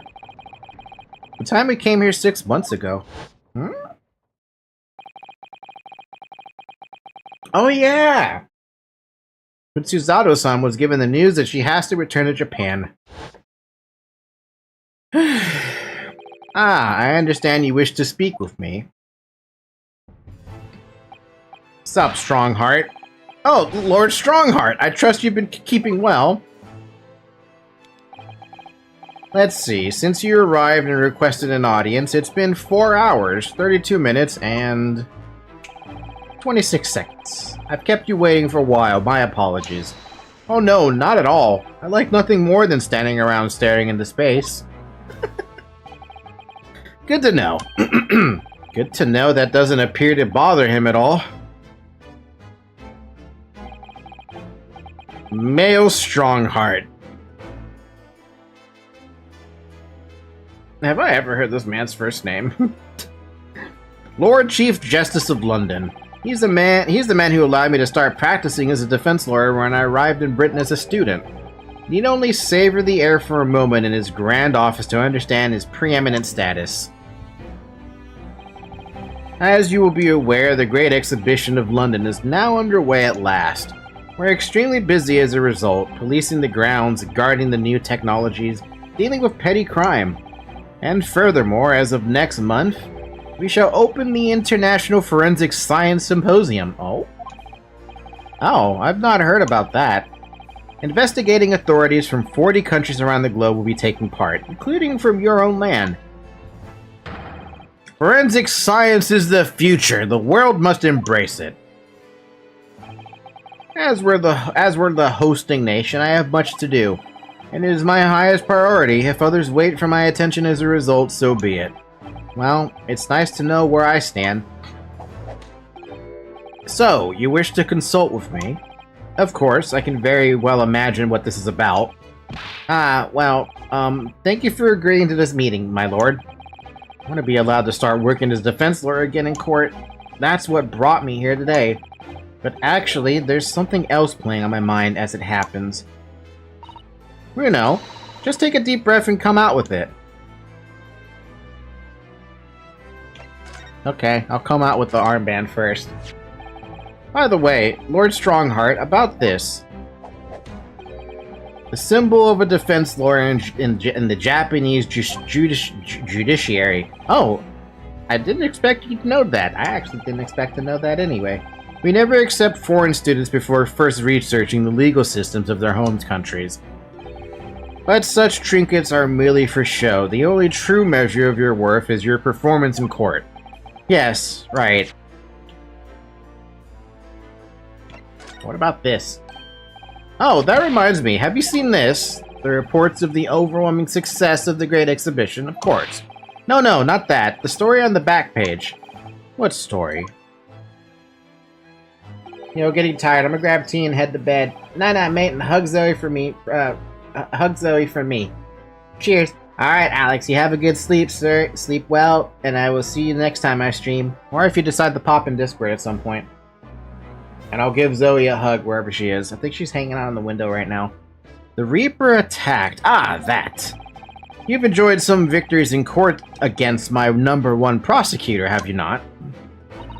Poor Mr. Reaper. What happened to him? He wasn't killed, was he? There's no need for concern. Lord Van Zeeks would not be so easily dispatched, I assure you. Can you tell us what happened? I'd really love to know. Very well. If it interests you. It does, strangely.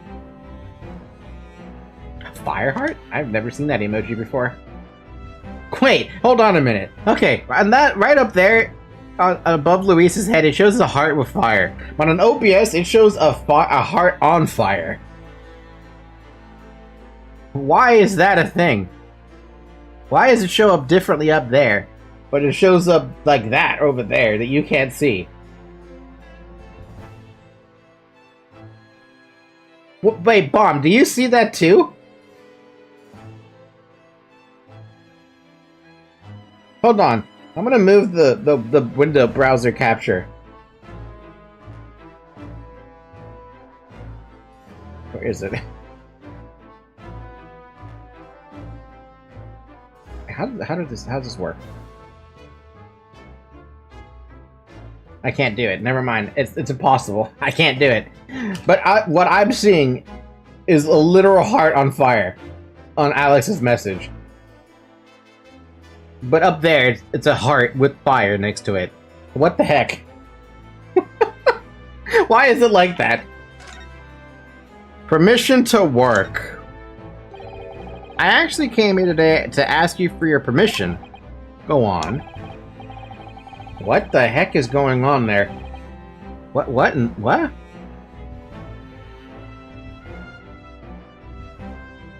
What am I looking at there? What is that? What the fuck am I looking at?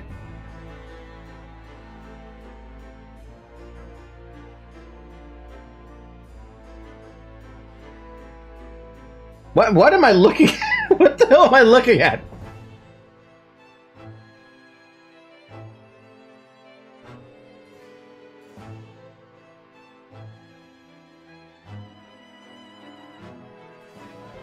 That emoji looks the same.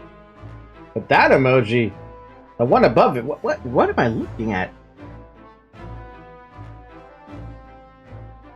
It looks like an umbrella that's being electrocuted. That doesn't make any sense. 6 months ago, my right to work in court as a lawyer was revoked, and I was told to spend my time studying.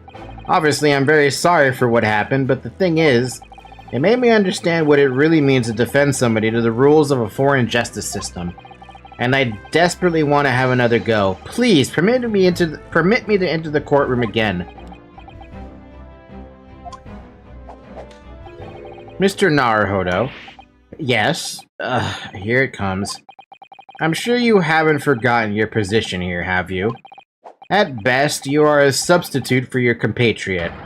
This was never your intended role. Well, that's true.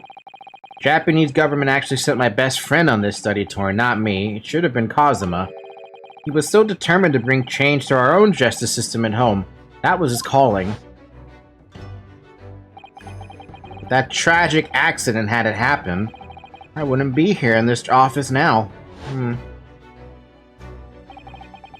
Mr. Asogi was my best friend, you see. That's why I can't leave it unfinished. I have to fulfill his calling for him. His calling, you say? Has it never occurred to you that perhaps you know nothing of his true calling? Sorry? The mission with which that young law student was charged, what do you suppose it really was? What do you mean? Mission? He's not making any sense.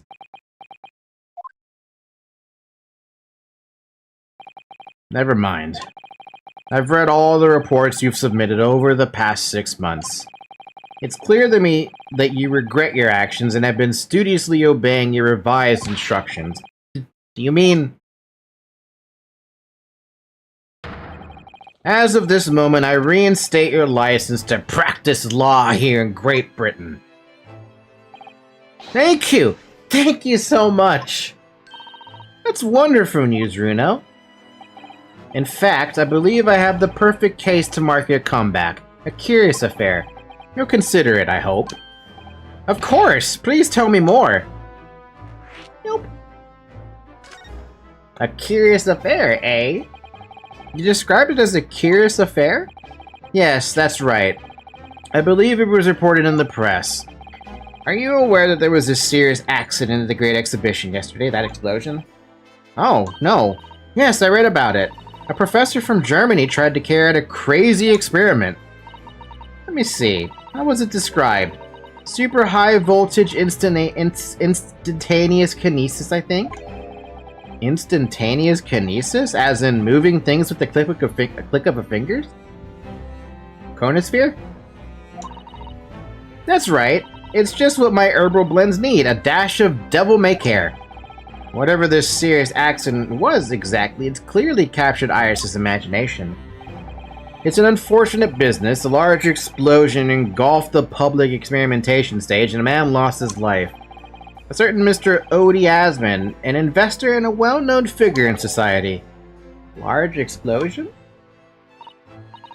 A man died? The man responsible for the experiment was Professor Albert Hairbrainey? Harabini? I have no idea how to pronounce that name.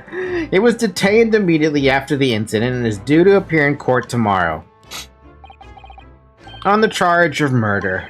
What? Murder? If you intend to take on his defense, you should hurry to meet with him at the prison. There's a very little time left for you to carry out any kind of investigation. The Great Exhibition, a scientific experiment gone wrong, and murder? I feel out of my depth before I even started, still. We should go to the prison straight away then, and try to meet with this German professor. Don't you think? Definitely. Ah, yes, one more thing about the case. There's a connection with our mutual acquaintance, the Reaper. Oh, with Lord Van Zeke's? How? Also, I want to know about Zeke's condition. Tell me. Fortunately, Lord Van Zeke's emerged from the attack unscathed. Street ruffians are no match for that man. He's a very capable fighter. But that's incredible. They were armed with guns. Why was he attacked, though? Do we know? It's related to the events that occurred a month ago. A leader of one of the capital's criminal organizations was indicted and prosecuted by Van Zeeks. But the man was acquitted. I've no doubt large sums of money were involved behind the scenes. Large sums of money, huh? A deplorable situation. Members of the jury were bribed, it seems. However, despite winning his freedom, the man in question met a dramatic end yesterday. But you're not suggesting that that was the work of the Reaper, surely? The victim's henchmen certainly seem to think so. It was a man by the name of Asman, Mr. Odie Asman. Did you say— wait, what? Wait a minute, the same investor? That's the man who died in the big explosion at the Great Exhibition. Yes, known publicly as an investor, but in reality, the head of a significant criminal organization. Oh, so technically what it's like in real life. Unbelievable. I wonder, could I ask you something, Lord Strongheart? Try me. Why do you use Lord Van Zeeks as a prosecutor? Ooh, that's a loaded question. All the criminals who managed to get off in court then meet with mysterious ends outside the courtroom. And fearful of that fate, they seek to strike at Lord Van Zeeks first. I know there's no evidence that he actually is the Reaper in that sense, but still. Something's clearly going on here. I have Van Zeeks work for the prosecution service for two reasons. Firstly, the man is the best prosecutor in the capital, bar none. And secondly, any deaths of criminals that have occurred outside the courtroom following his trials are nothing to do with him. That doesn't make sense. How can you explain the way so many have died if not by someone's hand? Van Zeeks may have earned himself the moniker of the Reaper, but he is no killer. So he will continue to prosecute on behalf of the Crown. Unless he wishes otherwise, of course. Interesting. All sorts of conferences have been taking place around the world to coincide with the Great Exhibition. So wait, I'm just gonna say it. I'm gonna ask it now. Does that mean that every single case that doesn't take place in Japan is always going to have Prosecutor Van Zeeks as the main prosecutor we fight against? Was that always the case for all the other games as well? No, we had some different prosecutors at the time. We had Payne, we had Edgeworth, we had Von Karma, we had the daughter Von Karma. We had, who the fuck was the prosecutors for the second game? Godot? Yeah, that we were Godot. What the hell was the second game? Prosecutors? For some reason, I'm blanking on the second game's prosecutors.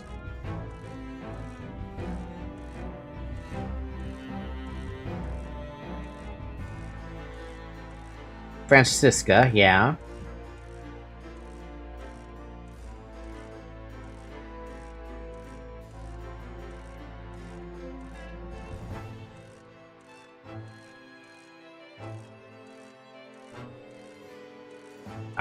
For some reason, was she all of them on the second game?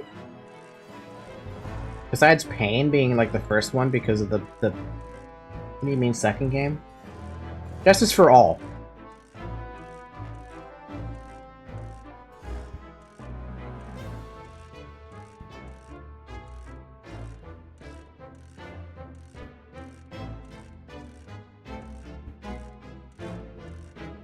I don't know why my brain is blanking really bad. It was Payne, Francisca, and Edgeworth for the final trial. So wait, do we ever have anyone else that's just Van Zeeks then? You know, this makes me realize how few prosecutors there are, and how they're all pretty damn good. And next month, the largest and most important of them will take place at last. The International Forensic Science Symposium. It does seem as though criminal investigation needs to embrace scientific methods, doesn't it? Exactly!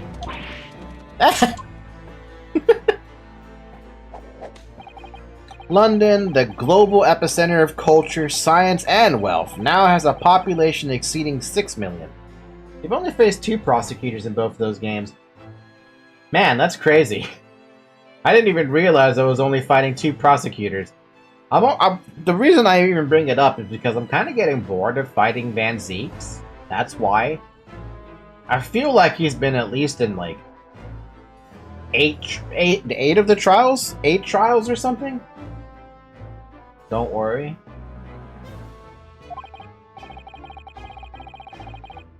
What is with that winky face? Sadly, crime in the capital is growing at a similarly startling rate, so it's imperative that we use the latest scientific methods to investigate and resolve cases as efficiently as possible. Which is what's known as forensic science, isn't it? Exactly, the future of policing.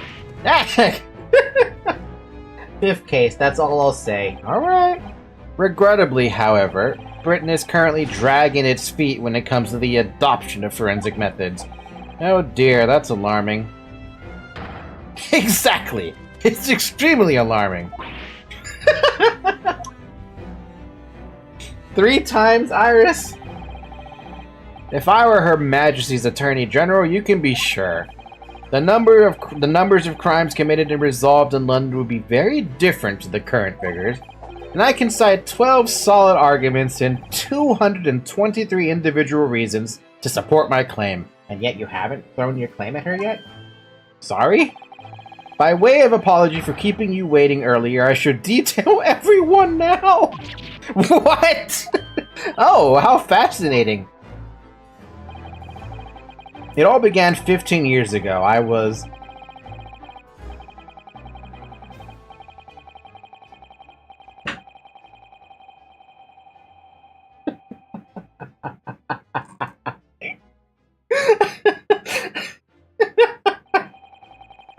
It's still going. I wanted to hear it, though. You know I would have read all that. And that more or less sums up my feelings on the matter, in the simplest of terms, of course. Essentially, to formally establish a forensic investigation division within Scotland Yard.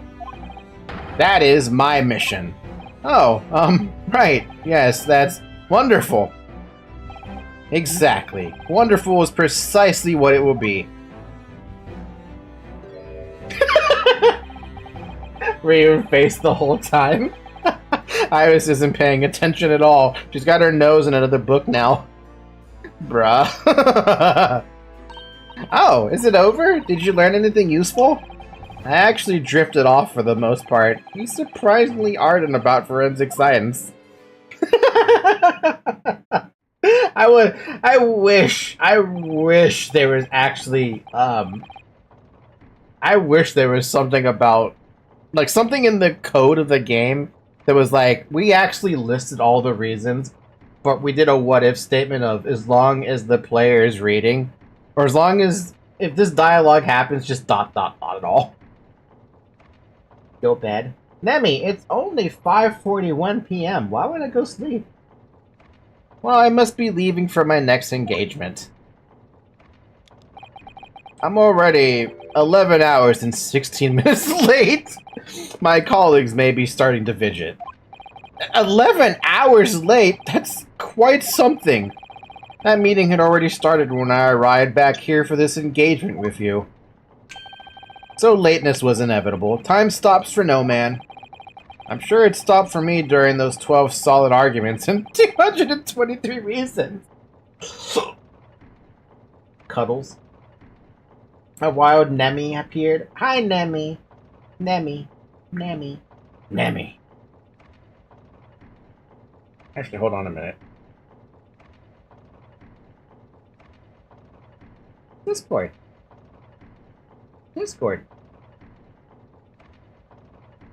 Discord. Discord. Nemi.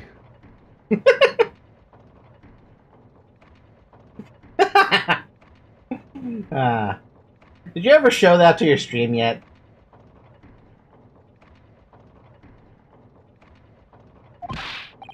Oh yes, where would I find Lord Van Zeeks now? I would assume he's at his office. Right. I'll go and ask him about the attack in person. I want to get this straight from the horse's mouth. Not yet. You haven't yet? Oh, man. I hope you get around to showing people, then. Away of you now. I'm leaving Professor Harebrainey... Harebrainey? Is that how you pronounce it? I don't know how to pronounce it, man. Harebrainey's defense entirely in your hands. Of course, yes. Thank you very much, my lord.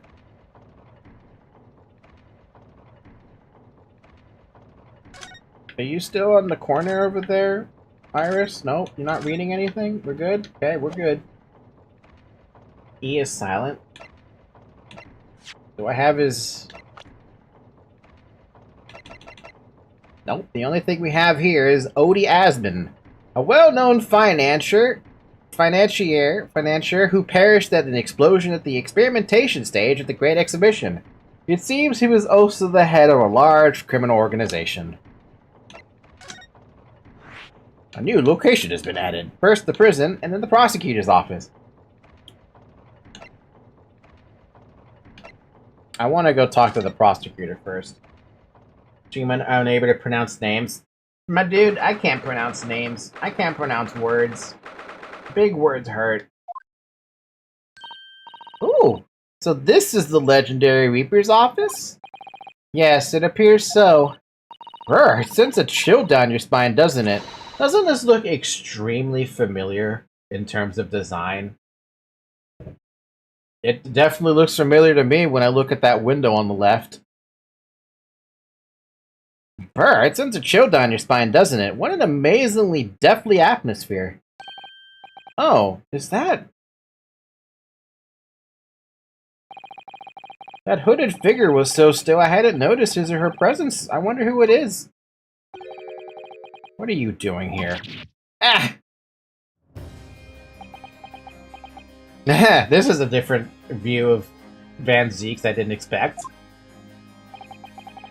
He's as unwelcoming as I thought he'd be. Actually, maybe even more so. Oh, I'm glad to see you're well. I am.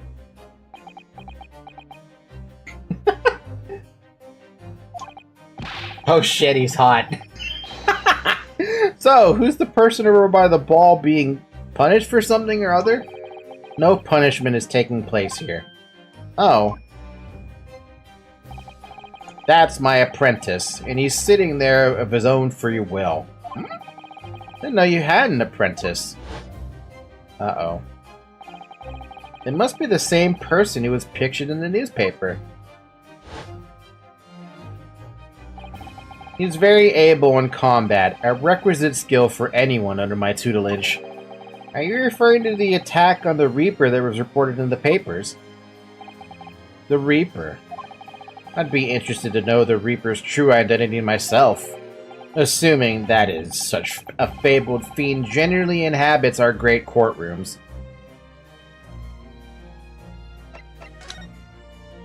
Ah, no, this is very, very familiar. This entire room. It looks exactly the same as Damon Gantz's office, doesn't it?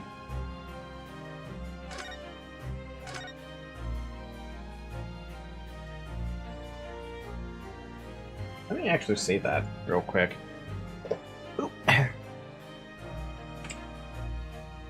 Damon Gantz's office. Yeah, it's flipped. It's just flipped. Well, not flipped. I don't even remember his off. Really?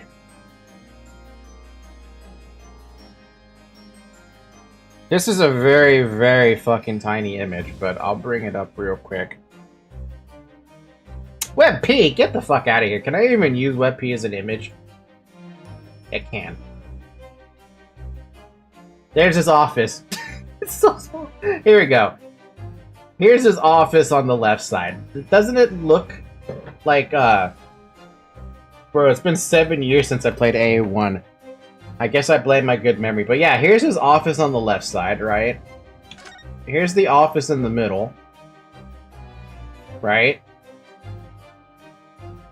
And then here's the office on the right side.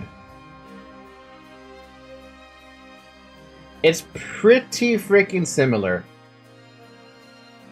At least I'd say. I don't see it. Really? I feel like I see it. The windows, though, for sure feel like it's the same.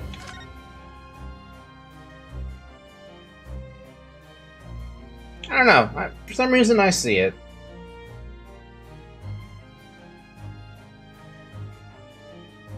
You're coping? Blah, shut up. I'm not coping. Would you like to look at my armband? I've never presented this to you. I've know you've seen this around my arm before, but what is it exactly? It's the mark of a defense lawyer. In Japan, at least. And what's your reason for showing it to a British prosecutor? Oh, well, I don't know, really. I can understand, at least. There's merit in reminding yourself of who helped you become what you are today. Oh. But that's a personal matter, something you may want to keep close at all times, not something to flaunt. He actually understood. He didn't censor British, arrest him. Well, he is British. No, I suppose not. Thank you for your understanding now. What? Inspirational ruse for presenting the armband to Lord Van Zeeks in episode 3? That's an achievement? What? Okay, then. Then just arrest him for existing. Wow! The hatred, though. Lord Van Zeeks, about the article in this paper. Ah, yes, it seems there was a reporter nearby when that little skirmish took place. I had no idea I'd been photographed. It was careless of me. It looks as though it was taken after the people who attacked you had ran away, though. Rest assured, the police have already apprehended every last one of them. But there's someone else fighting alongside you, it seems. And I think it's the same man who's sitting over there as we speak, isn't it? As I mentioned already, he's my apprentice. Perhaps you could tell us a little more about him? Oh. I'm gonna ask that first, then. He's in my tutelage to become a prosecutor. Oh. So you could say he's my apprentice, I suppose. Ah, like you are to Hurley then, Runo. I don't remember taking an apprenticeship with the great detective. He's currently compiling a report about last night's attack. It looks like he's wearing some kind of mask? On Lord Strongheart's orders, huh? Nobody knows the man's face, or indeed his identity. But why would you agree to take on such a clearly suspicious individual? Lord Strongheart's orders again, huh? He's not one for meaningless follies. There would be good reason for his actions. I hope you're right.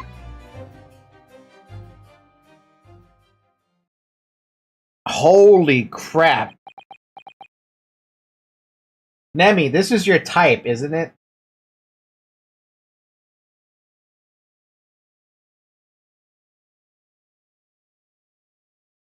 Wait, where's Nemi?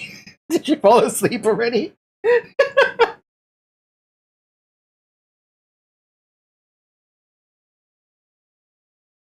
He's got the ghost mask? He does have the ghost mask.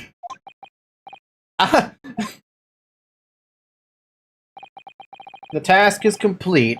Good. In that case, you can collate all the briefs.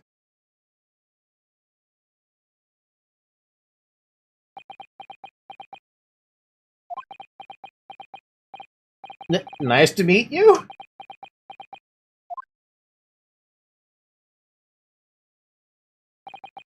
Back to work again.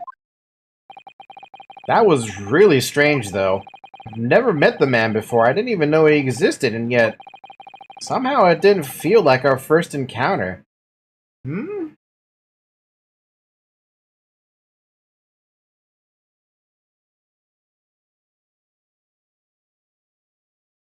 Nah, I have no idea.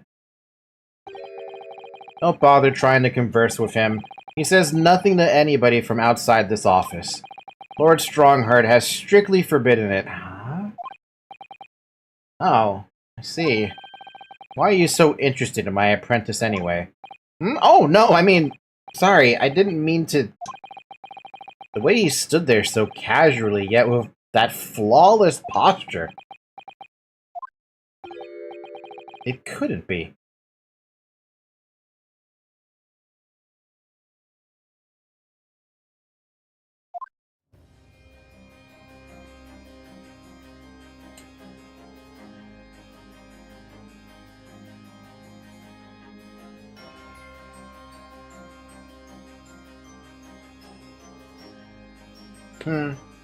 You should check the wine bottles with the cups.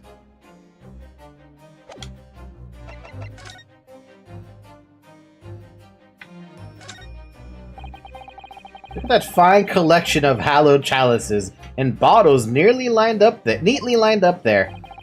My hallowed bottles are filled with the essence of the finest grapes from the finest vineyards I visit. And I personally oversee these chalices being made by the finest crystal craftsmen in the world, and yet you break like 1,000,000 of them a day.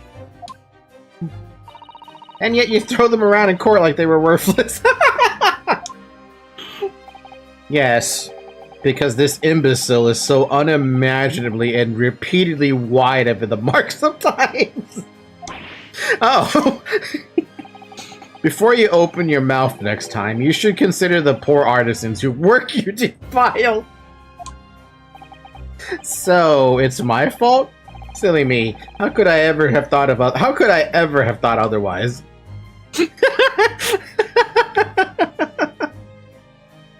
Oh man. That was fantastic. Lord Van Zeek's desk, look, it's so stylish. And that's a marble chess set beside it. Chess, that's the Western version of our Japanese shogi game, isn't it? You know, I'm actually quite good at shogi problems. Oh really? You'd probably like chess problems in that case. I'd love to challenge Lord Van Zeek sometime to a bout of shogi problems. If you really want to challenge yourself, you can always do that on your own at home.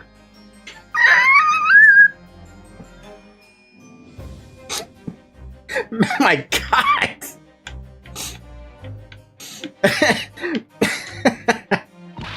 Oh, look! It's a scale model of the Great Exhibition Showground. That's amazing. I wonder why it's here. Perhaps he made it to take his mind off the sadness of being too busy to attend in person. Or perhaps he's too embarrassed to queue up for a ticket. Surely it's obvious that I'm using it as an investigative aid. You Nipponese have no business painting others as overly reserved. I really didn't think you'd overhear that. You guys are talking right next to him. Of course you're gonna overhear it. That portrait really dominates the room, doesn't it? It's a pretty damn good portrait, though, not gonna lie. It's a very majestic outfit and pose, but sadly, whoever painted it did do a very good job at capturing Lord Van Zeek's facial features. Yes, you're right. I mean, it's not far off, but the artist has exaggerated his subject's handsomeness, I think. Ah, that reminds me. I heard Emperor Napoleon of France ordered artists to make him look more attractive when they painted him. How vain. That's really not an attractive quality in a person, is it? That portrait does not depict me. Surely that's immediately obvious. Oh, then who is it?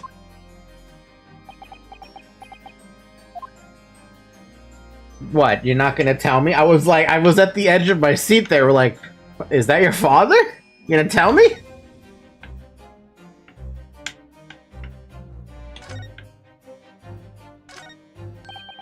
It really looks like a punishment to me. I've never seen someone sitting like that before. He hasn't moved a muscle since we arrived. You think perhaps he's dead? If he was dead, Bruno, he wouldn't be sitting up, would he? Well, anyway, dead or alive, he's not overly approachable, is he? I don't think he's going to talk to us. He's not dead. Well, I'm looking at the way he's sitting, but I can't tell if he's sitting, Japanese-style sitting, you know?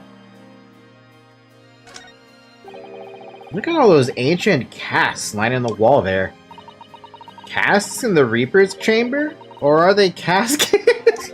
You don't think all those people who escaped conviction in court are lying inside them, dead?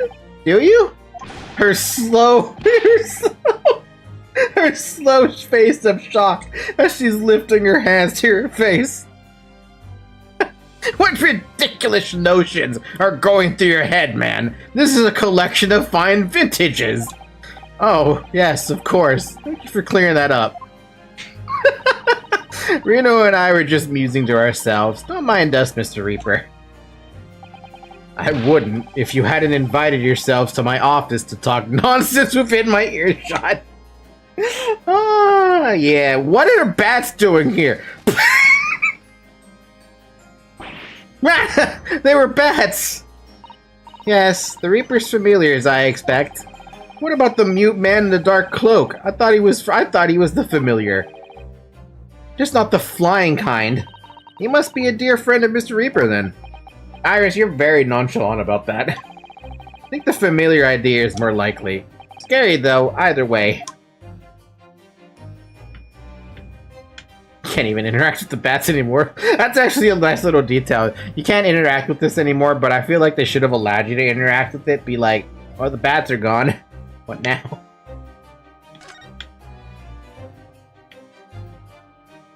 Okay then, let's continue conversing. Last night's attack. Lord Strongheart said that the assault last night was some sort of revenge attack? True. Carried out by the henchmen of Odie Asmon's criminal organization. The investigation meant their arrests were imminent. Presumably some hoped to kill me before that happened. Odie Asmon. He's always masqueraded as one of London's most powerful financiers, a global investor, but his enormous wealth came to him by underhand means via his criminal activities. And he used that money to buy himself a verdict of not guilty when he found himself in court, didn't he? Being prosecuted by you, Mr. Reaper. But the man got his comeuppance in the end. Yesterday, in fact, in extraordinary circumstances, it was a most unusual cause of death. I know about that. It was a super high voltage, instantaneous kinesis gone wrong. Mr. Asmon died when the demonstration on the public experimentation stage ended in an enormous explosion. Correct. And you think I have some kind of divine ability to cause an accident like that to happen, do you? Well, no. That does seem a little far-fetched. If this man really is the fabled Reaper, then he has to be innocent of this particular death at least. It's strange how this has worked out, isn't it, Runo?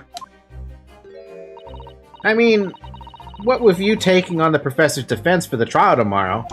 What? You're gonna be defending him? Oh yes, that's right. Though I barely know the man's name yet, to be honest. Albert. Albert... Okay. Is there a way actually to pronounce this name? Do do do do do do do do do. How to pronounce hairbrain?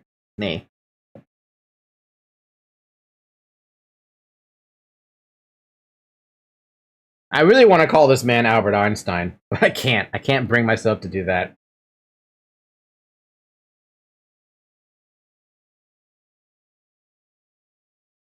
Hairbrain. Hairbrain. Hairbrain.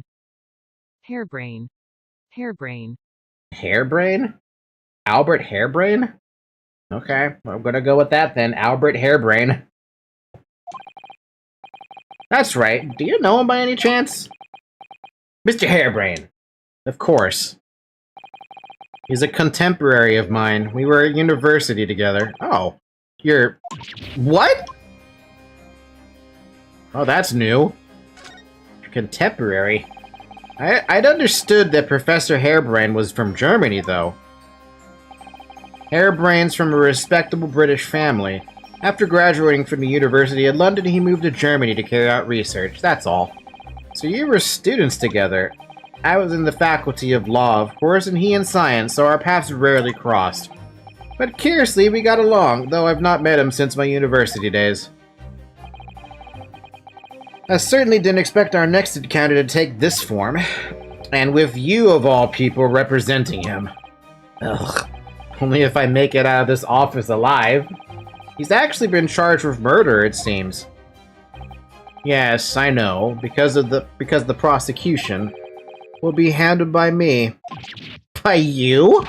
But you made it sound as if you found if you and the professor had been friends. We are friends, it's true. Then why would you do this? If the Reaper is the prosecutor, there's nothing anyone can do to save him. He's doomed.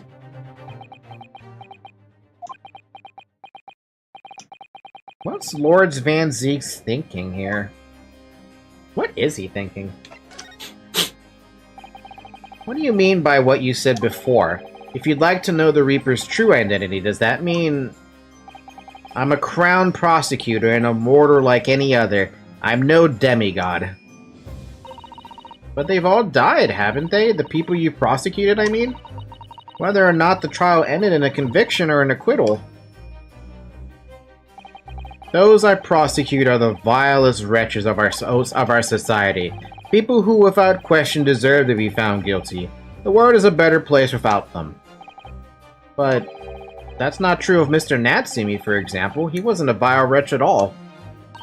Nor was Ginny. In fact, she's ever so hard-working now. I can't deny that since I encountered you, things have taken a turn. But the point is this. If any of those vile wretches that escaped justice subsequently died in mysterious circumstances, it is with the hand of their own kind. It's not my work. Lord Strongheart said the same. He believes you're not involved in any way. But if you were attacked by those ruffians, because they believe it's true. The fact is, since people started to call me the Reaper of the Bailey, the number of serious crimes in the capital has dropped substantially. Oh! It would appear that even the most hardened criminals can be made fearful for their lives. Yep, I can believe that. Do you mean to say? I mean to say that if my pseudonym serves a useful purpose, I adopt it gladly and with honor. But it's putting you in danger. You could be killed. If that is my fate, let God decide. Damn. Lord Van Zeeks. My man. Okay, he's a lot more interesting of a character when you can, like, have a conversation with him like this. Ah, yes, there's something I've been meaning to ask you. Oh? What's that? That Nipponese man, is he faring well? Sorry? The one arrested twice in succession 6 months ago, with the stoop, and the mustache, and the jitters. Ah, Mr. Natsumi, you mean?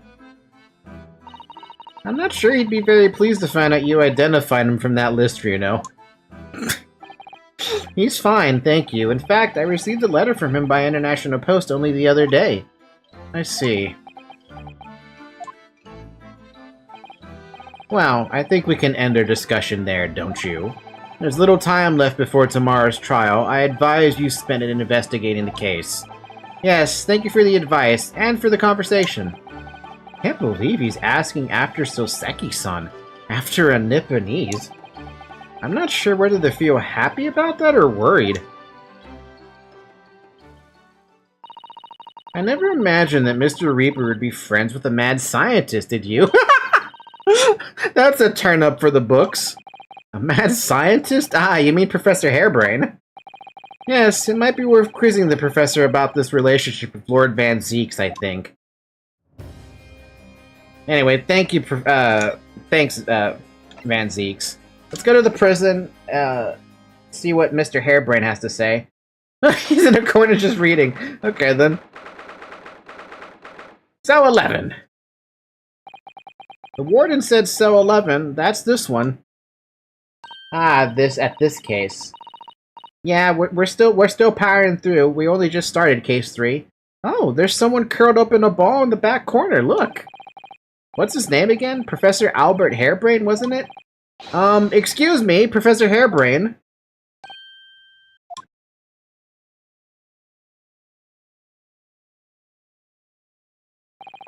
Who are you? I'm Ryuno seeking Naruhodo. I'm a defense lawyer. A lawyer? Ah, was it something I said? A lawyer, you say? Would you be here about the experiment? Are you going to defend my hypothesis? Your hypothesis, sir? Sorry, I don't. Yesterday's demonstration. That magnificent demonstration was.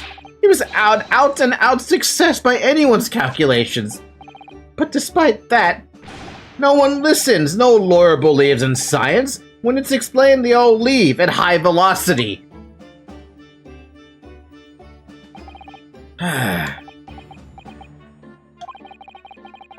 Now's probably not a good time to mention that your Zeo made my concentration leave for a while too.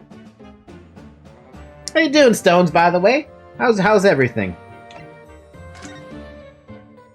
He's going to explain how udders work. Can I look at the udder? Look at it jiggle. Look at it jiggle. Jiggle, jiggle, jiggle, jiggle.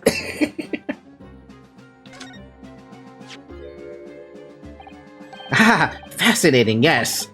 In Japan, where I come from, it's the symbol of a defense lawyer. Wearing it is very bracing, I find. Your words make some sense to me, but they are entirely illogical. What do you mean? He's gonna bring up why are you wearing that as a... Why are you wearing a Japanese symbol in Britain? Well, for example, I find this white laboratory coat that I wear for my work very bracing too. However, in my case, there is a perfectly logical reason for that feeling. Oh really? What is it? I purchased the wrong size by mistake. This one is too small for me.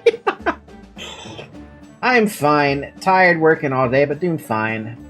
Man, I can't... How do you stand working on the weekends? Do you have days off, ever? I feel like you're always working. The sleeves especially are extremely bracing. I can barely move my wrists. You do get days off? Good. Yesterday was a day off. Ah. And here I am concerned that you're, like, overworking yourself. That's what you call logical, is it? Of course, it's entirely logical. That's science, Mr. Naruhodo. Okay then, I don't know where that logic went, but that logic did not follow me. How could this have happened? It must feel awful. As well as a man losing his life, the Crystal Tower was greatly damaged too. What? I know what happened. It must have been that. That? The day before the demonstration, I had my usual meal of frankfurters at the hotel restaurant. When I paid the bill, they gave me 3 shillings too much in change. But instead of saying anything, I just slipped the coins into my pocket. They're still there now. It's divine retribution for my wrongdoing. That's what this is. For a scientist, he has some very illogical anecdotes. Long and illogical. Yep. Yep. Just work for another 2 days before more time off. I hope you get a lot of rest. Don't fall, Zoe, damn. You mentioned the demonstration yesterday. The papers have called it a spectacular failure after all. A man died in an explosion, didn't he? Yes, you could interpret the results that way if you really wanted to. Well, I suppose in the strictest sense. The experiment was a failure, but at the same time it was a great success. You've lost me. I saw it with my own eyes, right there in front of me. Mr. Asman was spontaneously disassembled. Until then, everything was going exactly as my calculations had predicted. At that point, he should have been beamed to the Crystal Tower by instantaneous kinesis. However, The machine exploded and Mr. Asman in fact perished? Yes, I can't deny that part of the experiment was a failure. So what you're really saying is the large explosion that killed Mr. Asman was an accident, correct? But the bigwigs had you arrested on suspicion of murder. I was responsible for a man's death. That is the immutable truth here. And for that, I wish to be punished at once. But... murder? Never in a million years! It was an accident! Simply an accident! I see. How do they treat courts... how do they treat people in court if it's an accidental death? Like, do you get something that happens to you, or no? You just let go? Oh, so I saw that, Internet. I saw that. Hurley and I were talking this morning, you know. He said the situation would change completely depending on whether it was treated as an accident or murder. How exactly? Well, if it really was an accident, the professor's machine would be kept in protective custody. On what grounds? Ah, yes. It's a newly established here in Britain, the Special Dispensation for Scientific Equipment Act. That one passed me by. But if that case is treated as murder, then they'll say my machine was the murder weapon, and they'll be able to pour over it as much as they like. If they examine it in detail, they'll find out how it's made, and then they'll be able to copy my idea. My precious hypothesis will be stolen. The machine must be protected from that at all costs. That's why it's impaired this whole incident is shown to have been an accident in tomorrow's trial. Ah, I see now. So that's their goal then. Just make it seem like it was an accident. I mean, the dude caused a giant explosion in public. I mean, it wasn't his fault. It's just that science can kind of fuck up in several ways. Is it really, Internet? Just gonna keep going. So, in short, there was a terrible accident at the Great Exhibition Showground yesterday. Yes! Or rather, no. The devil was in the details, strictly speaking. There was a terrible explosion. Sounds the same to me. You were demonstrating super high voltage instantaneous kinesis, weren't you? How fascinating. Humans, like all matter, are made up of particles that are held together by electrical bonds. So it must be possible using a sufficiently high voltage to break those bonds and beam the particles through space. In a manner of speaking, yeah. That's it in a nutshell. That's my idea, you see. That's my amazing hypothesis. Gosh, that's unimaginably high-level science. But dare to imagine it. Dare to dream of such incredible technology. We have a chronosphere, but in Red Alert, they can do the same thing. However, it cannot transport people, because the people die. This is the first game. Sounds like some sort of silly Willy Wonka invention. Yeah, but Willy Wonka is more about chocolate than transporting people around. Just think, one moment I could be here in this cell, and the next, I could be at the Great Exhibition again. Oh yes, that would be incredible. And the next, in the mere blink of an eye, I could be at the Great Partisan Theater, say. Parisian Theater. The possibilities are endless. The whole of our vast planet would be within reach. So no more hiding in wardrobes or rocky seas for 50 days? I don't really see it like that. What do you mean, Iris? Well, if you could travel anywhere in the world instantly, the planet wouldn't really seem vast anymore, would it? I think it would feel like it had shrunk. My word! That's exactly right! She's not wrong. You don't remember the kid he teleported? It has been a very long time since I've seen Willy Wonka.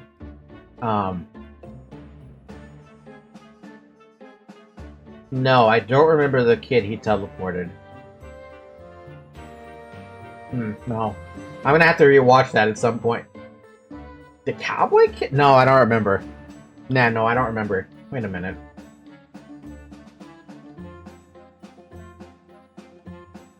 How many kids were in Willy Wonka?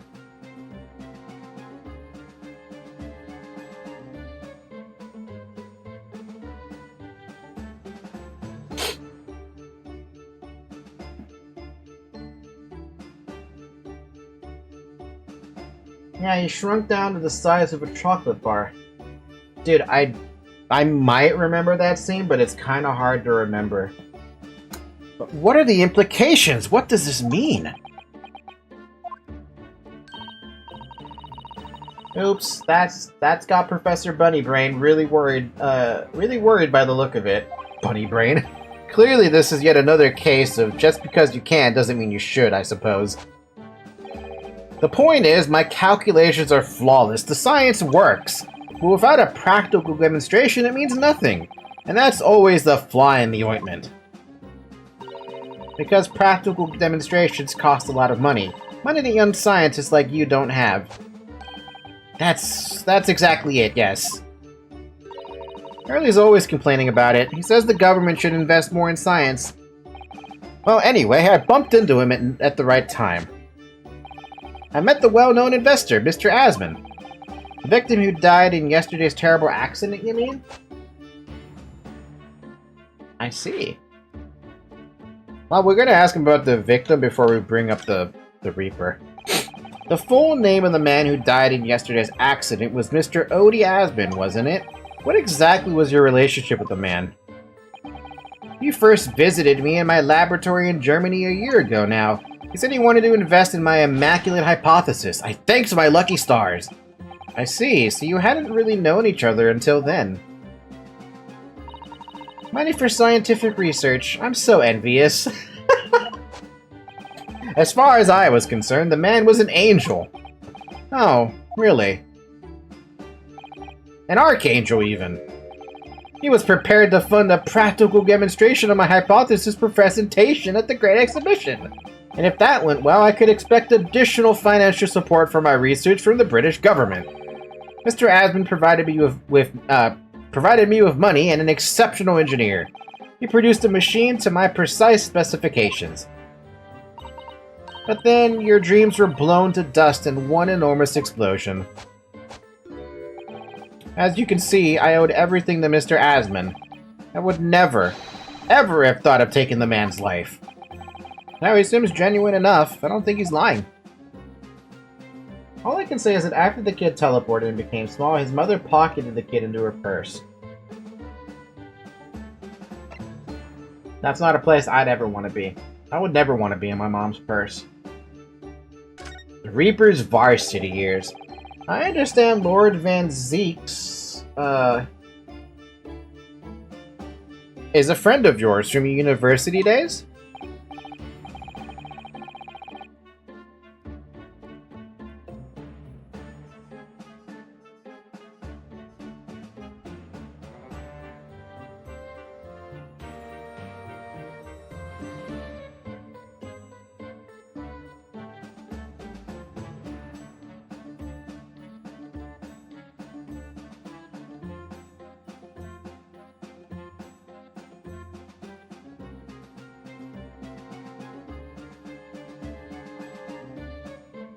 Yes, that's right. He was studying law whilst I was studying science.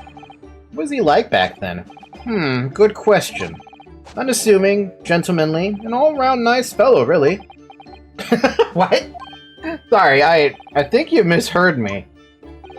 I'm talking about the cold-hearted, merciless prosecutor, Barrick von Zeeks. What was he like when he was at university? Talk about a leading question, Runo. As I said, an unassuming and extremely pleasant gentleman.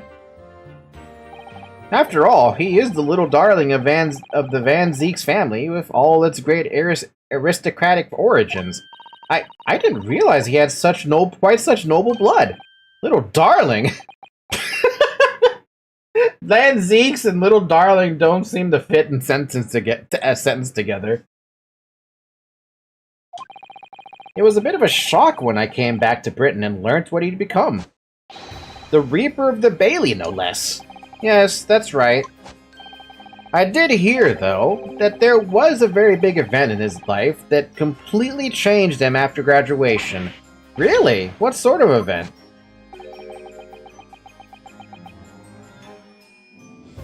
Arrgh!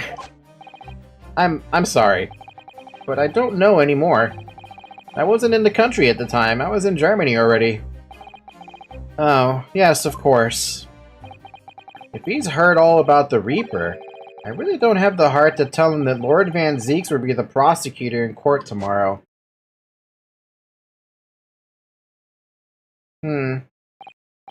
So, Professor, let me just make absolutely sure I've understood you properly. The huge explosion that occurred yesterday, that was an accident, you're saying. You had no intent to harm the victim, who was in fact the sole investor in your work. Is that correct? As correct as 2 squared is 4, I swear it. Yes, it's true that the man perished in the machine of my invention, so I know that I'm far from blameless in all this, but still, I would never use my discoveries, my inventions, to take a person's life, not in a centillion years. I'm a man of science, that's all I know. You have to believe me, please. Do you believe me? Do you believe in my hypothesis? Science is the pursuit of truth, you know. I've always believed that all my life.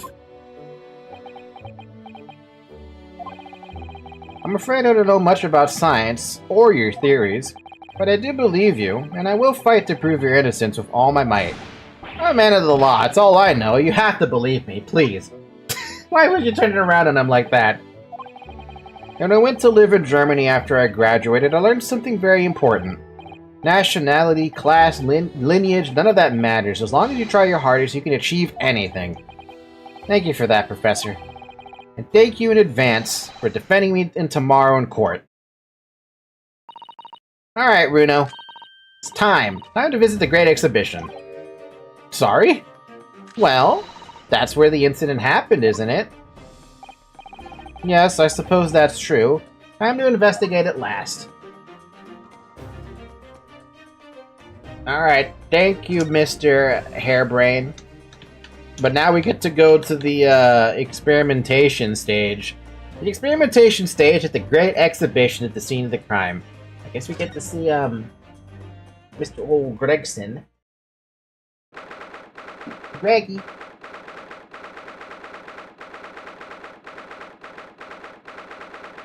The Great Exhibition Grounds, foot of the Crystal Tower.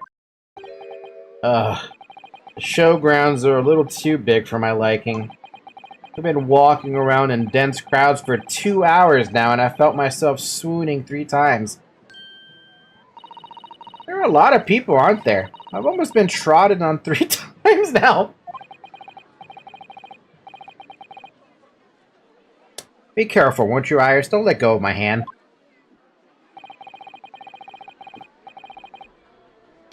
We finally made it through the throngs, though, by the look of it. Here we are, underneath the public experimentation stage where the explosion happened yesterday. Damn. What in the world is going on? What's that? I can hear voices from up on the stage. It sounds like an argument.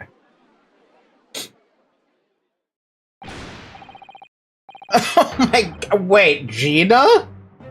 Right, I've had it with you this time. I'm warning you, I'll arrest you in a minute.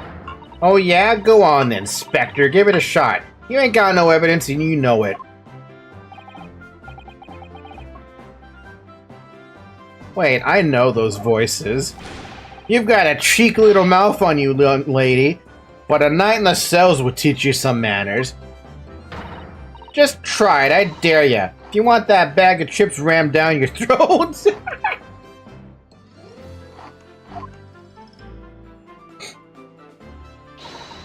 Yo, yoo-hoo, Gregsy, what are you doing up there? He's about to change his tune real quick with seeing Iris.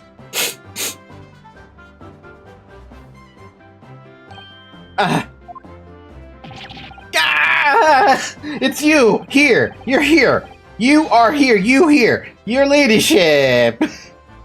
How are you, your ladyship? I do hope you're well, your ladyship. Does that make her 3 times a lady? I'm not well at all. It's far too busy everywhere. I wanted to ride on the balloon, but there was a 3-hour queue. Unbelievable. I'll go have a word. I'll go and have a word for you at once, your ladyship. You'll be flying as high as a kite in no time once I pull some strings for you. Tobias Gregson, an inspector at Scotland Yard. Until recently, he was suspended from duty, but it would appear he's back in action now. Why was he Oh, because of the government thing. He's actually quite well known, appearing as he does in The Adventures of Sherlock Holmes. And for that reason, he can't say a word wrong to the story's author, Iris. But there are limits, surely. Or there should be. Watch it, sunshine. Sorry. What gives then? Don't tell me you're on this case. Yes, I'm acting for the defense. So we're here to investigate. Dear me, if that's the situation, is it? Is it really that troubling? Tisk, a measly 5 bob. Is that all you got? You're a lawyer, ain't you? You could stand to carry a bit more copper around in your pockets, Mr. Naruto. Well, hey, that's my last bit of spending money, that is. I love Gina. You can have it back, but I'll have to charge you for all the bother. 3 bob. Wow. This is Gina Lestrade, a pickpocket or diver born and bred in the East End of London. In the case that led to my own suspension 6 months ago, this is the young girl I was defending in court. She's now for the police? What? What's your problem, eh, Odo? Diver? Pickpocket? What's with all the name calling? You want a bag of chips rammed down your throat and all, do you? I thought you were proud to be a diver, Gina. You were just arguing with Inspector Gregson about it, weren't you? I assumed you've been up to your usual tricks here at the showground. That ain't no way to talk to a lady, Odo. After years, long time. People can change. I'm an apprentice now, learning to be a Scotland Yard detective. Oh my god. So you have to call me what everyone else does. It's Inspector Lestrade now. Oh my fucking god. Inspector? That badge is homemade, surely. The inspector part isn't entirely accurate. No one calls her that. For what it's worth anyway. Investigating is off the cards for all of us. What's that supposed to mean? Alright, well, I'll be back up top. You hold the fort down here, alright? Right, sir. What, sir? This raises a lot of questions. What the hell happened in 6 months? Excuse me? You want my armband? At least she looks good. Yeah, she does. I missed her. This armband is proof, in Japan at least, that I'm a defense lawyer. And this badge is proof that I'm a detective. Oh my god. That well.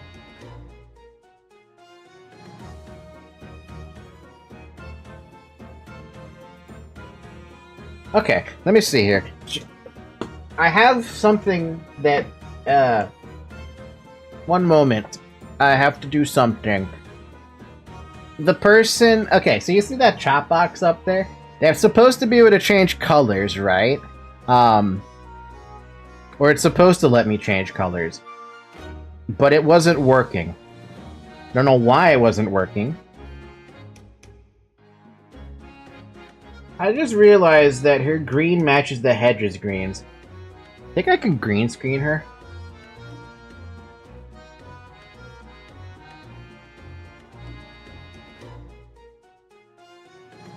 Oh, god damn it, I have to do this part again. How did I do this again?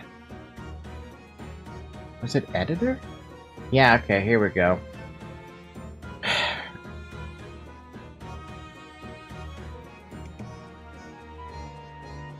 Okay, let's see here. We got HTML. Pick that up real quick. Grab this, paste, and poop. CSS. Grab this, grab that. Post it there, boom. Rid of that. JavaScript. Grab this, take that, paste. Fields. Take this, put that, plop it there. Data! Take this, plop that, put it all there. And done.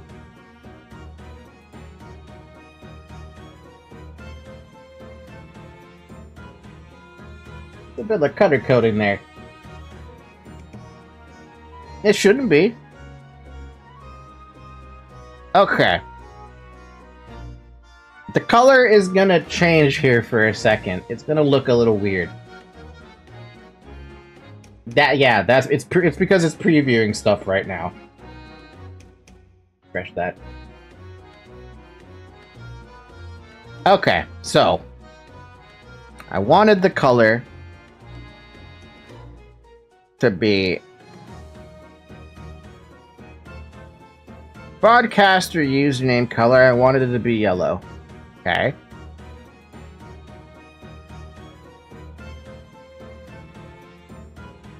For mods, I wanted it to be blue. Or teal. Okay. For VIPs, I don't really have VIPs, unless that means like channel members.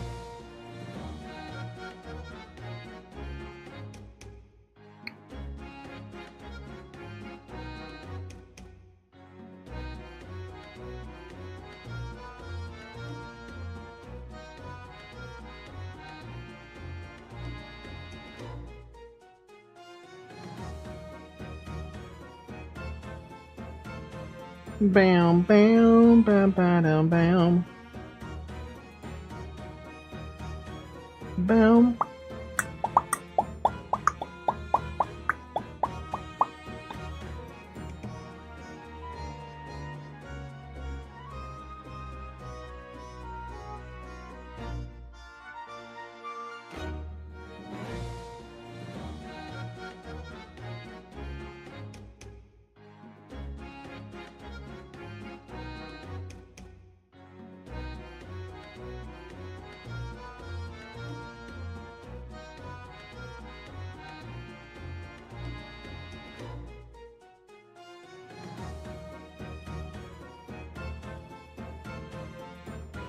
Give that chat box a minute to catch up. Bam,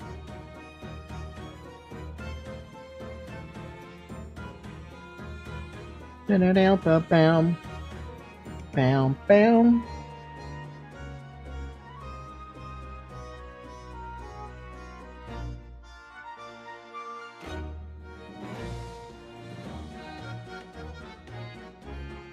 Yeah, now it's gonna need more time to catch up. How does that look, by the way? Should I make everyone's name white to go with the background text?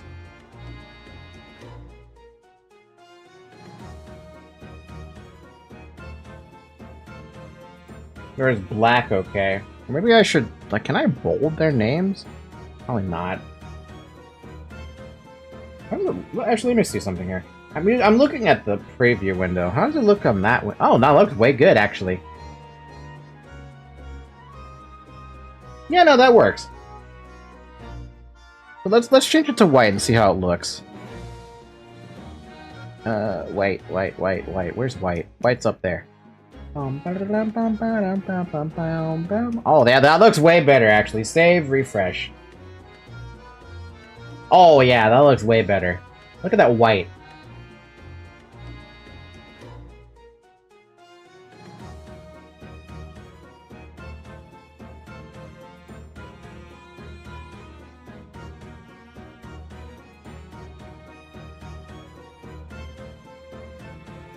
Bam, bam, bam, bam, bam, bam.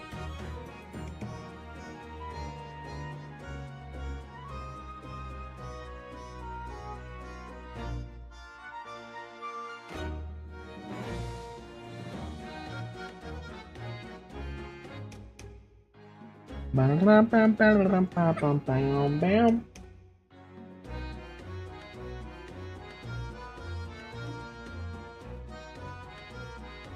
Where'd it go? Oh, there you are. Perfect. Now the text on the background is darker. So now it's like full black.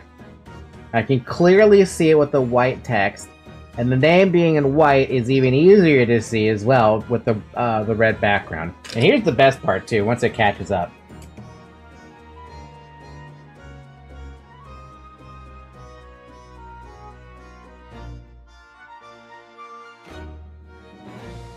Oh, what? It stopped working? But why? Was there something about that previous color that made it work?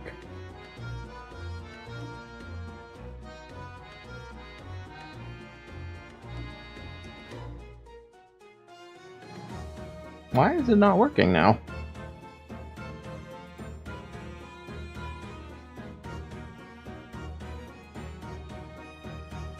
Well, now I'm getting sad and disappointed by this.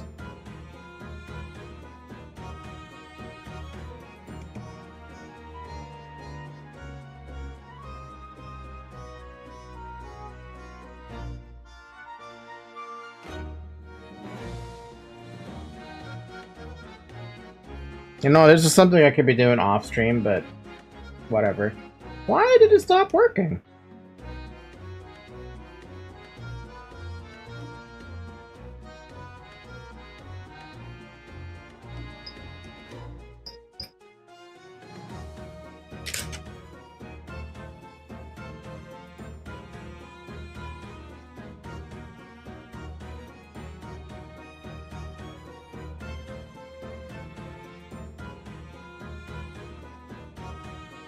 Hold on, I'm gonna re-import these. Something...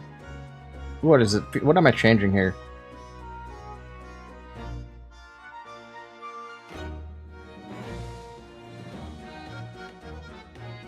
I think it was this one. Yeah, it was data. Down, down, down, down, down.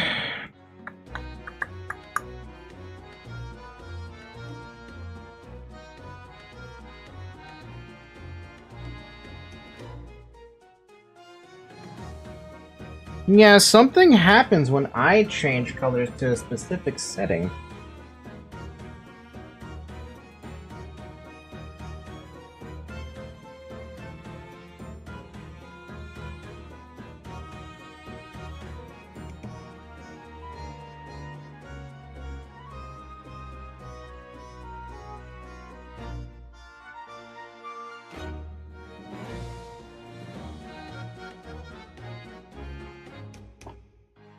That's not what I wanted to do. Oh,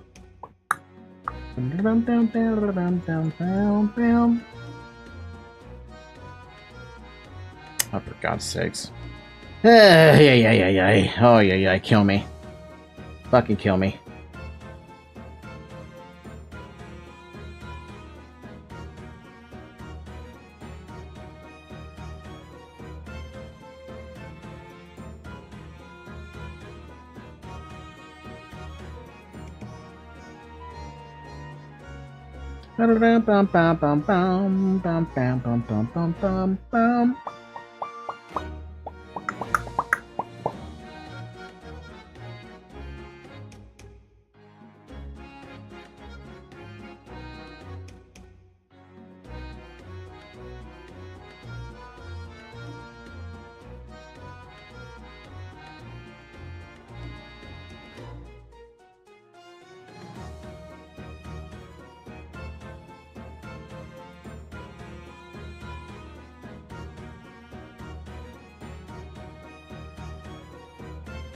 Sorry about this. I'm just trying to fix the chat box because it's been something that's been bothering me for a little while.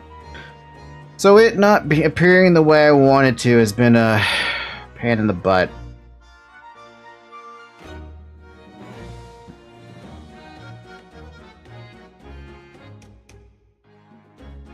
It's fine.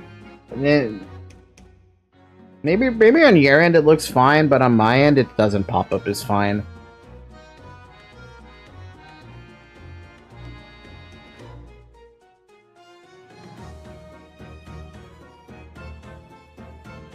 I think this should fix it though. Where's Zoe? Again. Wow, what is that color? Yeah, look, Nemi is supposed to pop up as a mod, but her mod color doesn't pop up for some reason.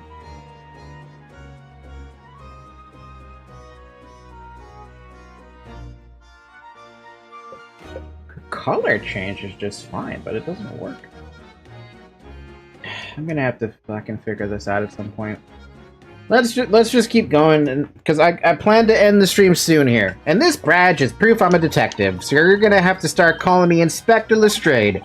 In that case, you'll have to start calling me, well, anything but Odo. I could call you Defender Nar Odo if you like, but it don't really trip off the tongue. No, it doesn't have a great ring to it, does it? Gina, would you take a look at... Oh, where did it go? Hee, looking for this, Odo? When did she do that? I wonder if you've got anything else to show me, eh? What do you reckon? Give that back first, please. Alright, what do you have to say, Gina? It was 8 months ago now that I first encountered Gina, in connection with a case I was working on. At the time, she was living in the East End with a group of other orphans. She helped all of them survive by pickpocketing, but then she got embroiled in a murder. I had a lot of time to think in prison. I realized I couldn't go on like I was. The dive-ins weren't working out. Oh, I'm so pleased to hear it, Ginny. Well done. So, you went from being a pickpocket to a detective? You got it. Good, innit? Inspector Lestrade. Sounds like something out of a book, eh? Talk about a sea change. And then there's Iris's old man to think about. Iris's father, you mean? Yeah, I promised her, didn't I? I said I'd get all the police forces around the world to pull out all the stops looking for him. Just a small promise, then, nothing serious. Oh, Jenny, you're so sweet. So anyway, that's how I had to go with a test for the Scotland Yard. Only trouble is, I don't read so well, do I? Just a small problem, nothing serious. And that's when Hurley approached Gregsy and asked for help. So the inspector said he'd take full responsibility for Ginny and made her a sort of apprentice. That was a very magnanimous, what? I can't say that word, of Inspector Gregson, and brave. Well, you know Hurley. He enjoys finding ways to make people do what he wants. The great detective likes digging dirt, for dirt, in other words. So, the long and short of it is, if you got questions about the case, you can ask Inspector Lestrade. Right then, Inspector. Actually, there's still a big mystery surrounding Gina, isn't there? Oh, what, Runo, what? Well, 6 months ago, Gina was a defendant in the trial prosecuted by the Reaper. A trial in which she was found not guilty, and yet here she is. Here she is still. Come on, you're not still on about that, are you? The Legend of the Reaper, or whatever it's called. Koro, you don't have to worry, Odo. If I didn't half worry, there probably wouldn't be a whole lot of you left. It's like I told you before, ain't it? The Reaper's kind of like him upstairs, so he knows what I'm like on the inside. That I ain't really done nothing wrong. Nothing wrong might be stretching a point. What about Mr. Natsumi in Japan? He's perfectly fine, isn't he? Well, that's true. Perhaps the Reaper is more discerning than I thought. Exactly, so I ain't worried. I'm totally fine. Alright, whatever you say. Core, it was out of this world, it was. The brainy bloke pulled a bunch of levers on his machine and suddenly it started billowing smoke. Then it just went pop. I ain't seen a better experiment here yet. Sorry? You mean, you saw it, Jenny? With your own eyes? Yeah, of course. The boss is in charge here, ain't he? Keeping everything running smooth, I mean. The boss being Inspector Gregson, I suppose. That's gonna take some getting used to. All I have to say is that I'm on duty and I can do whatever I want to. Get this, I was up in one of them flying balloons when it happened, watching it from above. No, you're so lucky, Ginny. Maybe I should join Scotland Yard too. You're too young. Yeah, do it. You know how to put the boss in his place already, right? Iris, you'd have no trouble at all. Then it's settled. When do I start? No, you can't join in Scotland Yard, Iris. We'll see. Anyway, what I don't understand is this. If the machine exploded so spectacularly, how could Professor Bloody Brain still be claiming that his experiment was a success? Oh, right. Well, it was a success, in a way. It was? How could it have been?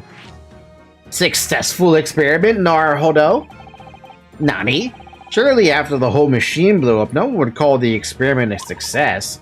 It's like I said, it did sort of work. I mean, yeah, there was a load of smoke and that whopping great bang. But where do you think they found the victim's body, eh? In the crystal tower over there. Aw. What? In the tower? You can see it for yourself, can't you? Up there above the scaffold? Oh, were all the glasses broken, you mean? No way. Yeah, the cage what the victim got in to start with really did get beamed through the air or whatever and landed all the way over there. So, you see, it did kind of work, didn't it? What? I don't believe it. I mean, I don't get the ins and outs of it, but anything's possible, right? With science. Oh, I tell you what, you can have this. It's a plan of the experiment they drew up at the yard. Are you sure?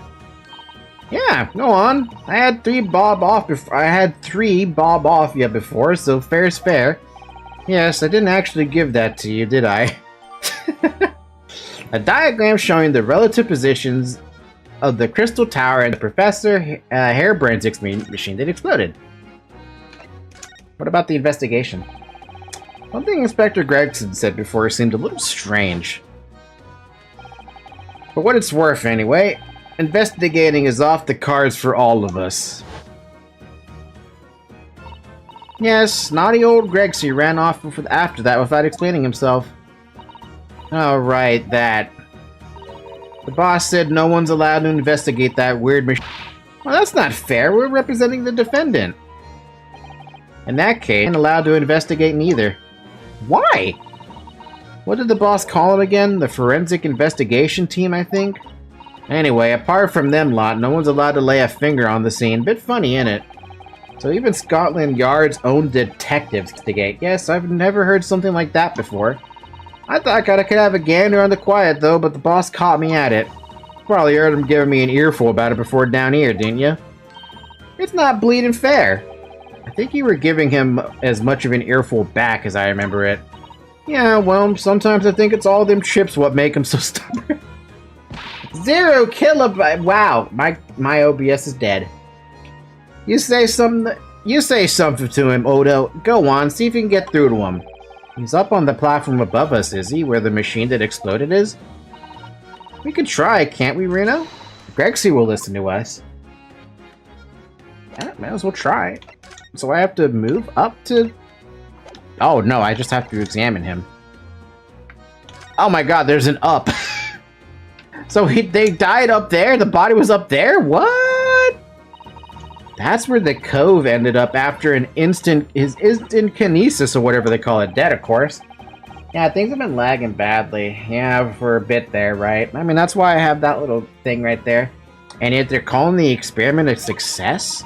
What's the wooden scaffold there for? The coppers, our lads, set that up after the incident happened. To get the body down, I think. Don't know, really. Didn't you help to erect the scaffold, then? Nah, lookout duty is more my thing. Wandering around the exhibition and keeping a lookout for the fun stuff. Mind Gregson doesn't hear you saying that, or he'll give you the boot. It's incredible, though, isn't it? I mean, could the victim really have bridged that gap by some sort of invisible kinesis? Not really. Unless this thing was a catapult, in which case... how? Let's go up. These stairs obviously lead to the stage above. We should go up there and investigate the exact spot where the experiment was being conducted.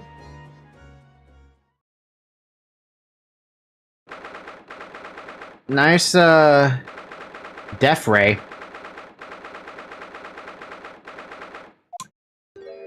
Holy. Hi, bomb. So that's it, is it? The machine that blew up.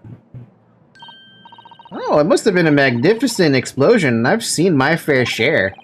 You've seen things like this before, you mean? Of course, Hurley's always doing experiments that end in a bang. In fact, in his own words, explosions are the very essence of chemistry. About to reach the 6-hour mark. Yeah, and I told myself I was going to end the stream at 5 hours in. And I was like, why don't I just get through a little bit of this? Ah, that might explain the smell of burning that frequently comes wafting up the stairs.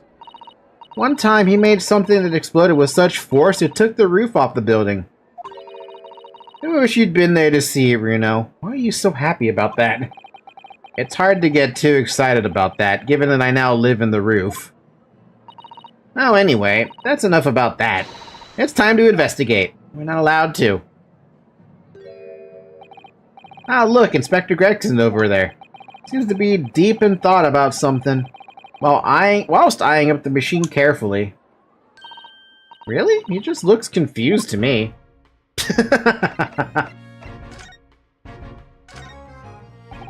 It ripped itself apart magnificently, didn't it? Magnificently. And mercilessly. So someone stands in the middle of the machine to be disassembled and then beamed through the air? Yes, beamed. Not blasted, that's the point. Yes, that part's crucial, really. Is something like that even possible, though, Iris? Oh, Runo, I'm just a child. How should I know? A child when it suits you, you mean? From what I can tell, I think if you were to pull this lever... Stop! Don't touch that! That was practically instantaneous kinesis the way you flew over just now, Grexy. Please, your ladyship. I didn't mean to startle you, but I can't let you touch anything up here. No, sorry. You can have some of my latest special blend to make up for it. Lucky fucker. Ah, wonderful. This stuff really is wonderful. It's just like old times, this is.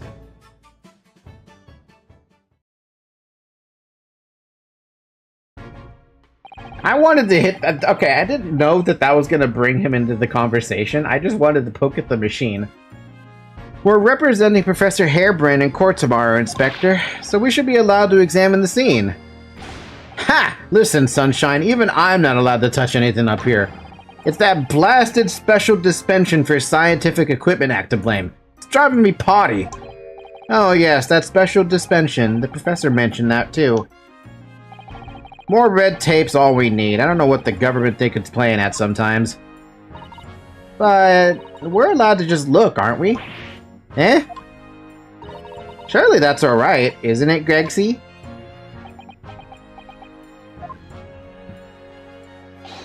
Of course, your ladyship. Anything you say, your ladyship, but please don't get your dainty hands dirty, were you? Don't worry. We wouldn't dream of touching anything, would we, Runo? She really knows how to get what she wants. It's kind of scary, actually. Hey, Gregson, I got an armband. This is the symbol of a defense lawyer where I come from, an inspector. Well, it doesn't pass muster here in London. Might as well chuck it in the deep fat fryer. No one's ever said that to me before. Mr. Shome suggested I feed it to a dog, though. If you fry it first, you can feed it to me. Is it potato? It may as well be if you fry it. Inspector, have you read this paper? Yeah, 2 unwelcome blasts back to back. This one at the exhibition to the Reaper getting attacked. I know, terrible news to wake up to, wasn't it? I tried to pretend I hadn't read it and then turned over for another 40 winks. Thanks to that, I was laid up and got a roasting from the super. Some mornings are like that, aren't they? As a detective, what do you make of this? Personally speaking, 9 times out of 10 I find clues turn out to be red herrings. So there's every chance that's totally irrelevant. That's actually a fairly persuasive argument. Bomb, have you been watching me the entire time? Doesn't this really look like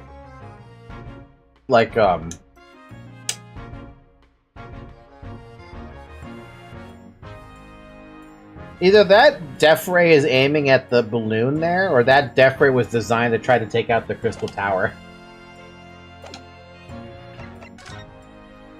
Government policy, friend. Using high voltage electricity is to somehow disassemble a man's body and then beam him across to the Crystal Tower. Ordinary thing to attempt, especially in public. True, it was by far the most unusual of the experiments planned for the exhibition, mind. To be honest, I'm a bit surprised it was allowed. Wow, it came back, but we are losing a ton of frames now. Okay. Well, this is a very weird spot to be ending it, so I'm just gonna save the game. And as much as I would love to continue, if OBS is gonna disconnect like that and take 20 million years to reconnect, I think it's good if I just end it. We'll pick this up on Saturday, next week. Yeah. Sorry about that, but hey, I guess, 6 hours is long enough of a stream. I mean, that's a weird spot to bloody end it. I want to keep going. Anyway, thank you guys for watching. Watch next time. I'll release schedule later.